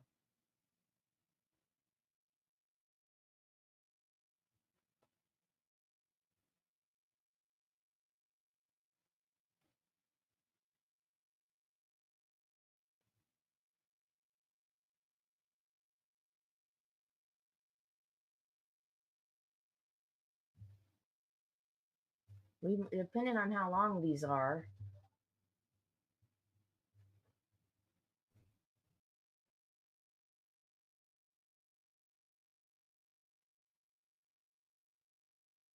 Might not get through her today. This is another hour. The witness or present is heretofore. You may resume. Good afternoon. Good afternoon. When we left off, we were talking about some of the conversations that you had had, the interviews that you had had with Tawny Tyndall. I was trying to figure out kind of where and when those conversations took place. One of the last things I asked, and I'm still confused about it, you indicated that your December conversation took place at China Bistro, correct? Yes, that's wrong. Okay. Obviously, over the lunch hour, I think I saw you in the hallway meeting with Ms. Tyndall. Yes, Okay, and Ms. Tyndall obviously went over your previous reports with you, correct? correct. All right, and you have now refreshed your recollection. Your memory was incorrect about where you actually met the first time. Is that right? Yes. Where did you meet? The first time she came to my house, and I couldn't meet with her at that time, and I told her to leave because I was afraid. What time you actually meet with Ms. Tyndall? December 8th. So, 2005. yes, at Kincaid's. Okay, so it was Kincaid's. Yes. And that's another restaurant in, I think you said Redondo Beach. Yes, Who was there during that interview? Jennifer Hayes. So she was there at Kincaid's with you when you were interviewing with Ms. Tyndall. Yes, The three of you had dinner? yes. Did the three of you order drinks? I had one glass of wine because I was shaking and scared. Was Ms. Tyndall drinking? No, iced tea. Was Jennifer drinking? And I mean, when I say drinking, obviously, I mean alcohol. No, not that I remember. Okay, so of the three of you, you were the only one that was consuming any alcoholic beverage. Yes, All right, and you indicated that you just had one glass of wine. one glass of wine. Is that throughout the entirety of dinner? Yes, During the course of dinner, was Ms. Tyndall taking notes? yes. Okay. Was she also ordering food along with you and Jennifer? Did she eat? Yes. In other yes. words, did everybody eat? Yes. Okay. After dinner, where did y'all go? Home. Okay. That was the December 28th interview, correct? Yes. When was the next time you met with Ms. Tyndall? March of 06, I believe. And in 06, where did that meeting take place? At W's China Bistro. Okay. Who was there at that meeting? Myself and And- Tawny. Was Jennifer there at that one? No. Okay. So you had a conversation with Ms. Tyndall at that time, correct? Yes, Was that over dinner also? I think so. Any drinks? I don't remember. Okay. And what about the third interview? Was there a third interview? No, Okay. Did y'all leave that location and go someplace else? no, At any point did Ms. Tyndall meet you at the Backstage Cafe? Yes, it wasn't, yes, she came by, it wasn't to meet with me. Okay, when was that? Oh, That I don't remember. Does January 17th, 2006 sound correct? It could be. Okay. On January 17th, 2006, well, let's ask it this way. Was it around 9:30 at night that Ms. Tyndall showed up at Backstage Cafe? I never got there before 9:30, so it had to be after 9:30. Okay. Did she come with anybody else? Not that I remember. Do you remember Jennifer Hayes being with her? Oh, not with her, but Jen comes almost every Tuesday night to my club with me. Okay. Was this a Tuesday night? Yes. And this was one of the Backstage Cafe, I don't know what else, other word to use it, maybe you can, I don't know how else to phrase it, maybe you can correct me. Club promotions? Yeah, it's my Tuesday night. Okay. For 10 years. All right. Jennifer was there, and yes. Isn't it true that Tony Tyndall and Jennifer got to the location about the same time? They followed each other over there? I would not know that. They didn't indicate that to you one way or the other? Okay. No. Jen, excuse me one second. Jen usually shows up about the same time I do, so she knows when I get there. Okay. Did Ms. Tyndall engage in any kind of a conversation with you at that time? I wouldn't remember. Okay. In fact, did you review any report from January 17th indicating a conversation that Ms. Tyndall had with you concerning some of these events and the case that's now pending before the bench? There at my club? Correct. I don't believe so. It's kind of hard because it gets loud and I have to entertain everybody. So the minute I get there, I sort of have to snap on. Okay. Do you remember Ms. Tyndall being escorted over to, or finding somehow, one way or the other, finding a table that you were seated at? Yeah, I think she sat at the end of the table. Okay. And you two did in fact talk, correct? I don't remember talking. I'm sure I said hello. I don't really remember talking. But you don't remember having any kind of a conversation with Ms. Tyndall about, for instance, Kim Gregory or another House of Blues employee or Lana Clarkson in general? Not really. Okay. Is it true, I was going to say Miss Pye, is that correct? That's by the way, that is, I think Ms. Hayes may have told us this, that's your legal name, correct? Pie is my first three initials, so Lana coined me as the Pie. Okay. And you changed your name legally to Pumpkin, right? Pumpkin, P-U-N-K-I-N. P-U-N-K-I-N, not pumpkin like the big round, what is it, fruit or vegetable, I don't know. Vegetable. I'm a farm girl. Squash. It's a vegetable. All right, so you legally changed your name to Pumpkin, which is an iteration of pumpkin, correct? Mm-hmm. Is that yes? Yes. Okay, and so you are known as Pumpkin Pie. Yes. All right. In fact, there was a conversation about Kim Gregory and a couple of other folks surrounding the House of Blues at that particular location at the Backstage Cafe with Miss Tawny Tyndall, correct? I have no memory of that. Did you review a report from January 17th? No. Okay. Might refresh your recollection if you were to review a page of it? Sure. May or may not, just let me know. Yeah, we can try.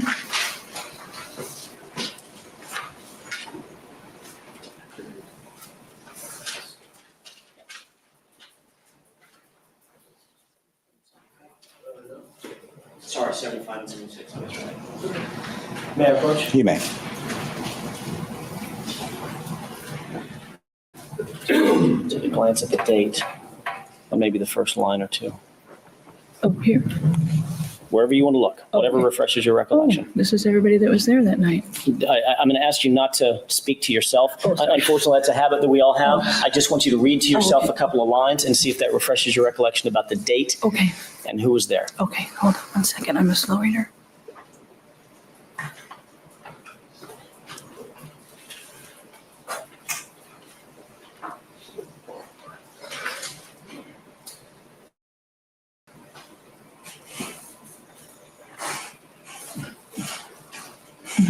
Okay. Does this at least... Do you want me to read from here down or no? No. Does this refresh, just the little bit that you've read? I know you haven't read the whole thing. It's a page and a half or a page and a quarter. does that refresh your recollection about some contact that you had with Ms. Tyndall at Backstage Cafe? Not really? Okay, fair enough. I'm sorry. If it doesn't, it doesn't. That's why we do this. I'm sorry. That's quite all right. I'm be sorry about that. Those nights tend to run into each other. All right, and when you were there, normally, you're drinking, correct? Normally. All right. You read in this particular report the beginning couple of lines that indicated that Ms. Tyndall suggested that you may be tipsy, correct? Yes. Okay. Is that maybe why you're having a little bit of a hard time remembering your conversation, if there was one, with you and Ms. Tyndall? Nope. You just don't remember in general. I just don't remember in general. Honestly, I'm sorry. No, it's okay.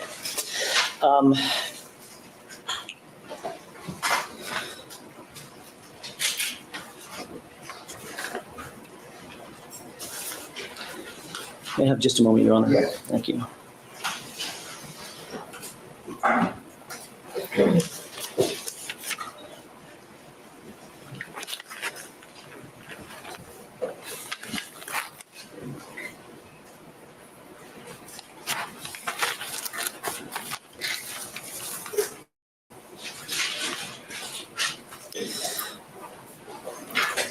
I'm looking for a particular note that I can't seem to put my finger on. Let me just go by memory and ask you if you recall.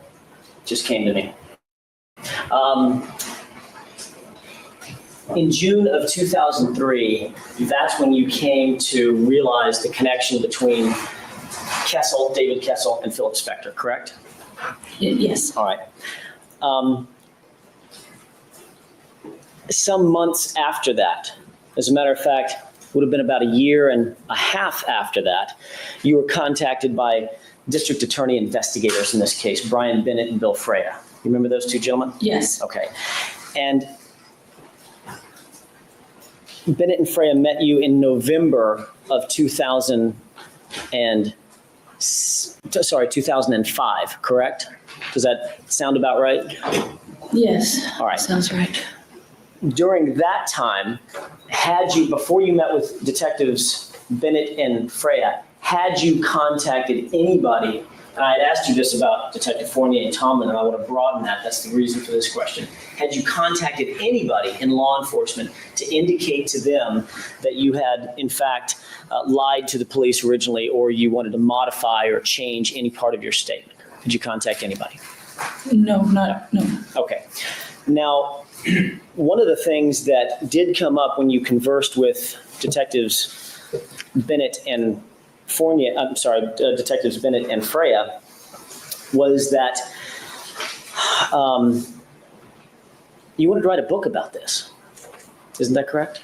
No. You never told Detective Bennett, Brian Bennett, that you couldn't wait for all this to be over so that you could publish a book about your life, including this portion of it? No.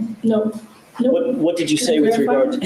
Yeah, what did you say with regard to writing the book? Well, I don't remember saying that at all. But there's a writer from Music Connection, a gal that comes to my club all the time, and she wanted to write a book on my life.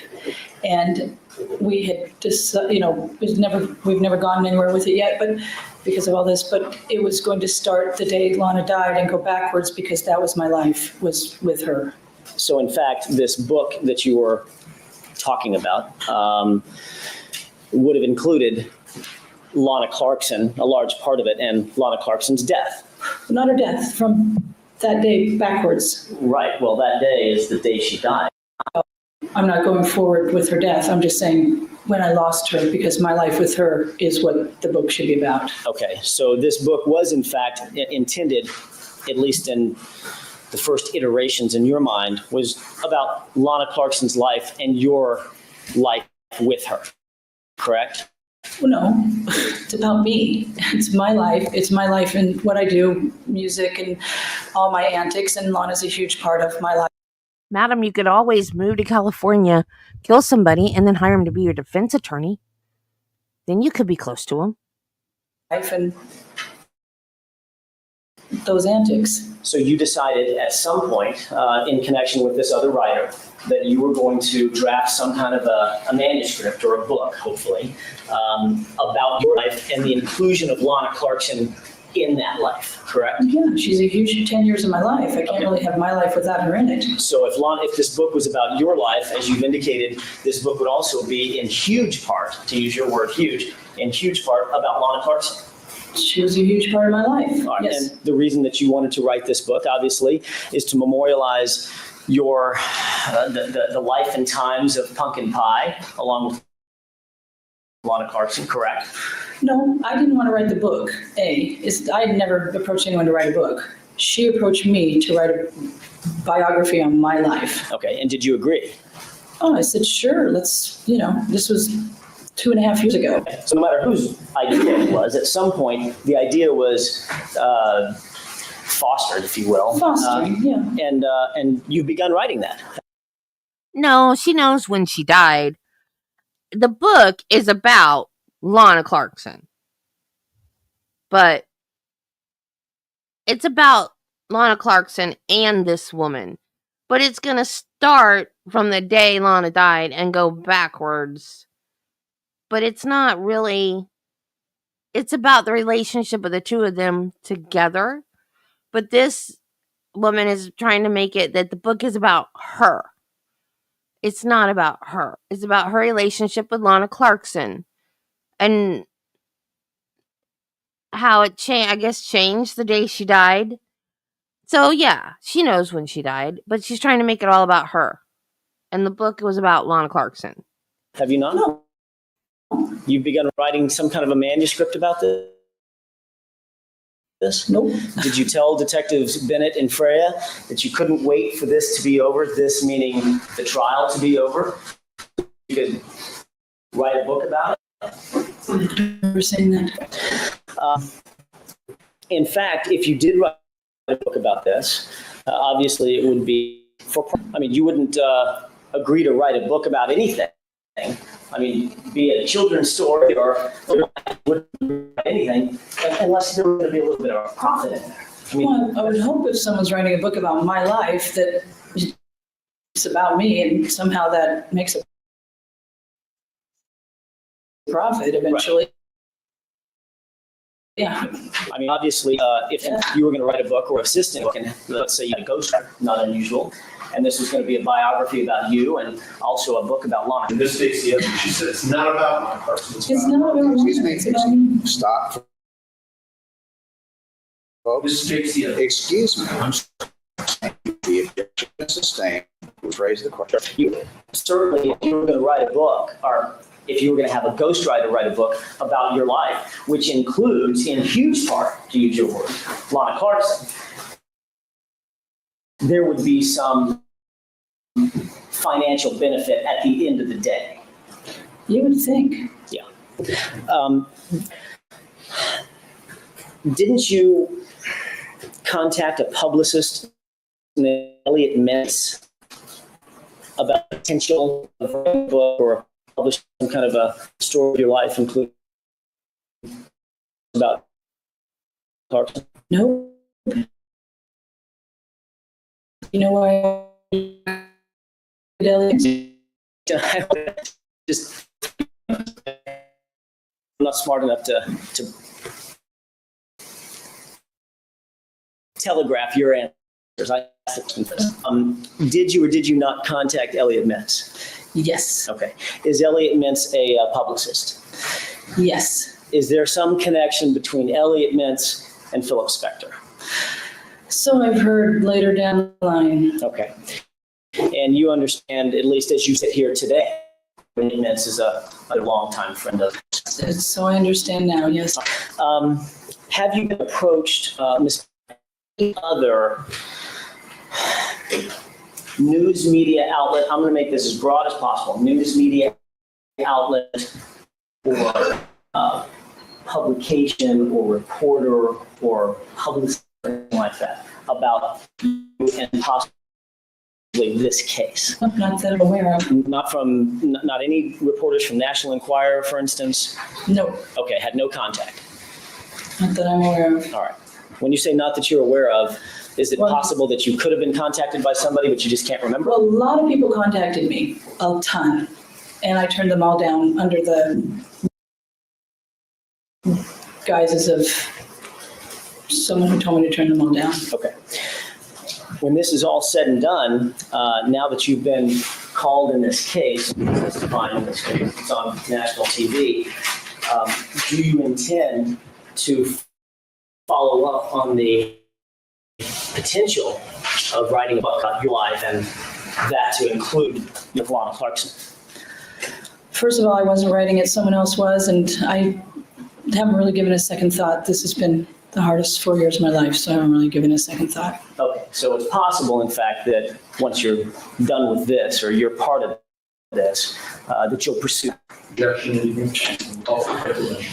I said, I a second thought. Okay. Matter of fact, wrote a tiny little draft, and that's.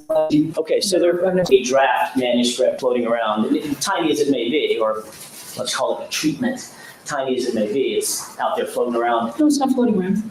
When I say out there, I mean it's not in the possession of the writer, it's now in your possession, and you've at least had access to it, correct? Yeah. And you're expected during the course of this writing, this ghostwriting, you're expected to review the manuscript as it's written, and of course make changes for accuracy and things of that nature, Well, correct? it's not a manuscript. It's that tiny, I don't know what you call that when you're a writer and you do the little thing, the draft. I don't either. You know, it's a little synopsis of what the book would be. Okay, let's call And then you try and go get a publisher or something, you know, I don't know much about So writing let's books. call it a treatment. Let's agree on that, because I'm not in the publishing business either. I don't know it. So let's call it a treatment if it's not a manuscript. Right. In fact, there is a treatment out there that you've had access to, obviously to make changes and flesh out certain factual inaccuracies, and that treatment would subsequently be used to shop around to publicists to see if that could,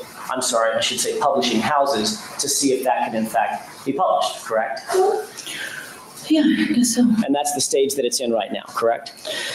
Yeah, it's not really going anywhere, and she hasn't done anything, and neither have I. And of course, when this is all said and done, in other words, when you're off the stand in this case, and you're no longer a witness in this case, that would be a time at which you and this ghostwriter might step forward, if you will, and put it back out there for potential publication.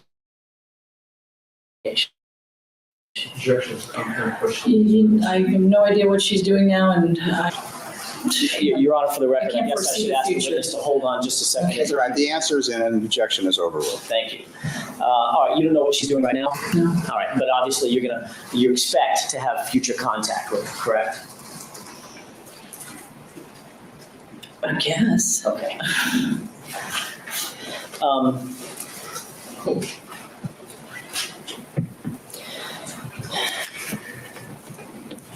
If you'll bear with me, Ms. Pine, I'm almost finished. By the way, can I make one quick little? Not unless I ask. Oh, Hard to get you used to, just isn't it? don't know me well, do you? Yeah, I know it's hard to get used to. You'll have plenty of time to answer any questions that Mr. Rosen Okay, asks. sorry, I got it. One of the things that you indicated on direct examination, and I'd like to ask you real quick about, is Lana Clarkson's drinking habits. Mr. Rosen asked you if you had seen her consume alcoholic beverages, correct? Within 10 years, yes, I would say that's correct. Obviously, I mean, unless you're a teetotaler and just flat don't drink. Right. Most friends are going to see others drink a beer or a Or glass of wine. you're one of our friends and are in AA now, yes. Okay, okay. And Lana was not one of those people. No, She was never in AA. nope, Okay, she never had a drinking problem to your knowledge. nope. Okay. She was what you would consider to be a, what kind of drinker? Festive drinker, Social drinker? social drinker, that's the word. Festive is my word. All right, that's okay. And I should follow up on that. When you say a festive drinker, it was interesting to hear you comment to Mr. Rosen about how she acted when she consumed alcohol. You said that she was very vibrant. Correct? Mhm. Is that yes? Yes. Okay. And Sometimes. you certainly didn't describe. No. All right. As a matter of fact, you indicated that I think Mr. Rosen asked you specifically if you had ever seen her take any of her pain medication for her wrists, for instance, and at the same time either drink wine or some other alcohol or whatever it was that she was drinking, correct? Yes. And the words that you used, Ms. Pye, were when she did drink alcohol and she took pain medication, you're not sure which, but she became much more gregarious, much more demonstrative, much more happy, correct? Yes. Sometimes happy, but sometimes very demonstrative. Okay. Those were your words. Gregarious, demonstrative, happy, correct? Mm-hmm. Is that yes? Yes. Okay. In fact, you talked about her strength as well. That she was a taller woman, a statuesque woman, correct? Yes. And although she was statuesque, you didn't consider her to be overtly powerful physically, correct? Powerful in her own right. She considered herself powerful, but Talking about physically. In yeah, other words, she's not she's not a bodybuilder. that's my question. She's not out there Not a bodybuilder. curling 50-pound weights or nothing. Okay. She was a feminine person. A girly girl. Yeah. All right. In fact, she had very tiny, slender little wrists, didn't she? Yes. And that was the subject of her fall back in 2001, December 2001. We've heard so much about. She shattered both wrists. Is that right? Yes. Okay. So obviously, after 2001, Lana, the girly girl, was very tender where those wrists were concerned. Correct? Yes. After she broke her wrist. Yes. I mean, you never saw her out there, in a kickboxing class, slugging it out with a heavy bag or anything. No. All right.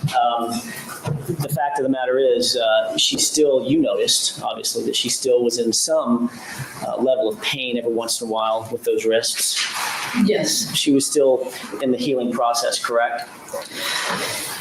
Yes. But by 2003, Ms. Pye, isn't it true that she had basically healed? Although she might have some remnants of pain here or there, she had mobility in her wrists and she was able to, for instance, drive Yes. and work Yep. and carry out her job at the House of Blues. Yes. All right. The fact of the matter is, you indicated to Detective Tomlin and Detective Fournier in your very first interview with them, and I'm going to ask you to go all the way back in your memory to 2003. Okay. In your very first conversation with them, you indicated that the only time you'd ever seen Lana, as you would describe her, to be depressed was when she broke her wrists. Is that right? Yes. And that was obviously a devastating time for her. She was an actress. She was used to being in front of the camera, doing things, going on auditions and things of that nature. Is that right? Yes. With a couple of snapped wrists or shattered wrists in halos, she's not going to be able to do that. No, she wasn't. All right. So the only time you saw her depressed, as you put it, was when she snapped her wrists. That's what I said that day. All right. And also, I think we just finished talking about this. By 2003, those wrists were basically healed up, or they were well on their way to being healed up, correct? I believe so. As a matter of fact, they were healed enough that she went out to kind of pull herself up by her bootstraps. She went out and got a job at the House of Blues. Yes. All right. And you understood, by the way, did you ever visit her at the House of Blues? Oh, yeah. Okay, while she worked there? Yeah. That she got a job, not just slinging hash at a local Denny's, not that there's anything wrong with that, Right. but in fact, this was a very different kind of job, correct? Yes. As a matter of fact, this wasn't even like a hostess job at a good restaurant. I mean, it was far and away above that insofar as its status in Hollywood is concerned, correct? Yes. She was the hostess at the VIP room at one of the top clubs in all of Los Angeles, Yes. correct? Yes. And you indicated that she was very, very happy to have gotten this job. Is that right? She put herself into it and got herself very excited over it. Yes. And that was no small part, Ms. Pye, because she told you, this is wonderful opportunity for me to meet new people. These are industry folks. These are people that are movers and shakers here in Hollywood, and this could certainly help my career if I could network and meet the right folks. Is that right? That's what she felt, but after that, it sort of hit home that it didn't really turn out to be that. And you did indicate that there was a conversation where she was frustrated and said, "Oh my God, I think your phrase was, I gotta pull a chair out for someone I used to audition with," or something like that.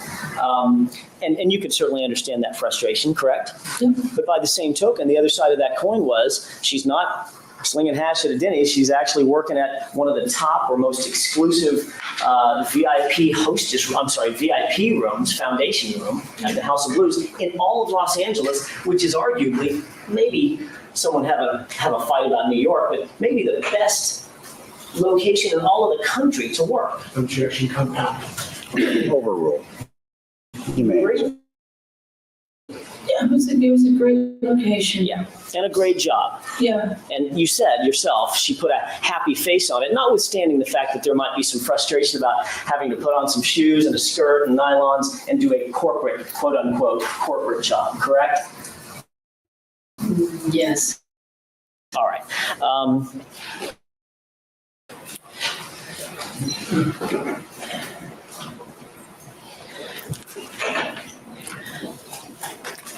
As a matter of fact, one of the things that you said was sort of a hallmark of Lana Clarkson was, I think I got your quote right, she always could put on a happy face. Yes, in public, yeah. All right. And insofar as that's concerned, and obviously anybody is not going to air every bit of dirty laundry out in public. I mean, you agree with that, right? Yes. I mean, we all do that as a matter of course every day. We might come into this courtroom, for instance, and there might be a particular persona that we don't allow those closest to us to see, for instance. Yes. All right. If you got a flat tire at your house this morning, you might be really frustrated, you might be angry, and you might cuss a little bit and kick the tire. But then when you walk into a courtroom or you walk into a business environment, you put on a little bit better air, a little more professional air, and you don't necessarily show everybody every single move, correct? Yes, and she was very professional. All right. So what you're suggesting by your comments, I assume, is that Lana, although she might be frustrated by the industry, correct?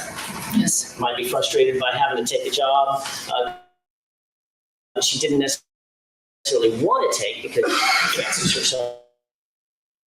Correct? Yeah. The fact that she might be not being fancies themselves being Bill Gates at some point. None of us are. Be nice. I guess except for Bill. There's some frustration along with that, correct? Yes. And you would air those same concerns and frustrations when you would go through your highs and lows because you were girlfriends. Sure. All right. There was nothing unusual about that. Is that right? This has been answered. I think we're tending to go in a little bit repetitive fashion. If you're going forward, please do. Sure. What I'm getting at, Ms. Pye, is not once ever did you consider her mood such that you needed to step in, did you?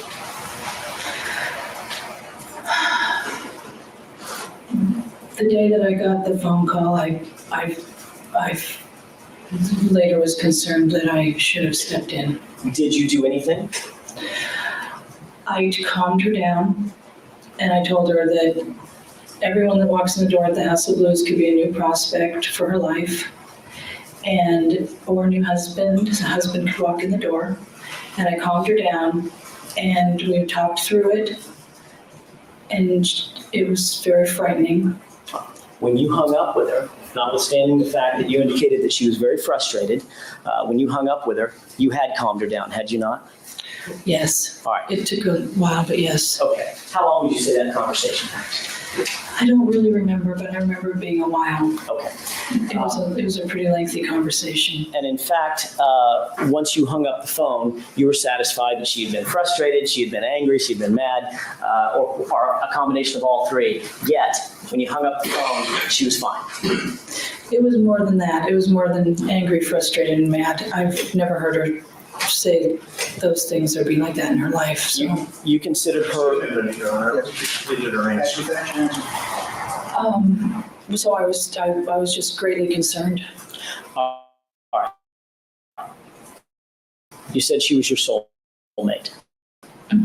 Yes? Yes, Your sister and your mother, I think you said. yes, She was as close to you as you could have another person. yes, All right. You felt like she was, during this conversation, and at least you felt like she was depressed or upset. yes, And you've indicated to Mr. Rosen that she said something that frightened you. yes, Now, what you indicated on direct examination when Mr. Rosen asked you the question was she said, I can't take it anymore. I don't want to be here in this town. I want out. I'm done. I'm done. I'm done. Is that right? yes. I'm not sure if that's quite the words that I have somewhere on a statement, but Okay. that's what I'm remembering. But there was a few more things that were said. All right. But of course, when you were asked what your best memory of her statements were, that's basically what it included, correct? Yes, And then Mr. Rosen showed you a report taken by Tawny Tyndall that had a different statement in there. yes, All right. And of course, the fact that you were so close to her soulmate, her sister, her mother, her family, when you ended this conversation, did you contact Lana's mother? no, Did you contact Lana's sister? no, Did you contact some suicide prevention agency? no, Did you call any hotlines? no, Did you get in your car, Ms. Pye, and drive over to Lana's house and pick her up and take her to a doctor so she could seek counseling or anything like that? no, because at the end of the conversation, she had stopped crying. I had calmed her down. I had tried to give her hope about the future. And she calmed down and was okay by the end of our conversation. And then, of course, we talked after that as well. All right. And in every one of those subsequent conversations, Ms. Pye, it's safe to assume, based on your testimony here, that she was fine. That she was obviously in a down spot versus an up spot, but she wasn't saying anything that frightened or bothered you. Because what I got out of the conversation is it wasn't imminent right that second. She wasn't saying to me right that second, this is the end of the line right now. What she was saying to me is that's how she's feeling. All right. And of course, when So right then and there wasn't the imminent, like there wasn't something in her hand or, you know what I'm saying, a bottle of pills or, there was nothing. And of course, in your subsequent conversations with her, there was nothing of that nature. There was just about a couple more conversations before that weekend. Right. And there was nothing of that nature in any of those conversations. Right. Correct. And you were contacted just days later, correct, by officers Fournier and Tomlin, correct? Actually, by Kim Gregory. Well, I'm talking about Tomlin and Fournier. Okay. They contacted you just days later after that phone conversation on the day that Lana Clarkson died, correct? Yes. Correct. And they asked you the specific question that Mr. Rosen asked you. They asked you the specific questions that I'm asking you. And to them, you told the detectives, the homicide detectives, there was nothing suicidal about Lana Clarkson. You told the detectives there was nothing depressive about her, with the exception of a year ago when she fell and broke her wrists, correct? Yes, and that's because someone told me that I couldn't say those things to them without a lawyer. And in fact, your change in testimony here today, your change in testimony would have nothing to do with your connection to Philip Spector through the Backstage Cafe, would it? Can I make something perfectly clear? I'd just like it if you'd answer that question. Okay, sorry. No. Backstage Cafe is a separate entity from David Kessel. All right, and your testimony is, your change in testimony today has nothing I want to know what she was going to say. with any imminent or pending book deal about your life and Lana's life that may be for financial gain in the future. Nothing to do with that, correct? Nothing. Thank you. You're kidding, right? Oh my God. Anything further? Redirect. I want to know what she was going to make perfectly clear. Oh yeah. It's wearing off now. Ms. Laughlin, I want to go through some of the points that Mr. Jackson covered here this morning and this afternoon. The one I want to start with first is this. Your Honor, the witness needs a break so she can go outside and smoke another joint because she's coming down off her high now and she's getting mad. interview that took place on January 17th, okay, at the Backstage Cafe. Okay. Remember with Miss Tyndall? I remember Backstage Cafe on the 17th. I know she came there Okay, you remember she came there, she sat down with you? She talked with you? at the table. Yes. Okay. And do you recall making a statement to her about what Lana told you about the police asking you if Lana would have committed suicide at Phil Spector's house? Remember, Mr. Jackson asked you about that? Objection, I never asked about that. That's the same. All right, let me ask it this way. Do you remember telling Ms. Tyndall something about the police asking if Ms. Clarkson would have committed suicide at Phil Spector's house? Objection, that's irrelevant. Sustained. May we approach on this? You may.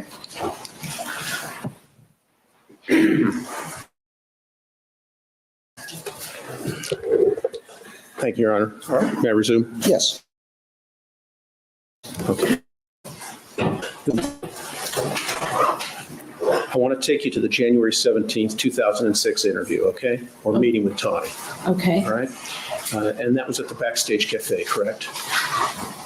correct. All right. And Ms. Tyndall came to the cafe in the evening hours to meet, correct? Yeah, I don't remember being a meeting with me. Okay. Well, she was there and she spoke with you, correct? Yes, Okay. And when she spoke with you, did you tell her that the police asked you if Lana would have committed suicide at Phil Spector's in a 10-bedroom mansion? possibly because that's what they asked me. Right, okay. And did you tell Tawny, no, but I was thinking, hell yeah, she would? I was afraid something could have happened. Okay. And that's what you told Tawny, correct? I don't remember. All right, may I approach her? May. If I showed you a copy of the report, would it refresh your memory? Sure. Just, all you have to do is read that. Does anybody, talking to you guys now, does anybody think that this is a credible witness at all? She doesn't seem to understand half the questions. She doesn't remember a lot. She kind of just keeps going back to Lana was a very good friend. We were thick as thieves. She was happy. She was gregarious, but then she was depressed and wanted to kill herself. Like, is she making any sense to anybody? Or is it just me? Am I not following her? Or my brain, I'm what am I called? What does EDB call it? Neurospicy? Is it me or is it her? Am I just seeing her through ADHD glasses and not getting it, or is it her? Because if I was on the jury, I would just be, can we get rid of this woman? Because I'm getting nothing out of this. Like, she's wishy-washy. It's like, I don't know. I do want to know what she wanted to make perfectly clear, though. I hope Rosen asked her, what did you want to make perfectly clear? Because I'm very curious as to what that was, and I want to know. Just read it to yourself, please.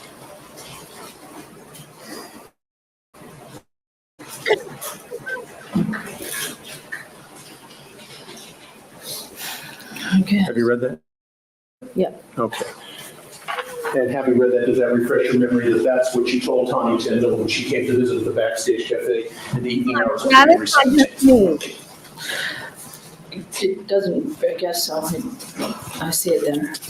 Objection. I need to correct the answer that I guess so. Right, unless it refreshes your recollection, then at this point, the objection is sustained, the answer is stricken, and the jury is admonished to disregard it. And I would ask to, just so I'm clear, because of the prior answers, I don't want to strike, Judge. The entire portion of what was attempted to be impeachment material should be stricken from the record if that's not. I think AJ agrees with us. I think he's having the same problem. Clear as mud. You need to, Mr. Rosen, what I will do, I'll give you an opportunity to see if the witness's memory is actually refreshed. That conversation If it's not, then I'll. Okay, thank you. Ms. Laughlin, having read that, if you need to see it again, I'll bring it up to you. If you need to read the whole report, I'll let you do it. You just let me know, okay? Right. Mr. Jackson went into this with you on his cross. Objection, I did not. Objection to the form of the question and the editorializing, and it assumes facts, not evidence. Well, I don't think there's a whole lot of editorializing. Just go ahead and read or ask a question. Let's put it that way. Very well. Do you need to, would you like to see this again to see if it will refresh your memory? No, I just don't remember that evening per se. Okay. Do you remember saying these words to Tawny? I know you don't remember the evening that well, but do you remember saying the words that I read to you to Tawny that particular evening? No, I don't. Okay. And I'll ask that all be stricken. All right, then everything from on redirect, from the time that we came back from the bench, when Mr. Rosen has asked this witness to refresh her recollection, since she's now indicated her recollection is not refreshed, you are to disregard the questions, you are to disregard the answers, they are stricken, and you're admonished not to consider them in any way. You may proceed. Thank you. All right. Ms. Laughlin, when Mr. Jackson started his cross-examination of you, he asked you whether or not you knew Lana to be able to put on a happy face, a game face. You remember that? Yes. You said yes, correct? Yes. Also, he asked you if Ms. Clarkson suggested to you that she had a glorious view of the future, and you said yes, remember? Yes. And he also asked you whether or not she could bring you up when you were down. Yes. She would light up a room when she would come in, correct? Yes. Did you know her sometimes to behave that way when she was covering up hurt feelings, depression, sadness? Objection, this calls for rank speculation. It may or may not, given what the witness has testified to is the extent of the relationship. I'll allow her to answer that. Overruled. Repeat the question one more time. Sure. What I was asking you is did you know her to behave this way sometimes when she was covering up pain, hurt, sadness, depression? Yes, she Go ahead. prided herself because she could, she was an actress and she always put on the happy face. That was her hat. When you spoke with her at the party where she was, I think your term was she was disrespected by Michael Bay. Yes. And she was crying her eyes out. Was she putting on a happy face? Not for that time being, no. Was she discussing a glorious view of the future with you? No. Was she lighting up the room at that moment? Not right at that moment. Okay. Was it you or she that was depressed by Mr. Bay's response? She was. So she didn't have to bring you up, correct? No, I had to bring her up. And within 3 or 4 days of Lana's passing, February 3rd of 03, you told us about a phone conversation you had with her, correct? Yes. And in that phone conversation, you told us that you were very concerned. You noticed a different Lana, correct? Objection, this is all leading. It's foundation, Your Honor. Well, it may be foundation. We'll ask it in a non-legal fashion. Very well. Was conversation with her on the phone? Was she putting on a happy face? No. Was she lighting up your room? No. Was she discussing a glorious view of the future with you? No. It was not a happy conversation. It wasn't a happy conversation. Rosen, how do you light up somebody else's room if you're on the phone with them? He's such an idiot. He asks the dumbest questions. It was the saddest one I've ever had.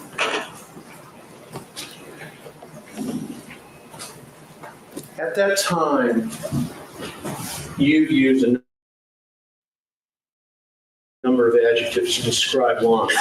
Was any type of fragility with Lana at that time? Did she appear to be fragile to you? Yeah. How to explain this? Just extremely fragile in some of the habits there were some of the things she was displaying that she was doing towards that time. She was just fragile. It was just.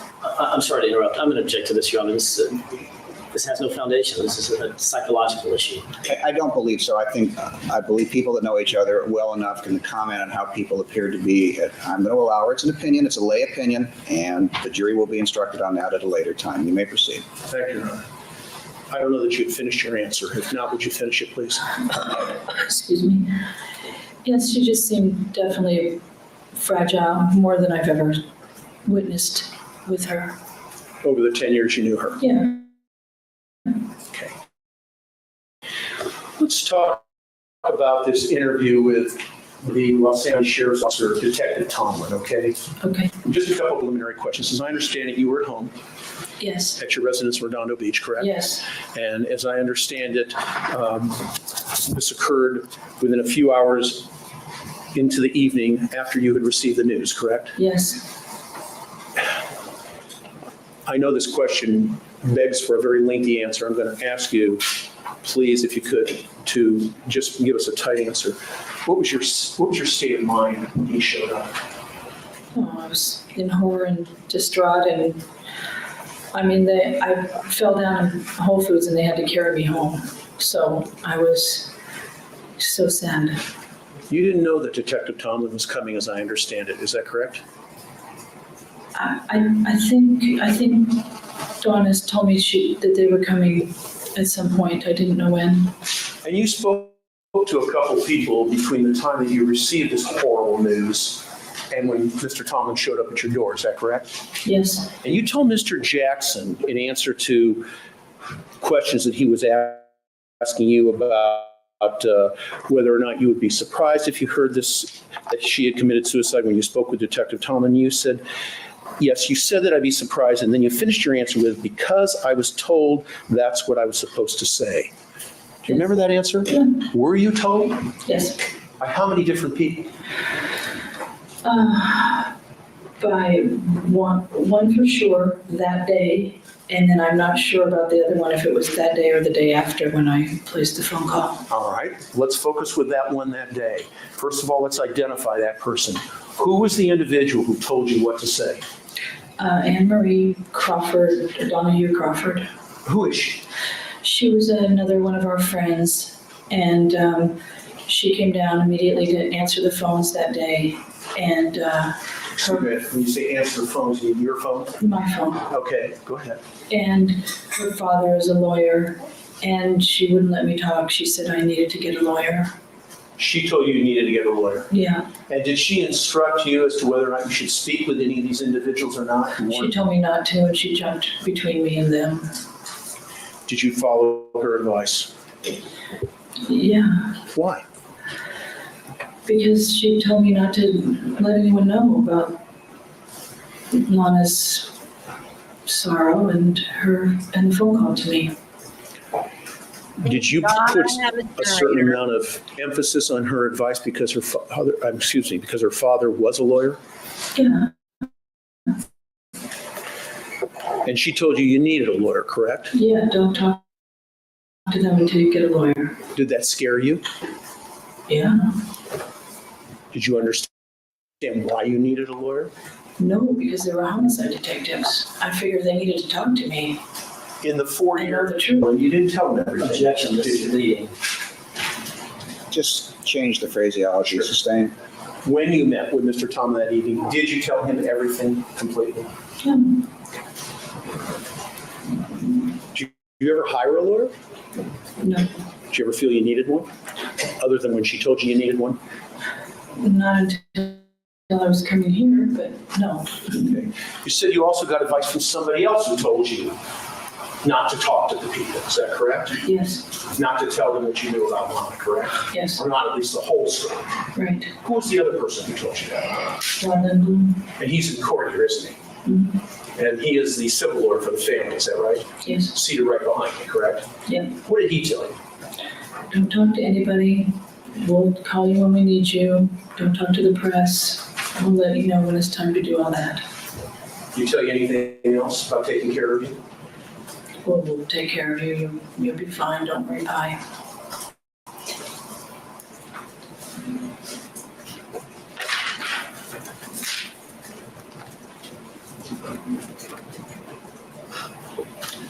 I want to turn your attention to a different area now, please.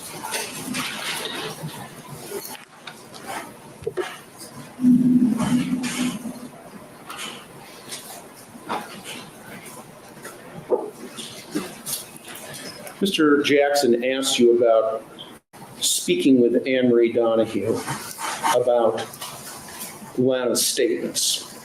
And I think you answered his questions by saying, well, I had more conversations with her other than just what you recited, basically what he recited in his questions. You said some of the conversations, but not all of the conversations. You recall that? Yeah. Okay. When you answered some of the conversations, but not all of the conversations, what were the balance of the conversations? What didn't you address at that point? To the detectives? Yes. Well, the part of her mental state and the phone call. I just, tried to keep those in my mind so I wouldn't tell them that because she told me not to let them know that. Regarding the specific statements that you have testified to here in court that Lana spoke to you about ending it, about it being over, did you ever speak with Miss Donahue about those statements of Lana's? Yeah. Did you ever speak with Mr. Lindblom about those statements of Lana's? Yes. Did you convey to both Miss Donahue and Mr. Lindblom those statements of Lana's? Of course. And their advice was? Don't talk to the press, don't tell anybody, don't tell the detectives, keep it to yourself. I don't know if I talked to Barbie for the detectives, but I did Henry. Okay.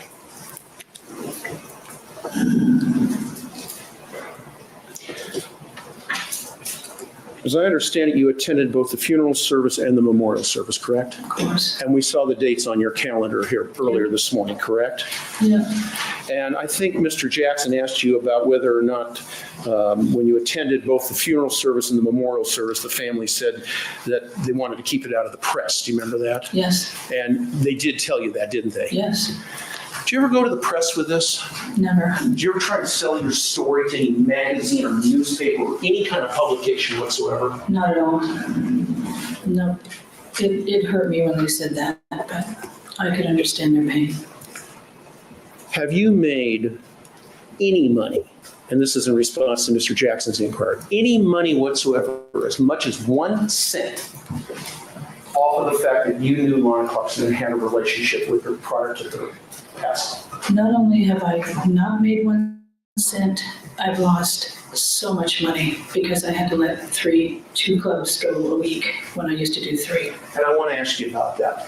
You told Mr. Jackson you had 3, you had to let 2 go, and you only do 1. And that's the backstage, right? Yes. The backstage was going for how long? How long have you been doing that? 10 years. 10 years, correct? Yes. It's like my family there. It's like all of our family. Everyone that shows up every week, it's like it's like Cheers. You let the other 2 go. Would you explain to the jury why you let them go and what your physical and mental being was after February 3rd of 2003? Just turn to them and explain this, please. Well, because she was my very best friend in the whole wide world. I couldn't go on. Being a promoter, you have to be happy. You have to be on the phone every day. You have to be cheery. You have to listen to people's problems, know their psychological deals, and get them to still come out to your club and have a good time. I couldn't speak. I couldn't get off the couch. I couldn't move. I couldn't pick up a phone. I just let the phone ring and never answered it. I couldn't do my job. And the only one I stayed with was backstage because I didn't have to do anything to be there. I would just show up and all my friends would still come and support me. But I just couldn't carry on. I basically couldn't get up and frankly didn't really want to live without her. Sad to say. So I let them all go. And now I just don't have the spirit to kind of go back and do that anymore. Just crushed my spirit.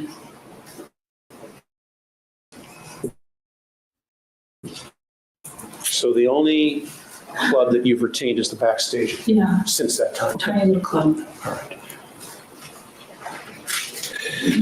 Let's turn to another area that Mr. Jackson questioned you about. He asked you about something about Star Magazine, is that correct? Yeah. Okay. And did you ever conduct an interview with Star Magazine to promote yourself in any way? No. May I explain? Yeah. Let me ask the question. In asking you about the Star Magazine situation, I think you indicated that you never spoke with them and that it was identified in the article that the source of the information was one of Lana Clarkson's closest friends. And then you ended the answer to Mr. Jackson by saying, and I think think I know who that was. Could you tell us who it was, and would you please explain that situation clearly? Yes, and it sounds like it calls for speculation. Overruled, it's basically a chance for her, you've made a certain, during your cross, you've raised certain inferences, I believe she has a right to rebut them. You may proceed. Thank you, Ron. That means you can answer the This question. is what happened. The very next night after she passed away was my Tuesday night. I didn't want to go, of course, but I knew that everyone in this whole town, in this whole world, is going to be looking at me, you know, for the answer and, hi, how are you? And what happened? You know, everyone. So I had my friends scoop me up and set me down, take me there.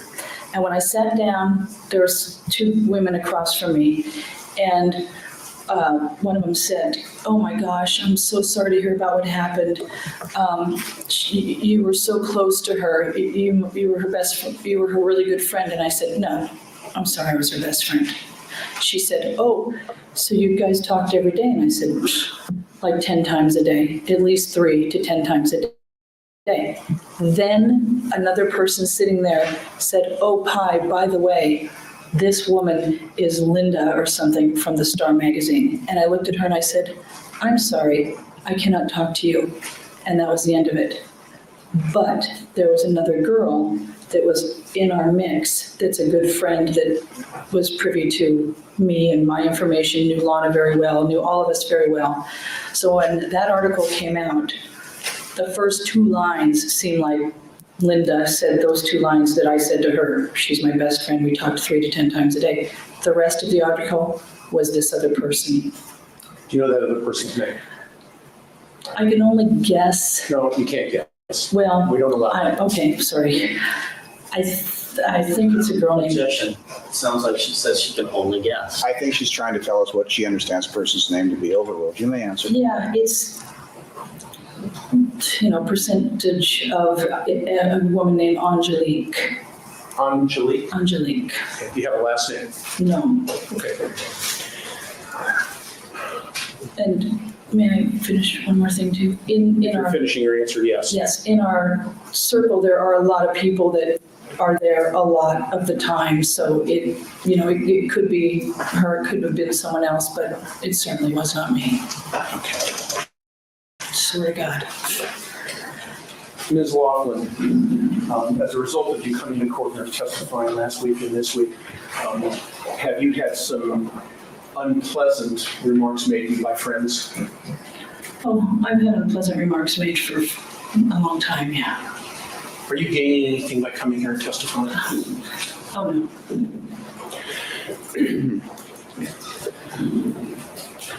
Now, Mr. Jackson asked you about your memory and your memories of certain things. And you made the statement, "I remember pretty much everything, may I explain?" And Mr. Jackson went on. I want to go back to that for a moment and give you that opportunity to explain. Do you remember that portion of the cross-examination where it was asking you about your ability to remember things?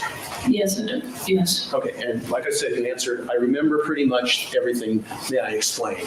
I'm going to give you that opportunity. Go ahead and explain to the jury what you meant. Oh, but I don't know. I'm sorry, but I don't remember what he was pertaining to. He was asking you about, for example, dates. Oh, about my memory. Oh, Yeah. oh. No, of course I know what you're talking about. I'm sorry. Okay, that's all right. It's all right.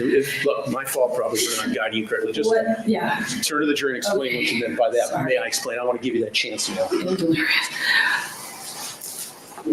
When Jennifer Hayes said the other day that Pi doesn't have a memory, Lana was her memory.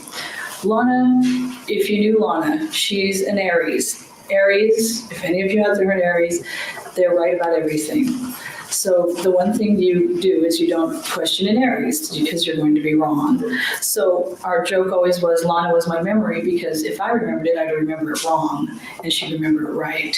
So that's why it's not that I don't have a memory. I just sort of gave up and let her be the memory of all of our, we did so many things together. We went so many places together. She was the one who could, you know, remember it accurately because if I remembered it, it wouldn't really be accurate.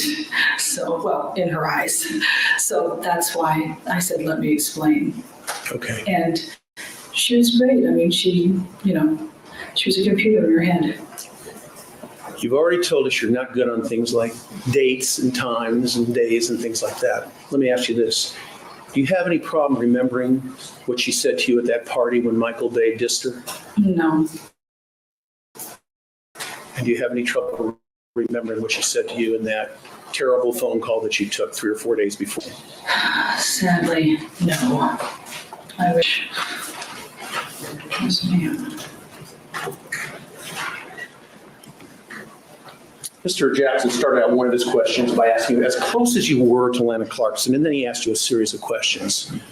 How close were you to Lana Clarkson? How close would you describe your relationship? I've never had a better friend in my whole life.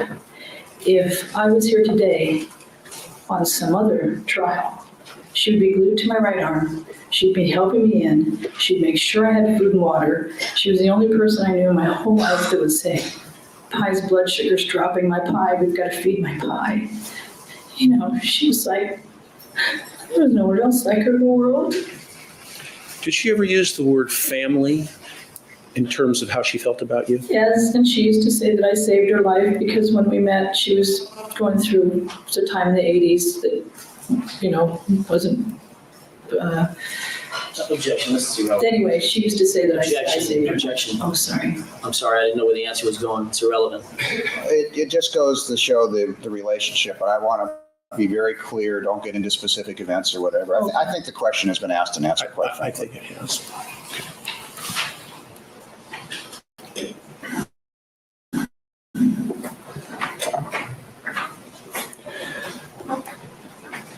I want to now shift to another area that Mr. Jackson covered, okay? Yes. You told Mr. Jackson in one of his questions that you did not contact the defense until after the law enforcement officers had come back to your house. Do you recall that? Yes. Did you actually contact the defense or did they contact you? They contacted me. Okay. And I want to get the chronology of this correct, okay? The first persons you spoke with, the very first persons you spoke with were not people from the defense team, is that correct? Correct. The first person you spoke with was Mr. Tom, the Los Angeles County Sheriff's deputy, who was one of the 2 case agents on this case, correct? Correct. And you knew that he did not work for the defense team, he worked for the prosecution. Yes. All right. And you first spoke with him, as I understand it, February 3rd, 2003, at about 9 o'clock at night, correct? I'm going to Yes. leading. I think that just the time of the night is purely foundational. I'll allow that one. Thank you. Then, as I understand it, you then had a period of time that went by, you didn't speak with anybody from law enforcement or the defense, correct? I'm sorry, counsel is leading. The way, where he's going, I don't think there's really any other way to do it. It has to be sort of slightly leading. Plus, it's been testified to numerous times. Correct, except part of the problem is her memory. I understand And when that. he's feeding the question to her, it doesn't test her memory. Right now, I'm listening to the questions that are asked. I do agree they are slightly leading. I also agree that they are foundational at this point. If it gets into what I think is a memory issue, then I'll sustain your objection. Sure. Right now, it's Thank you, overruled. Judge. You may proceed. Thank you, Your Honor. Remember the question, or should I rephrase it? No, go ahead. Okay.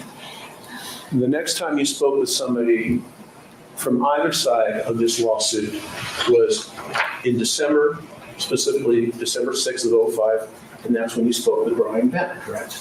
Yes. And you knew Mr. Bennett to be a DA investigator, correct? Yes. And the next time you spoke with somebody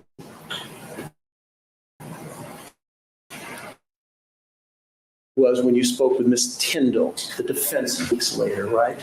Yes. You didn't call anybody from the defense team between the date of December 6th, when you spoke with Mr. Bennett, December 6th, '05, and December 28th of '05, when you met with Ms. Tyndall, correct? Correct. You didn't reach out to us at all, did you? Oh, no. Ms. Tyndall just showed up, correct?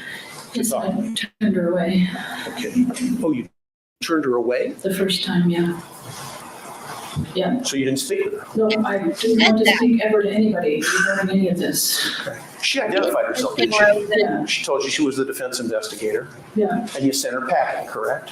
Yeah. And then she came back a second time, Yep. and that's when you met with her. Oh, she called.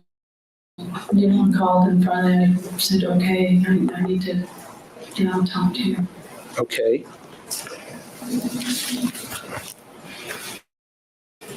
So in terms of sequence of when you spoke with people, you spoke with her third, not first or second, correct? Yes, correct. And now I want to ask you a question. When you spoke with Mr. Bennett on, actually, excuse me, I misspoke. I keep saying December 6th, 05. That's the date of the report. When you spoke with Mr. Bennett, you spoke with him on November 16th of 05, correct? I know he came to my house. Okay. Well, Would it be fair to say you don't recall specific dates when you were interviewed? I would never write those down or even think why I would have to remember dates when I was interviewed. Okay. okay, that's fine. But you do remember the interview at your Yeah, house with Mr. of course, yeah. And you knew he was from the DA's office? Yes, You knew he wasn't there on behalf of Mr. Spector, correct? correct. Okay, and do you recall telling him the following? Regarding the incident where she was being ignored by Michael Day, Clarkson expressed this to Laughlin. Objection, this is improper impeachment. First of all, it's beyond the scope of cross-examination, this particular question, and quoting would be hearsay. Well, I don't works. It's still hearsay. It still can be here. The bottom line is you're going to have to come to the bench and tell me what you plan to do. We're going to hold that in abeyance for a moment, okay? And I'm going to shift to another area. Okay. All right. Mr. Jackson asked you some questions about David and Daniel Kessel. You remember those questions? Yes. All right. And I was regarding whether or not he was Mr. David Kessel, an investor at one of the clubs, the Backstage Club, and what that was all about, that relationship. You recall? Yes. Let me ask you this.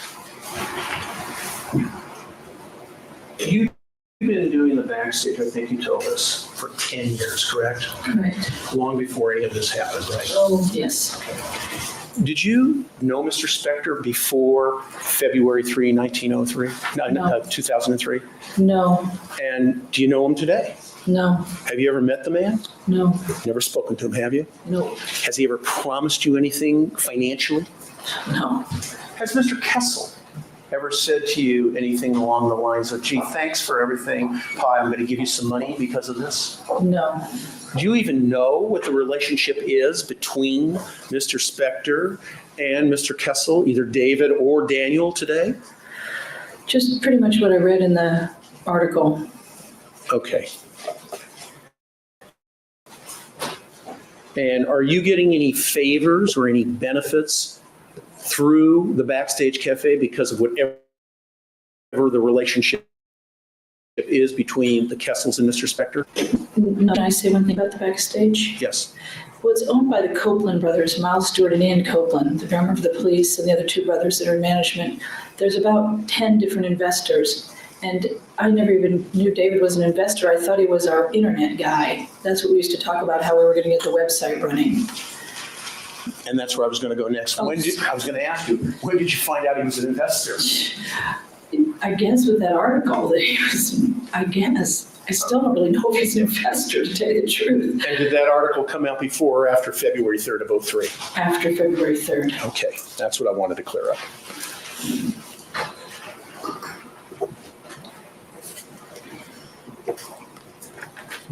And I assume you've never had any conversation with Mr. Kessel about his relationship with Mr. Spector, other than what you told us. After the article, then we talked on the phone about that article, and that was that. All right. I want to turn to another area now, if I may. We need to take a recess, ladies and gentlemen. Keep in mind the 50 admonition. degrees Thank you. there. Are you kidding me? It's 50 degrees there?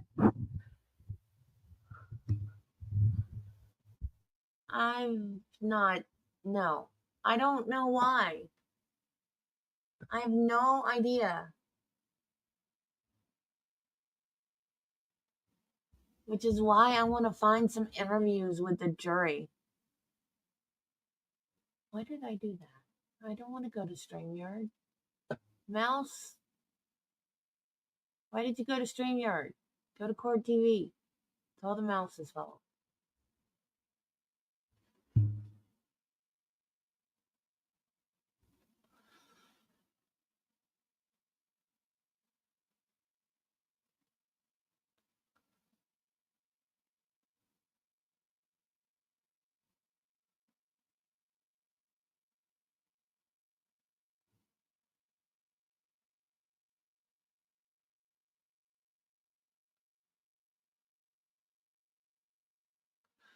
Starting to get hungry when I want to get through this crackhead's testimony.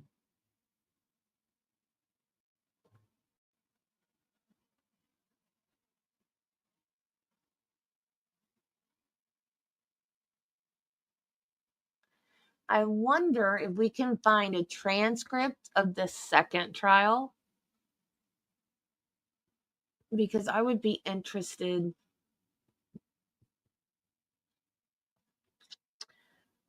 in reading that.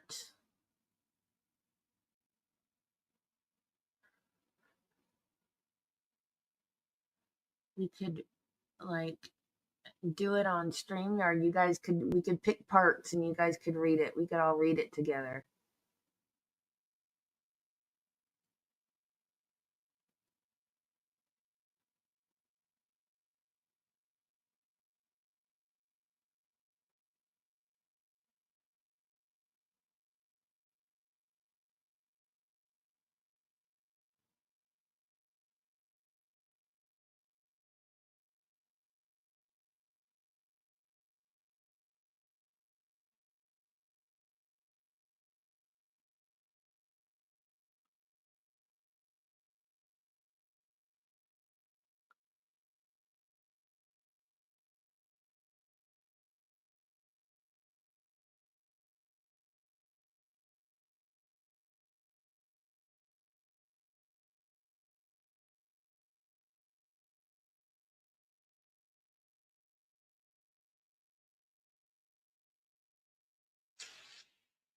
The hell yeah statement, if you will.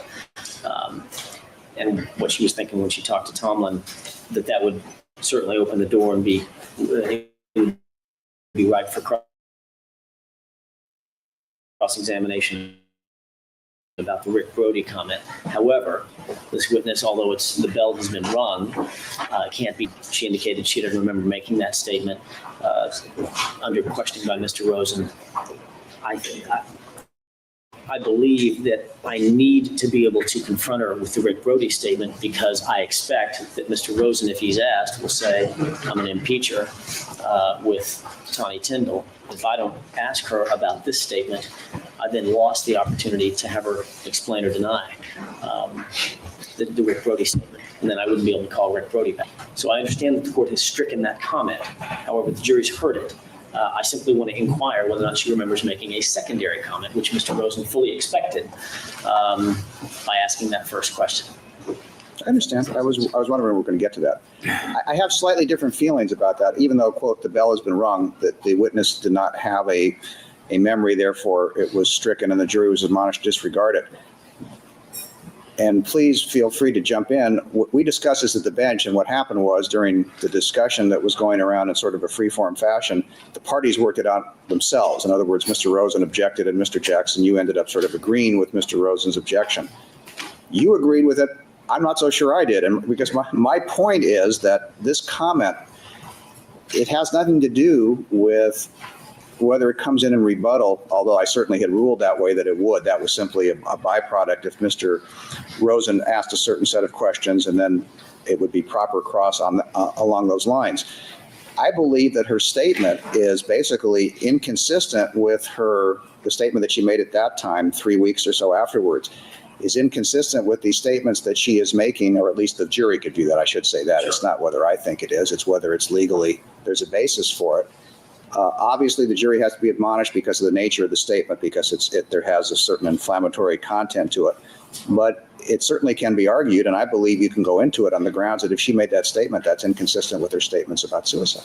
I don't think you need, it's not in rebuttal to the question that Mr. Rosen asked, it's simply admissible on independent grounds. So you can go into it, and when you go there, let me know, because I want to admonish the jury before they hear it. Absolutely. Okay?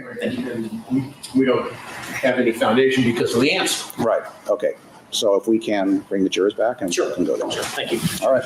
Just before. Yes, Mr. Bruno. There was an issue brought to the court's attention by Alhambra PD today. Yes, I'm going to take, oh, yeah, I'll do it right now. That's fine. There's the next witness that's going to testify, and I hope we get to that witness. And there's several police officers from Alhambra. I fear that crime is running rampant in Alhambra because we have a large portion of their police department sitting in my hallway. Hopefully the criminals in Alhambra are not watching and they don't realize that. The next witness that's going to testify is a detective from Alhambra by the name of Michael Page. Detective Page does work in an undercover capacity, and at the request of the chief of police of Alhambra, and I think he makes a good point, I am ordering that the television cameras, either one of two things, they not televise his face, or if they can electronically block it out, that's fine. And as to the print photographer, I think it's a no. Okay? So we're good on that. Just one thing, Your Honor. Yes. The second witness. Second witness, okay. One quick witness and then the second. Okay, so it'll be the second witness. His name is Michael Page, so when you hear that name, that's when the rules apply. All right, thank you. Let's bring out the jurors.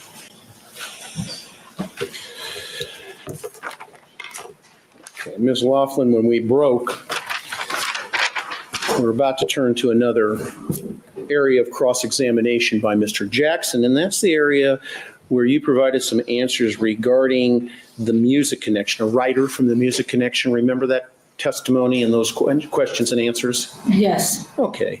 And I think this was brought out by Mr. Jackson regarding that an individual, a writer from the Music Connection, wanted to write a book about your life, correct? Yes. And when were you contacted by this individual, this writer?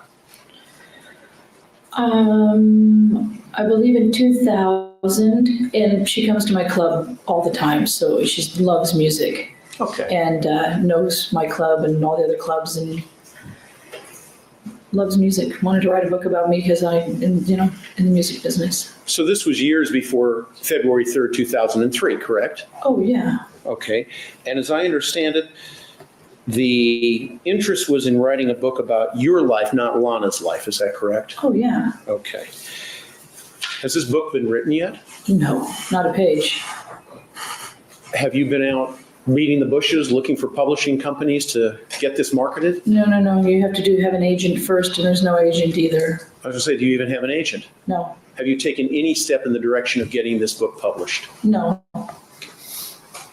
So the next question sounds silly, but I want to ask it anyway. Have you made any money as a result of this book that this writer talked to you about now 7 years ago? Nope, because there's no book. And Mr. Jackson then turned his attention to a gentleman named Elliot Mintz. And he asked you some questions about Mr. Mintz. Do you recall that? Yes. And did you at some point after the passing of Miss Clarkson contact Mr. Mintz? Yes, the very next day, he was one of the only two people that I phoned because my phone rang off the hook, but I needed some help, so I called him. Okay. How did you know Mr. Mintz? Well, actually, I believe it was through Lana because they're friends. They're good friends. Okay. And why did you select Mr. Mintz to be the individual to call? Because he's one of the top publicists in the country, and I thought that all the media would be coming towards me because I was her friend, and I needed to have some guidance as to what to do. I was scared. Did you call him out of fear because you thought he could provide you professional guidance since he was a publicist? Oh, yes. Okay. That's his job. Did you call him for any reason whatsoever because of Mr. Spector? Oh, no. I had no idea. Did you even know if they even knew each other when you reached out to him on that day? Not a clue. You only learned about that later down the road, is that correct? Yes.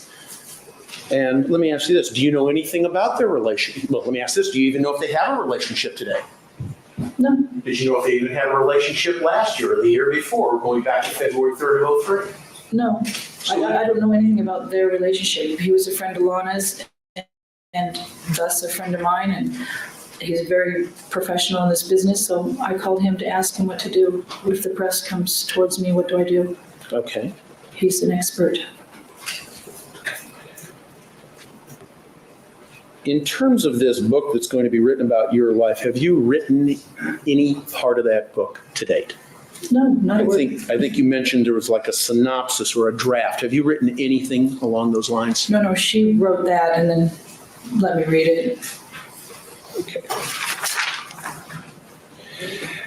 Now, Mr. Jackson turned his attention and asked you to describe what Lana was like when she was drinking. And I think as you told us yesterday, that sometimes it would be wheatgrass and vegetarian food, and next time it could be tequila and champagne, correct? Yeah, yes. There was a swing with Lana's personality in that regard, is that correct? Well, yeah, there was, Lana didn't really have a moderation switch. It was on or it was off. And she was very convicted to either side. Whatever she did, it was conviction because she's her Aries personality, very strong personality. Okay. When she would drink, and let's just say, I don't know, I want to use the term to excess because I don't know what that means, but let's say she would drink to the point where you felt she was inebriated, okay? Which is no big deal. Did you notice there was some difference in the way she would behave? Oh, sure. Okay. You shared with me out in the hallway just a little while ago an incident with her riding in a vehicle, is that correct? Yes. Okay. Your Honor, maybe we should come to the bench just so the court knows where I'm going with this. Okay. Because it could be construed in a different way. All right. You may proceed. Thank you, Your Honor. Let me turn your attention to another area, if I may, please. You mentioned that Lana was very demonstrative, could be aggressive at times, and I think Mr. Jackson. That misstates the evidence. Aggressive. She testified to that. I believe there's been testimony. In any event, could you just, without all the precursors, if you could get to the question? Sure. The question is this. How would you describe her power physically?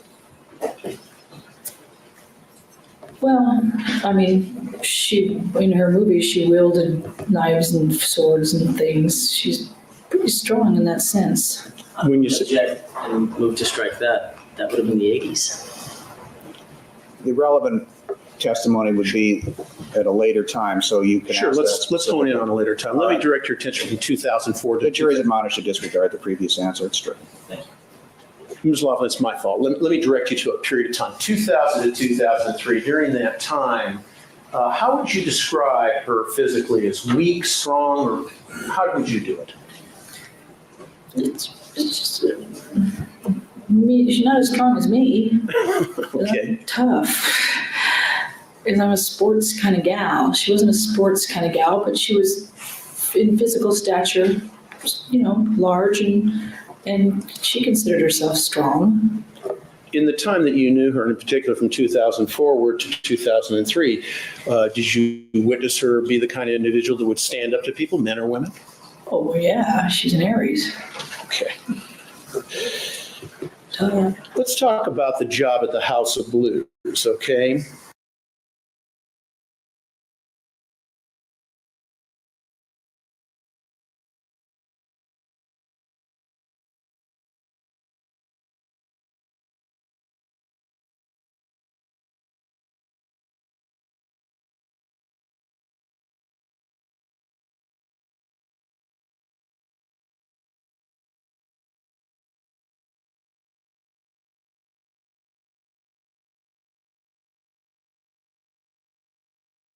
Mr. Jackson asked you how she felt about working at this wonderful club, this top club, this tip-top, okay?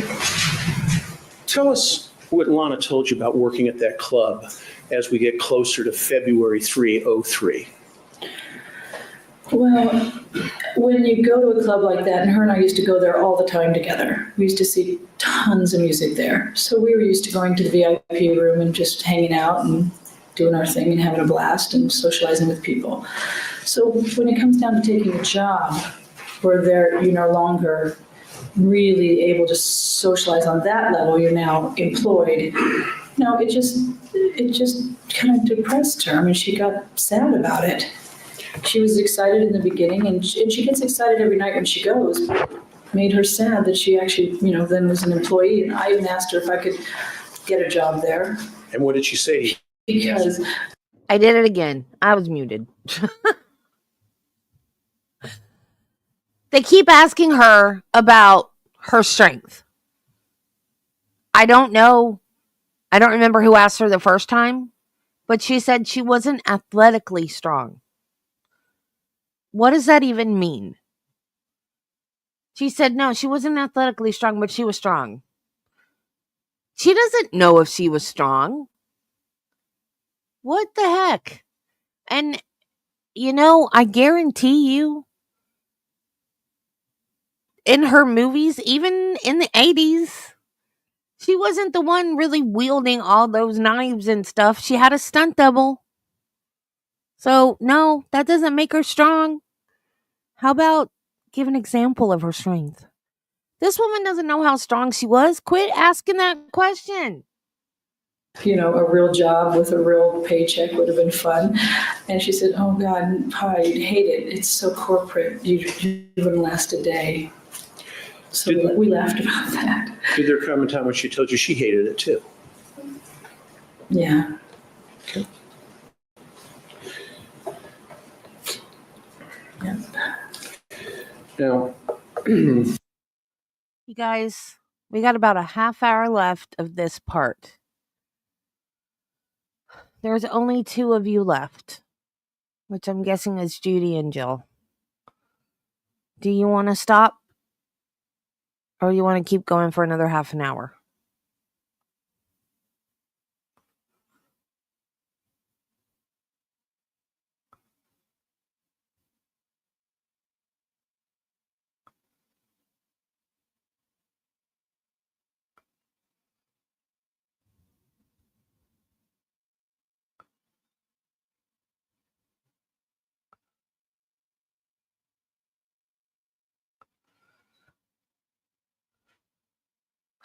Oh, Terry's here too. It says there's only 2 people watching. But I count 3. Unless Judy left and didn't tell me. Okay. I want to turn your attention to a couple other areas. Mr. Jackson asked you about the day that you got this phone call from Miss Clarkson, which I think was 3 or 4 days just before February. Well, just because it's here too. StreamYard's lying to me again. Oh, now it says 4. Okay. February 3rd of 2003. Okay.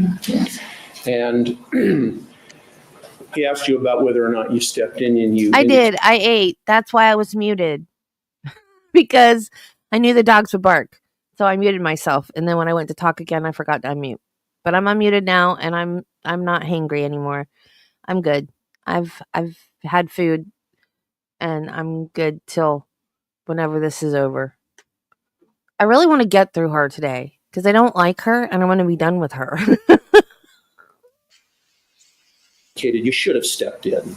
And you said that you tried to calm her down. You talked her through it. It took a while. She did calm down. But you said it was very frightening. Those were the words you used in answering Mr. Jackson's question. Do you remember that? Yes. I'm going to tell the jury. I'm going to ask you to tell the jury what you meant when you told Mr. Jackson that phone call 3 days before, 4 days before the demise of Miss Clarkson was very frightening. Tell the jury what you meant by that. It's a scary situation when you have a close friend that says those things to you that are so hurtful and you've never heard them say that before and you want to try and pull them back up. And you feel that, they're in a situation that is not a great situation and they're telling you because they're voicing how they're feeling. And it was just really difficult. And I was afraid. I was scared for her. I really didn't know what to do, actually. And I did the best I could. I cheered her up and tried to give her hope for a new day around the corner. Mr. Jackson asked you Did you try and contact her mother? And I think you said no, correct? Yes, He asked you if you tried to contact her sister, correct? correct. And you said no. Nope. He asked you if you tried to contact a suicide agency or a doctor or anything along those lines. And the answer was the same, no, correct? Correct. Now I want you to tell the jury why you didn't call those people or those agencies after you hung up with Lana. Because she called me and I felt she was my family, so I felt I was helping her as far as I could help her because I was her family. That's why she called me to tell me how she felt. Okay. And I perked her up. I brought her back up the best I could. I want to get back to this conversation you had with Detective Tomlin back on February 3rd of 03 at about 9:15 p.m. in the evening. I've asked you about it on direct. Mr. Jackson asked you about it on cross. I want to ask you a few more questions about it, okay? Mr. Jackson asked you whether or not in that interview, Mr. Tomlin asked you whether or not Ms. Clarkson ever mentioned suicide or was depressed. And you indicated no, correct? Correct. When you said no, I want you to share with us, what were you really thinking? I was scared. Why? Because she was in a fragile state. I was scared. And you didn't want to share that with him at that point, correct? No, I was told not to, but I was scared of what possibly happened. I don't know. You were fearful. What would happen to Lana, correct? Yeah. Those words that she spoke to you were very hard to hear, weren't they? Objection, this is leading. Sustained. I want to ask you another question in this area. Did you tell anyone else other than, I believe it's Mary Ann Donahue, is that correct? Anne Marie. Anne Marie Donahue and Mr. Lindblom, that Lana Clarkson said that she could just kill herself? I told Officer Bennett Who else? when he came to my house. I think it's in Tawny's statement as well. And, our friends that were close to me and her, because I was concerned about what the possible outcome was. So it was not just Mr. Bennett, it was not just Miss Donahue or Mr. Lindblom, is that correct? Correct. It was other people as well. Yes. Were you acquainted with Lana in terms of how she would carry her purse or her bag when she would go out socially? Objection, this is beyond scope of cross. I asked you to reopen for a short. I'll allow him to reopen. I agree it is beyond. All right, you may proceed. Well, unlike me, yeah, she would never put her purse down. I would throw my purse and never see it again for 5 hours. She wouldn't do that. She liked to keep track of everything. Did she keep her purse on herself a lot, on her person, Sometimes, yeah. or nearby? Yeah, always.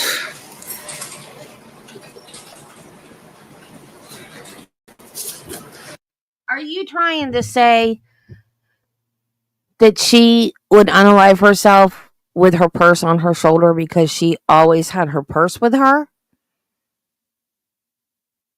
Is anybody buying that? Oh my God. Now, if I go to somebody's house, I don't really carry a purse anymore. I have like one of those phone wallet things, like a crossbody bag. But if I go to somebody's house and I have a purse, I put the purse next to wherever I'm sitting. I don't carry it all around the house with me, but I make sure I keep an eye on it. I'm not going to put it back on my shoulder until I'm ready to walk out of the house. Would you be walking around somebody's house with a purse on your shoulder? That's ridiculous.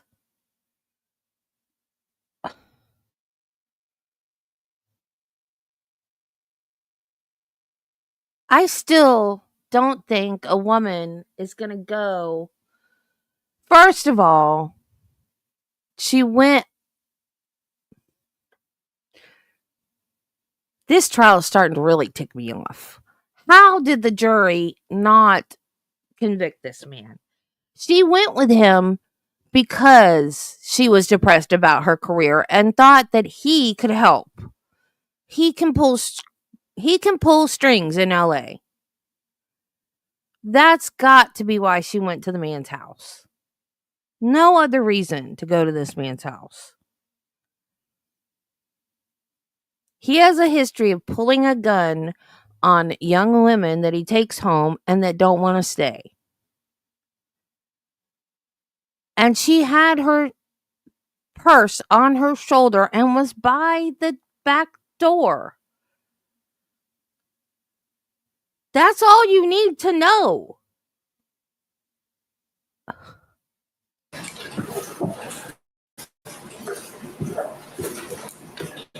I have just a series of questions, and I've completed my examination. I hope they're going to be short.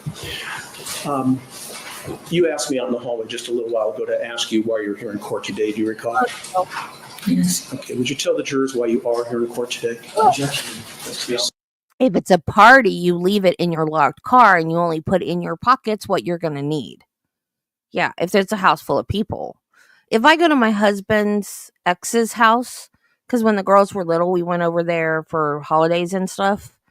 And that woman collected strays. There was always a house full of people. All these sketchy friends of her other kids. And then sketchy relatives and sketchy friends of hers. I never took my purse in the house. I made sure it was locked up in the car. Sometimes I'd even make Travis lock it in the trunk. I'd be like, pop the trunk before we go in the house. I got to put my purse in there. I didn't trust anybody in that house but my girls. When they were little, this is how bad it was. Honest to God, I'm not exaggerating. Excuse me. I'm not exaggerating. My girls, my stepgirls, they had locks on their dresser drawers in their own home. That's how bad it was at their house. That's a shame, man. Sustained as to why she's here. Well, No, ma'am. oh, Thank you. No question. I'm sorry. It's all right. You've been telling us the truth as you've been testifying through last week and today, correct? Yes. Okay. When you spoke with Mr. Tomlin and didn't say anything to him, it wasn't until I believe you said that you spoke with Mr. Bennett in 2005 that you revealed this information to the government. Is that correct about Lana's statements? Yes. Okay. And that was after Mr. Spector had been charged and indicted, correct? I think so. Okay. And that changed things in your mind, didn't it? Objection, this is leading. No, Excuse me. Well, it's very leading. The answer was no. no, because I don't really know what all that means, and I have no vested interest in any sides of anything. Okay, when you say you have, that's what I want to ask you. When you say you have no vested interest in sides, what do you mean by that? Well, I have no vested interest in sides. It's not about that. It's about me and my conscience and my heart and my conscience. Okay. I have to. So you have no vested interest in the prosecution side nor in the defense side. Is that a fair statement? That's totally fair. Okay.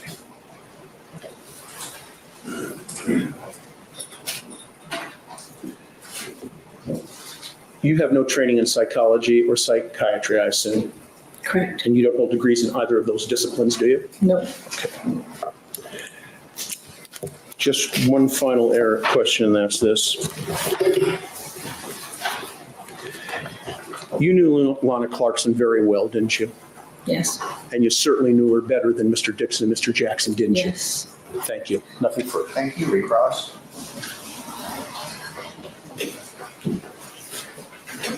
Yes, Judge.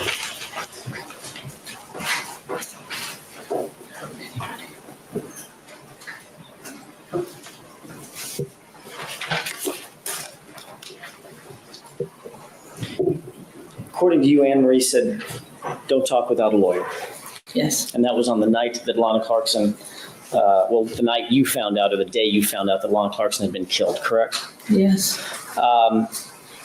She indicated to you that because her dad was a lawyer, that you shouldn't talk without a lawyer, correct? Yes. All right. So when the homicide detectives showed up at your door and said, "Madam, can we talk to you?" And you already said that they were very polite, correct? Yes. When the homicide detectives showed up and knocked on the door, "Can we have a few minutes with you?" Why didn't you say, "Miss Pye, I've been advised not to speak with you"? Because they're homicide. This is what I tried to tell Anne Marie. They're homicide detectives. My friend is dead. So you decided when these homicide detectives, which can be an intimidating thing, correct? Yes. I mean, badges and guns, right? Sure. I don't mean that they had their guns They out. have their guns pulled, I no. mean, they're showing up in business suits like I'm wearing, but they've got a badge on their hip and they got a gun on their hip, correct? Yes, but I knew they were there for the good Sure. of my girlfriend. So because they were there for the good of your girlfriend, you made a personal decision to lie to them, correct, Ms. Pine? Trust me, I didn't want to. I didn't ask if you wanted to. Well, actually, let me withdraw that. You say you didn't want to, but you did, didn't you? I was advised not to talk to them and tell them the truth. So you didn't tell them, "I'm not going to speak with you." You made a conscious decision to fabricate a story. Is that what you're saying? That story, that's not a fabricated story. It was not a candid story. It wasn't, right, it wasn't as open as I wanted it to be. Okay. Because I felt at that time I wasn't supposed to be that open, and I stood there like a deer caught in the freaking headlights. And you knew that all they were asking for was the truth, correct? Yes, and I wanted to tell them the truth. And you knew that the only thing they wanted to do was kind of begin building a Correct. picture of who Lana Clarkson was, correct? That's right. All right. And in so doing, you sat down and talked to them, correct? We didn't sit, we stood in my kitchen. And you began helping them build this picture of Lana Clarkson. Is that right? Sort of. It didn't last long. It was just a few questions. And when they asked you those questions, you knew that it was in anticipation of a possible criminal investigation, correct? Yes. In other words, you knew that Lana Clarkson had been killed in someone else's house, right? Yes. I mean, this was not a circumstance where somebody was found after after jumping off a bridge or something, alone, right? Right. Well, correct? Well, at that time, actually, it was, oh no, okay, go ahead, sorry. Okay, you knew that she had been killed in another human being's house, correct? Yes, by the time they got there, yes. And you knew that there was going to be a potential criminal investigation surrounding this. Yes. And you already said you knew they were homicide detectives. Yes. And you tried to provide them, did you not, Ms. Pye, with information that you knew about Lana Clarkson because you were so close to her, correct? I gave them, yes, I sort of muted the answers the best I could. And you said on direct examination that you wanted to make sure that they, quote, knew the truth. Is that correct? I wanted to. All right. And according to your testimony now in 2007, that wasn't the truth. You left some things out. I left some things out. Okay. So why did you not, well, let me ask it this way. When did you have the epiphany that, you know what, I left a bunch of stuff out. I'm gonna start expounding on that, expanding on my first statement. When did you have that epiphany that, oh my goodness, I gotta tell the truth now and let everybody in on my secret? Because I got physically ill. When? In those 2 years when I was holding it all in, I got really sick, and it just was on my shoulders and in my mind all the time, and I just didn't know what else to do. I had to tell the truth. My dad always told me to tell the truth. And of course, when you decided you wanted to tell this truth, you contacted or were in contact with the defense, Mr. Spector's defense in this case, not the investigators for the, as Mr. Rosen puts it, the government, correct? I was in touch with Rod Lindblom the day she died. Mr. Lindblom is not the defense and he's not the government. Well, I thought he was. Okay, when did you decide, after you already indicated that the interim 2 years or so between 2003 and let's say 2005, you wanted to go ahead and tell the truth because you couldn't live with it anymore. Isn't it true, Ms. Pye, that you contacted the defense to let them in on this truth? No, I did not contact them, and the detectives contacted me and came to my house, and that's when I finally broke down and said, look, I have to tell you what happened. You broke down for the first time when Detective Bennett and Detective Freya showed up at your house on November 16th, not December 6th, November 16th, 2005, correct? Correct. Isn't it true, Ms. Pye, that when in fact the detective showed up at your house on November 16th, 2005, you already had in your possession 4 phone numbers? Did you not? 4 phone numbers? Phone number for Bill Gailey. Does that name ring a bell? Yeah. A phone number for Leslie Abramson. Does that ring a bell? These are people that called me. A phone number for Cheryl Yoakum. Does that name ring a bell? Yep. And a phone number, amazingly enough, for Roger Rosen. Isn't that true? Oh, that I don't. Amazingly enough. That I don't remember. I'll rephrase it. Of course, I remember the other 3. I don't just remember. one second. The objection to the term amazingly enough is sustained, that's stricken. The rest of the question remains. Now she may answer. You had those 4 phone numbers in your possession before the district attorney investigators showed up at your house on November 16th, 2005. Isn't that true?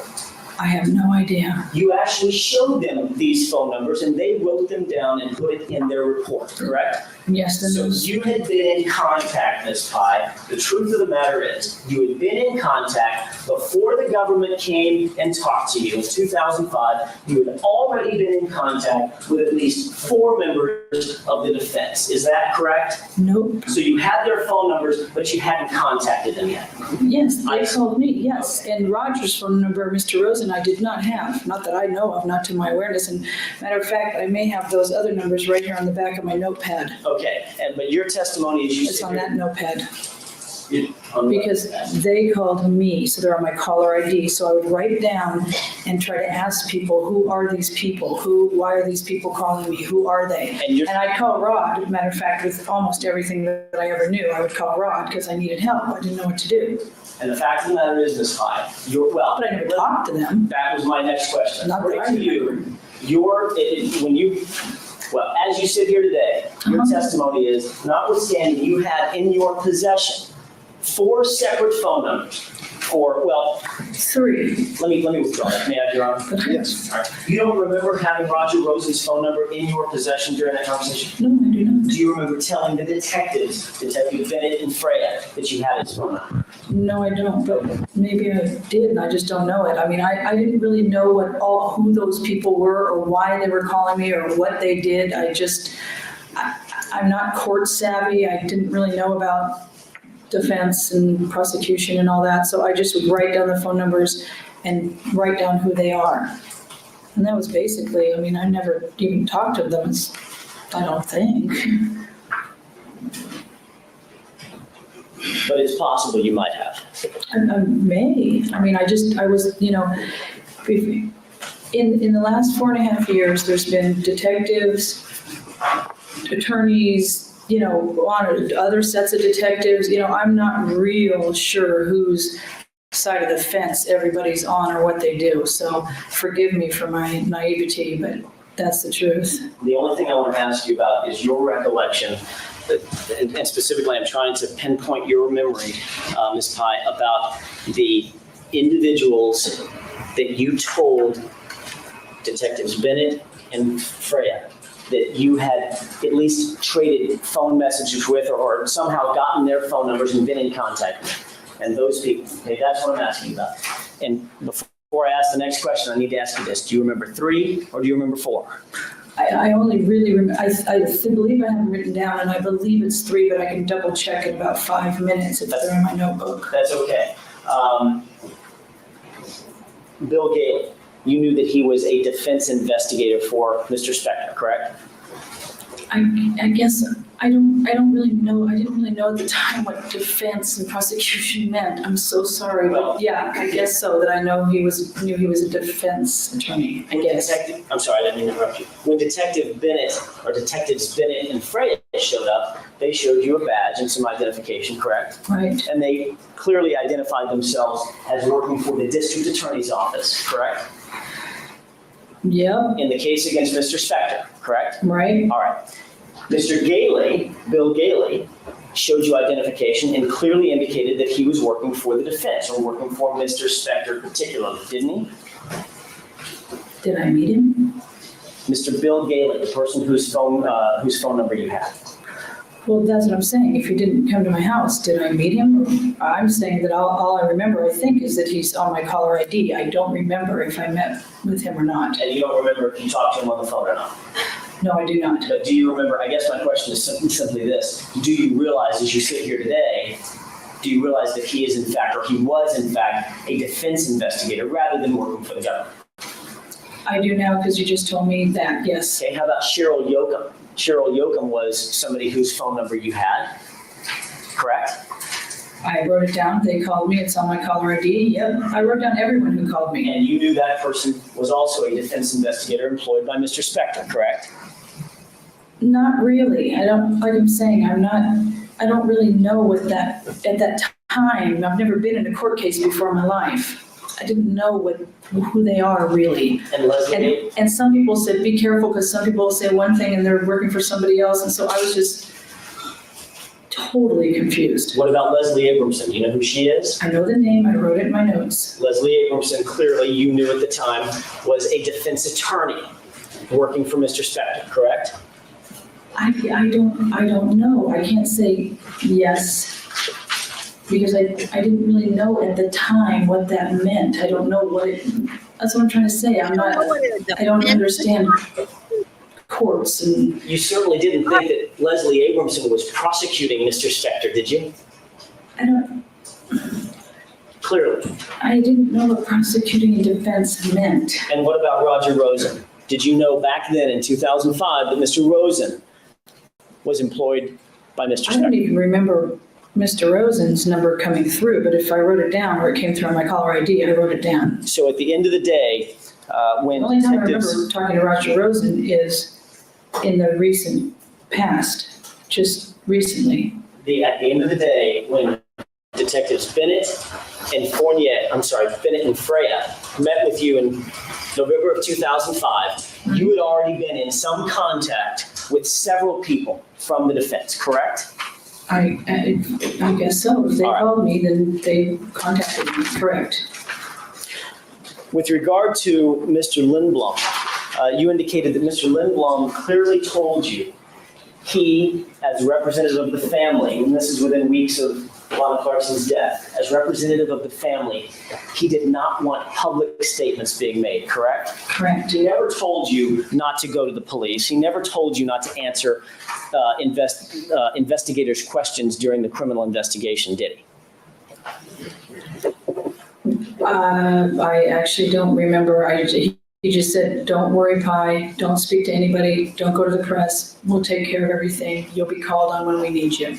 And of course, you abided by that, correct? Yeah. And that's when you began feeling somewhat left out and marginalized by the family, isn't that true? No, I don't feel left out. I know how painful it was for them, and I don't feel left out. Didn't you tell Detectives Bennett and Freya that you felt specifically slighted and, quote, marginalized by the family for not including you in the inner circle after Lana's death? Well, Asked and answered. It's already been gone over. Yes, but every time we do it, it's opened up again on redirect, so it's allowed the district attorney to go into it and recross. well, marginalized isn't a word that I would ever use. And so what was the other word? Slighted. Slighted. I'm not sure if I would have said slighted. How about left out? How about hurt? How about upset? A little hurt, Okay. because I felt that, I felt, because of what I told Rod, day one, the second person I called in the world, and the only person I called besides Elliot Mintz was Rod Lindblom. And I felt that by what I told him, that now I maybe was being put, pushed out. On the outside. Correct. And as a matter of fact, in your words, I think Mr. Rosen asked you a question, and in response to it just a second ago, in your words, you indicated the whole world was looking to me for the answer. I was her best friend. Okay. And because the whole world should be looking to you, pumpkin pie, for the answer, and because you had been somewhat muzzled by the family, you felt hurt. You felt like an outsider, correct? Honey, I was hurt no matter what. And to remedy that, Miss Pie, It wasn't because of that. I was hurt in general. and to remedy that, Miss Pie, you contacted the defense, and then you felt very important after No, that, I didn't you? did not. Are you freaking kidding me? No, I'm not kidding. I'm asking the Well- questions. Isn't it true Hello. that you contacted the defense, Miss Pie, and at some point you began to feel very important because all of a sudden your story changed and you became the center of attention? Isn't that true? You know, Mr. Jackson, Is it or is it not true? that is so not true. Excuse me, she wasn't being responsive initially. That is so not true. All right, thank you. I'm in shock Thank you. at your question, but thank you.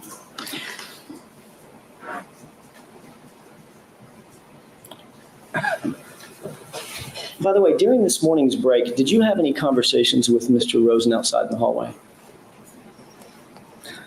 I would have been in the morning break? Yes. Yes. What was that about? Yeah, I've been on the stand for how many hours now? I really have no idea at this point. You came back after the break and you looked emotional, upset. Well, this is the most upsetting day of my life. It's the second most upsetting day of my life. What did Mr. Rosen tell you when you two were out in the hallway this morning during the break? I have no idea.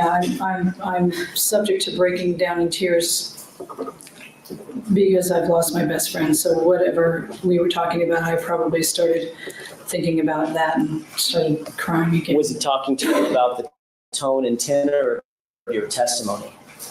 Well, that wouldn't make me cry. Was he talking to you about the content of your testimony, Ms. Pye? Not that I'm aware. I mean, I don't know. Was Mr. Rosen asking you any questions about things that he was going to continue to ask you or things that I might ask you when we came back in after the break?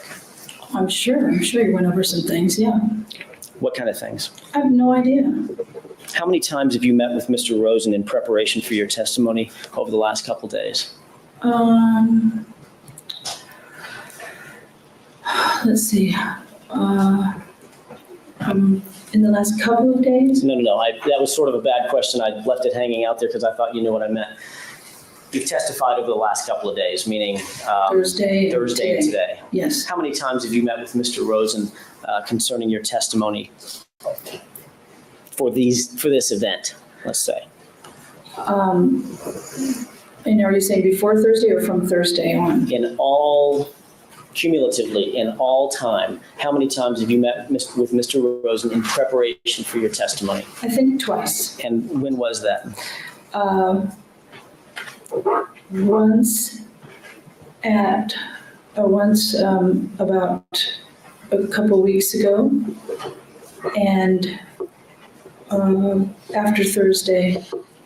After Thursday, you and Mr. Rosen met? There was one meeting, yeah. And what was discussed at that meeting after Thursday?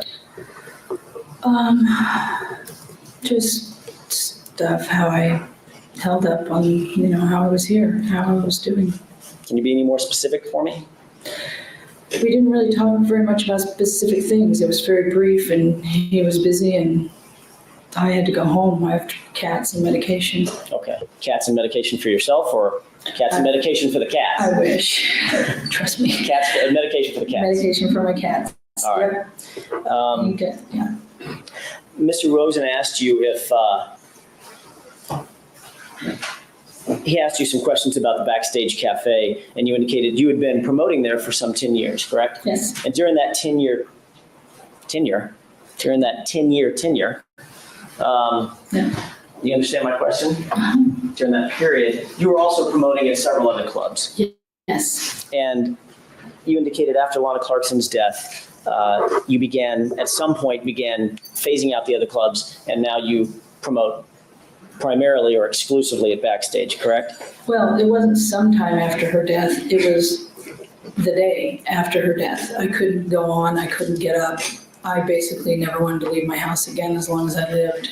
And you indicated that, and by the way, you do earn a living promoting Backstage Cafe. I mean, you don't do it pro bono, correct? Right, you made it hard to make a living. All right, they may make it hard, but you in fact do get money for promoting it backstage. No, but I was saying, from the day she died, it made it super hard to make a living. I see. That's correct. And the fact, Mr. Jackson, how much longer? I have a few minutes, Your Honor. There were several areas. And I assume that you're going to have redirect.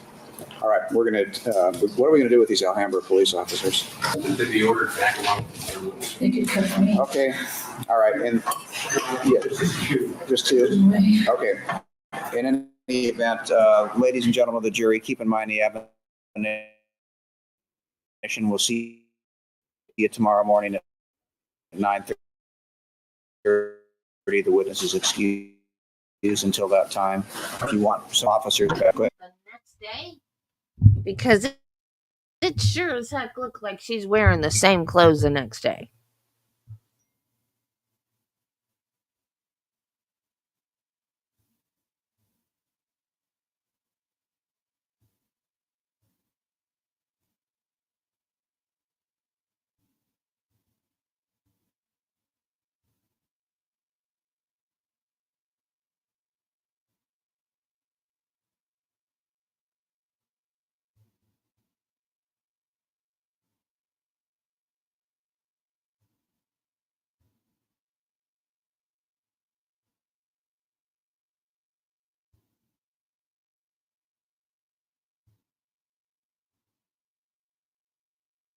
What in the heck?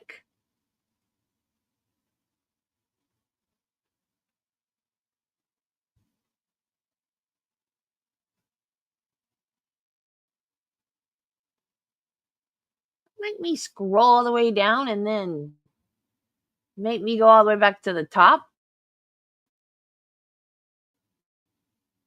I hate this website. Oh no, she is wearing something different. Just the jacket's the same color. I hope it holds her boobs in this time. It does look like a V-neck.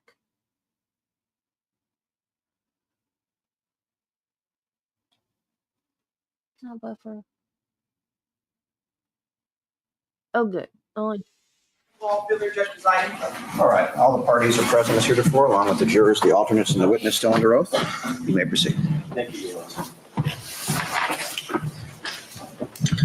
I don't expect to be very much longer with you this morning, so bear with me for just a second.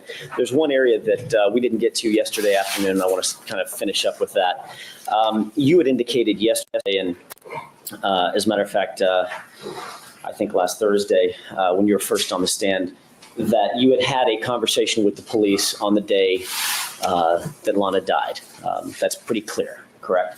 Yes. And during that conversation, Ms. Pye, you indicated to the police, Detectives Tomlin and Fournier, that in fact, Lana was not suicidal. She didn't indicate anything to you about suicide, and she didn't have any depression that was notable to you. That was your statement to them at that point, correct? Overruled. And just to bring us up to date, there were also conversations that you had with friends and family at various functions in the days and weeks following Lana Clarkson's death as well, correct? I didn't go out much, but But you were at some functions, correct? I guess so, yeah. I mean, and I don't necessarily mean, for instance, there was a memorial for Lana. Yeah. It was, and you were at that. Yes. It may not have been the most festive thing in the world because of Lana's death, but there was a wedding reception just a few weeks after that. And Yes. or functions, you carried a picture of Lana Clarkson with you. Yes. And that was in deference to her. Yeah. And isn't it true, Ms. Pye, that at Anne Marie Donahue's wedding reception, the subject of Lana Clarkson's death did come up between you and a man named Rick Brody? I'm so sorry. I have no recollection of that. I was dazed and confused at that point in my life. Isn't it true, ma'am? Is a better answer, matter of fact. I understand. Very understandable. Yeah. Isn't it true, ma'am, that during a conversation with Rick Brody, you indicated with reference to Lana Clarkson's death that, quote, "We need to fry that bastard for killing Lana Clarkson," referring to Phil Spector. I don't remember that whatsoever, and that doesn't sound like something I have ever said. You never used the word or used the phrase, "we need to fry that bastard." No, a lot of other people have said that. But according to your testimony today, you didn't utter that phrase. Not that I remember. I don't think I would have ever said that in my life. You remember. Is it conceivable or possible that at that wedding reception, you uttered that phrase to Rick Brody? Objection to the former question. Sustained. There's no Sorry. question pending there, that's fine. In your mind, as you sit here today, and I understand you've indicated several times that your memory is somewhat hazy, in your memory, do you remember saying, "We need to fry that bastard for killing Lana," concerning Phil Spector, to anybody? I do not. At the reception, at the wedding reception, No, at the memorial service? I never believed that, so that's something that I wouldn't have said. Or at the funeral? Correct. And if you did say that, that would certainly indicate that you did believe that, correct? No, So you might have said that and been lying about it? no, I'm just saying I don't ever remember ever saying that. All right, thank I'm you. sorry. Redirect? Yes, please. Ms. Laughlin, you never believed what?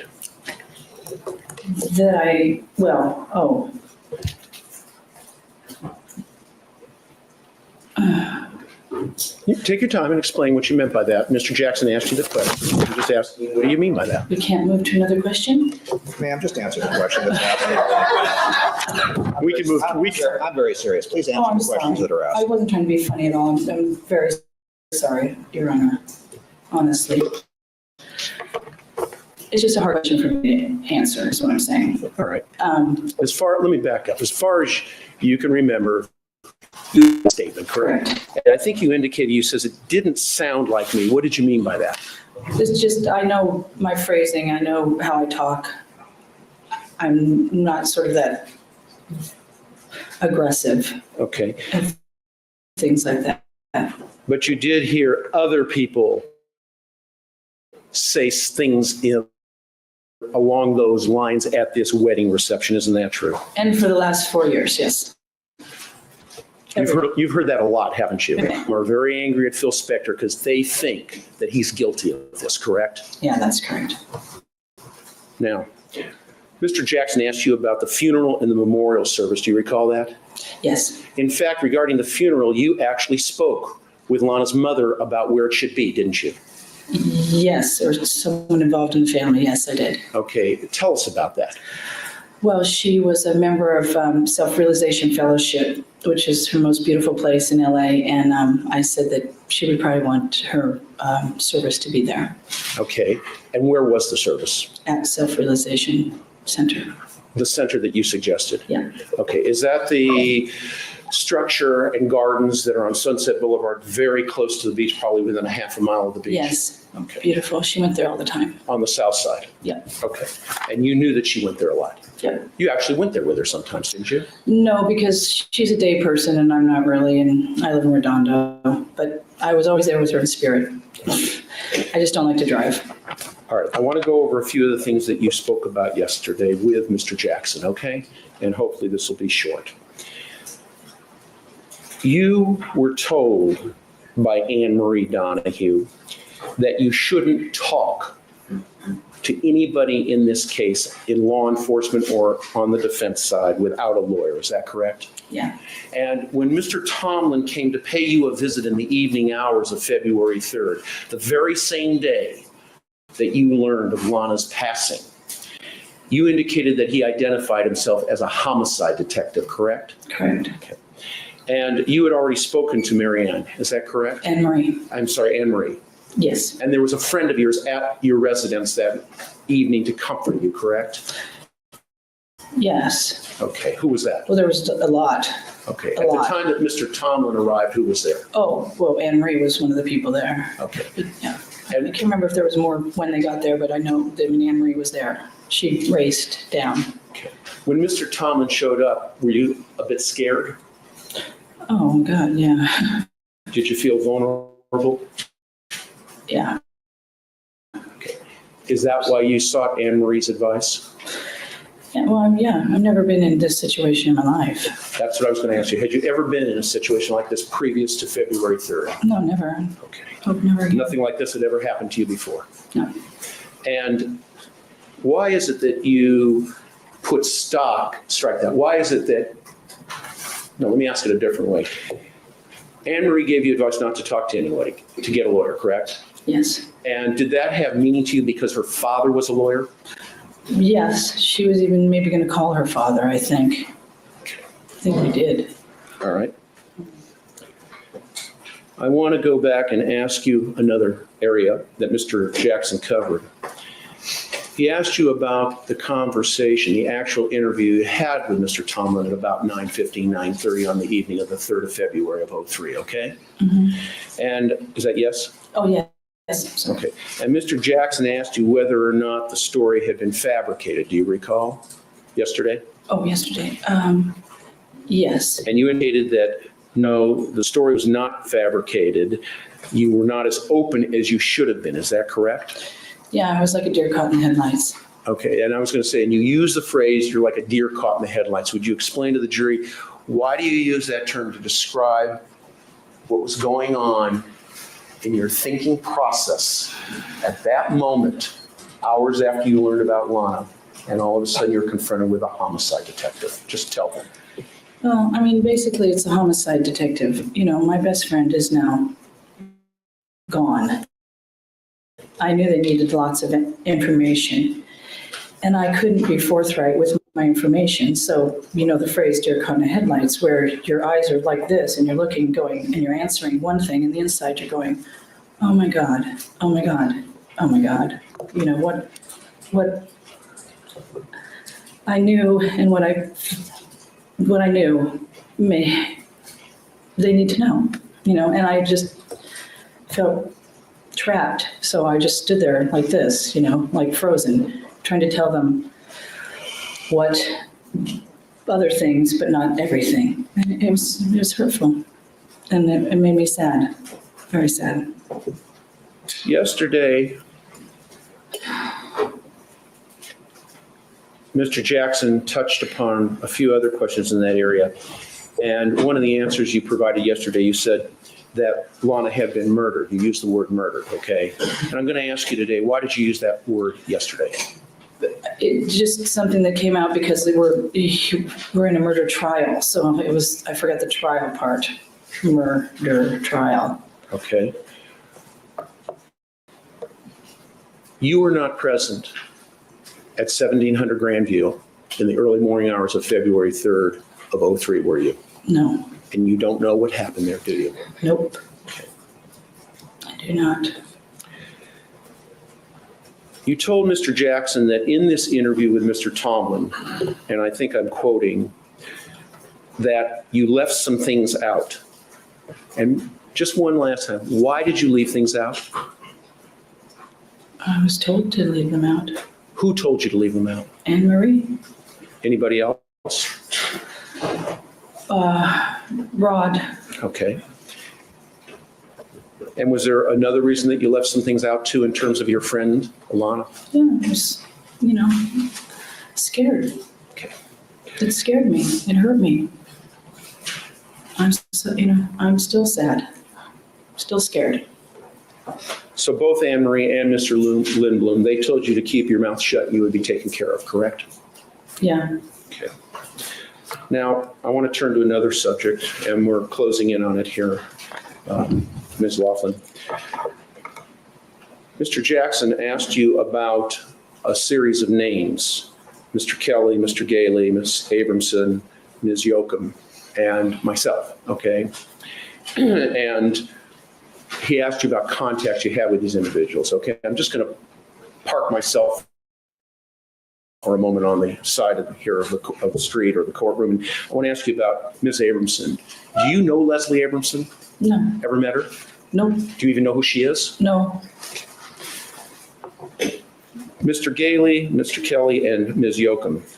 Did you know they were defense investigators when they called you? Not really. I mean, if they said they're defense investigators, I didn't know what that meant. What an investigator or a defense investigator, I have no clue. I was so bombarded with so much. Now, did you, as I understand it, you did in fact, you met with Tony, is that correct? Yes, Okay, you met with Tony a couple of times to talk about, right? yes. Okay. Court's indulgence for just a moment, please, Your Honor.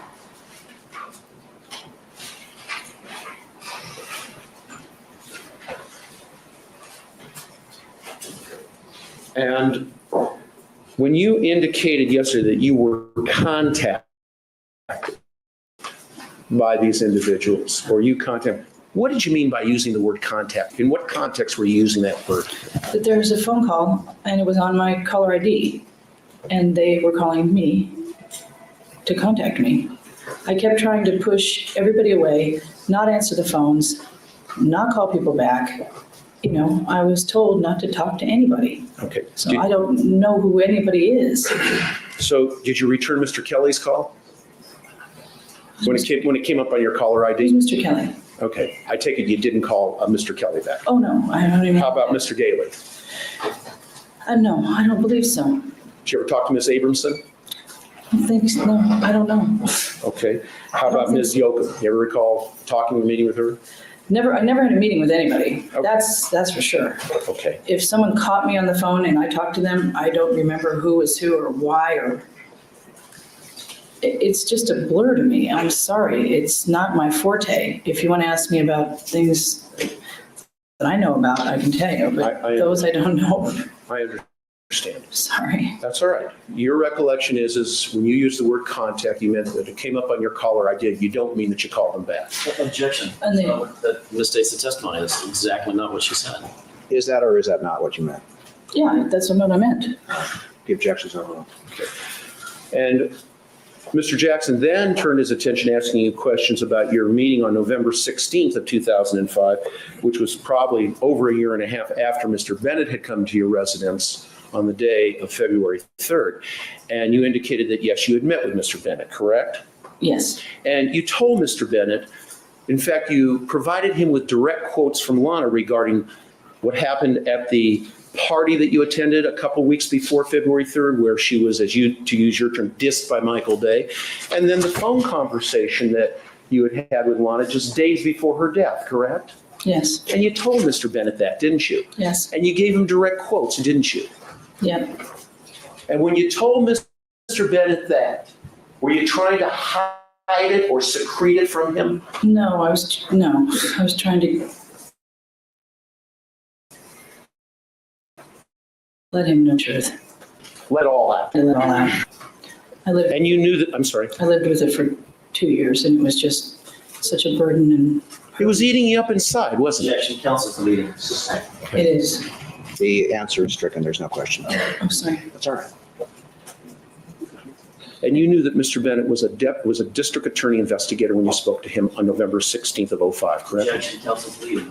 I think that's foundational. I'm not going to sustain it. You may ask that. All right.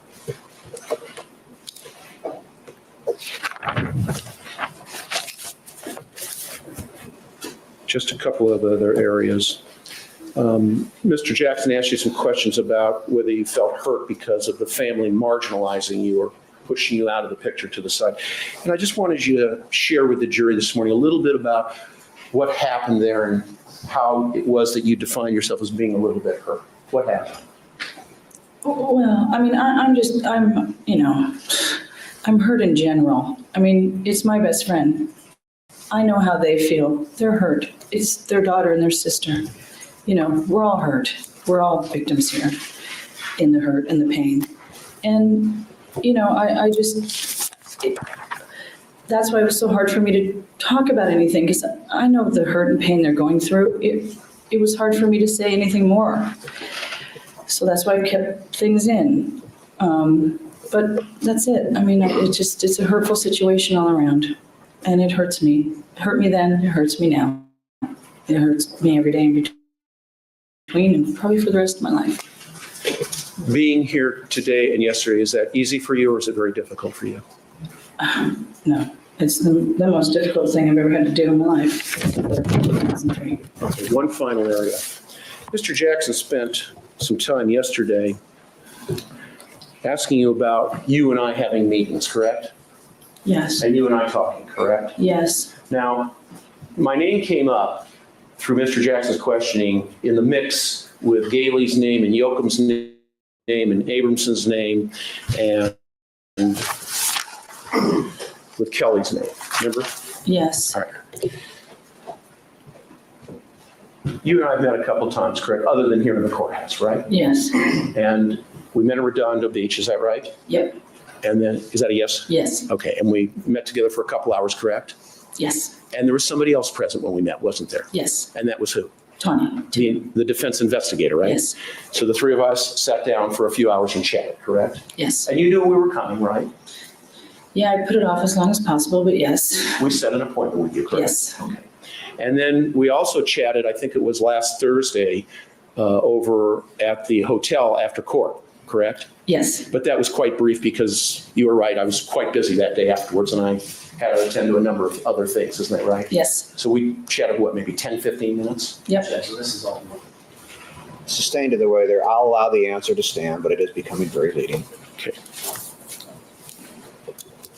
You and I have spoken a few times on the phone, very briefly, Yes, and we've spoken here in the hallway, as Mr. Jackson said, correct? yes, Did I ever tell you what to say when you came into this courtroom at the very first instance last Thursday?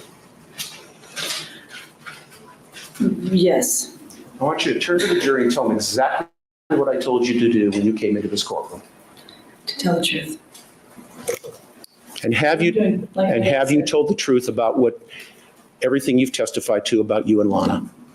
Yes, I said the truth, yeah. I have no further questions. Thank you. Recross. This is just a little bit different truth than the truth you told to Tomlin and Fournier, though, correct? What different truth? Overruled. What happened to To these jurors, it's a little bit different than the truth you told to Tomlin and Fournier. The ones that came to my house first? Correct. Oh, yes, I already stated that. Thanks. Anything further? Thank you. Anything further? Yes? What you're telling us here is more complete, is more of the universe of information that you have as opposed to that short meeting with Tomlin on the day that you went with your friend Haskell, correct? I've said it before, I had to hold back things. I didn't want to hurt people. Thank you. No, Thank you. nothing further. Thank you. Subject to recall, you're excused. You may step down. Thank you for being here. Thank you very much. Yay, we did it. We did it, guys. We did it. We did it. We got through pumpkin pie. Yay. Wow, we've been doing this for 6 hours. Wow. I'm so glad that's over.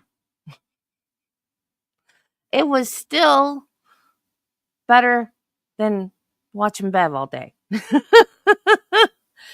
Man, was that weird. She's a piece of work. Oh my God. I swear she was on something. Not the first day, but after that, man. Jeez. They still didn't ask her what she wanted to be perfectly clear about. I thought for sure that Rosen, because he had like the other stuff that Jackson asked that was that he was like, no, Mr. Rosen will ask you like that stuff. I thought for sure, because he did follow up, and I thought for sure he was going to say, you said, let me make something perfectly clear, and you were cut off. What were you going to say? I kept waiting for him to say that, and he never did. I want to know what she wanted to make perfectly clear. I wanted to know so bad. Okay, guys. That's it for today. I will be back again in the morning at 8, and we will probably stop at 12. I don't think we're going to have another situation like today. I couldn't stop in the middle of hers. It was just too entertaining. She was she was so messed up. I just had to. I couldn't stop. It's like, it's like a train wreck, or a accident. You can't look away. I, just, I couldn't stop watching. I just had to watch the whole thing. I couldn't stop. So tomorrow at 8, I'm gonna try to stop at 12 because Travis wants to go to a water park on Sunday. I don't think this one has any lifts for handicapped people. However, the last time we went to one, I didn't even know they had the handicap lifts till we were on the way out. Because stupid me didn't think to ask on the way in. I think to ask on the way out.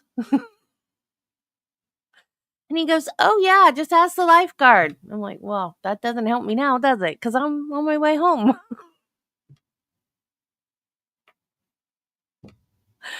So then for like the next 3 days, my calves hurt so bad. But see that's the thing with fibromyalgia. Was that because of the fibromyalgia or was that just because I'm out of shape? Like, I don't know. But my calves, the back of my legs hurt so bad for like 3 days. Every single step I took was agony. So I guess that's going to happen again. But the slides look like so much fun. And Travis doesn't like, I like to swim a while, do some slides, and then like lay out in the sun for a while. Travis doesn't like to lay out in the sun. He wants to go, go, go, go, go, go, go all the time. But he will let me rest. If it's just me and him, he'll let me rest. If it's him and the girls, they go constantly and then I rest whenever. But if it's just me and him, we'll do some slides and then we'll. In fact, last time, because we went to Typhoon Lagoon and they have the water roller coasters. They have 3 water roller coasters. We did 2. And after the second set of stairs, he's like, "We're not doing it again. You're not climbing those stairs again." And we went, after the second climb, we went back to the wave pool. And I was like, "Okay, I'm ready to go again. Let's go again." And he wouldn't let me. I was like, "But there's another one we haven't ridden yet." And he's like, "No, you're not climbing the stairs again." Exactly. Slides are fun. Stairs, not so much. But they do have, not to all the slides, but some of the slides. I don't know why they don't have them for all the slides. Some of the slides have some type of a lift system. I know at Blizzard Beach, because Blizzard Beach is themed as a ski resort, but all the water has melted. So they have ski lifts that take you up to the top. And Typhoon Lagoon is the one that we went to last time, and they have some type of a lift system up to the newer slides. The originals from when it first opened, they don't have lifts. And they have one where you actually you start at the bottom it's a giant raft. You have to have at least 3 people. So we usually, when we go by ourselves, we get somebody else in it with us. You're in the raft when it goes up the conveyor belt. So that's good because you don't have to climb stairs for that one. But I climbed stairs and people passing me, like, because I'm slow, because my knees are bad and it hurts my legs to climb stairs. So I've got people passing me. I'm just like, I'll just stop and go ahead. So it takes me a long, long, long time to get to the top, but I do it. And he wants to go to several different ones this year because there's several in Orlando. Then the one we're going to Sunday, we've never been to before. And we were watching a video about it the other day, and it's like the cheapest one in Orlando. It's connected with Margaritaville, and I've never been to any of the Margaritaville resorts, but I'm pretty sure they're good quality resorts. So I'm hoping the water park is too. Okay, but I will be back tomorrow. But I'm taking Saturday, Sunday, and Monday off because I'm going to be in pain Monday. I'll tell you that right now. I know it's going to happen, but it'll be worth it. I'll have fun Sunday, and we'll probably do a goal thing on Tuesday. So make sure you can do a super chat or two because I might have some special videos of me being stupid on a water slide. So we might do a goal Tuesday. Okay, I will see you guys tomorrow morning. Be kind to people, love your family, and Jesus loves you, and so do I. And I will see you in the morning. Bye, guys. Have a good evening. Love y'all.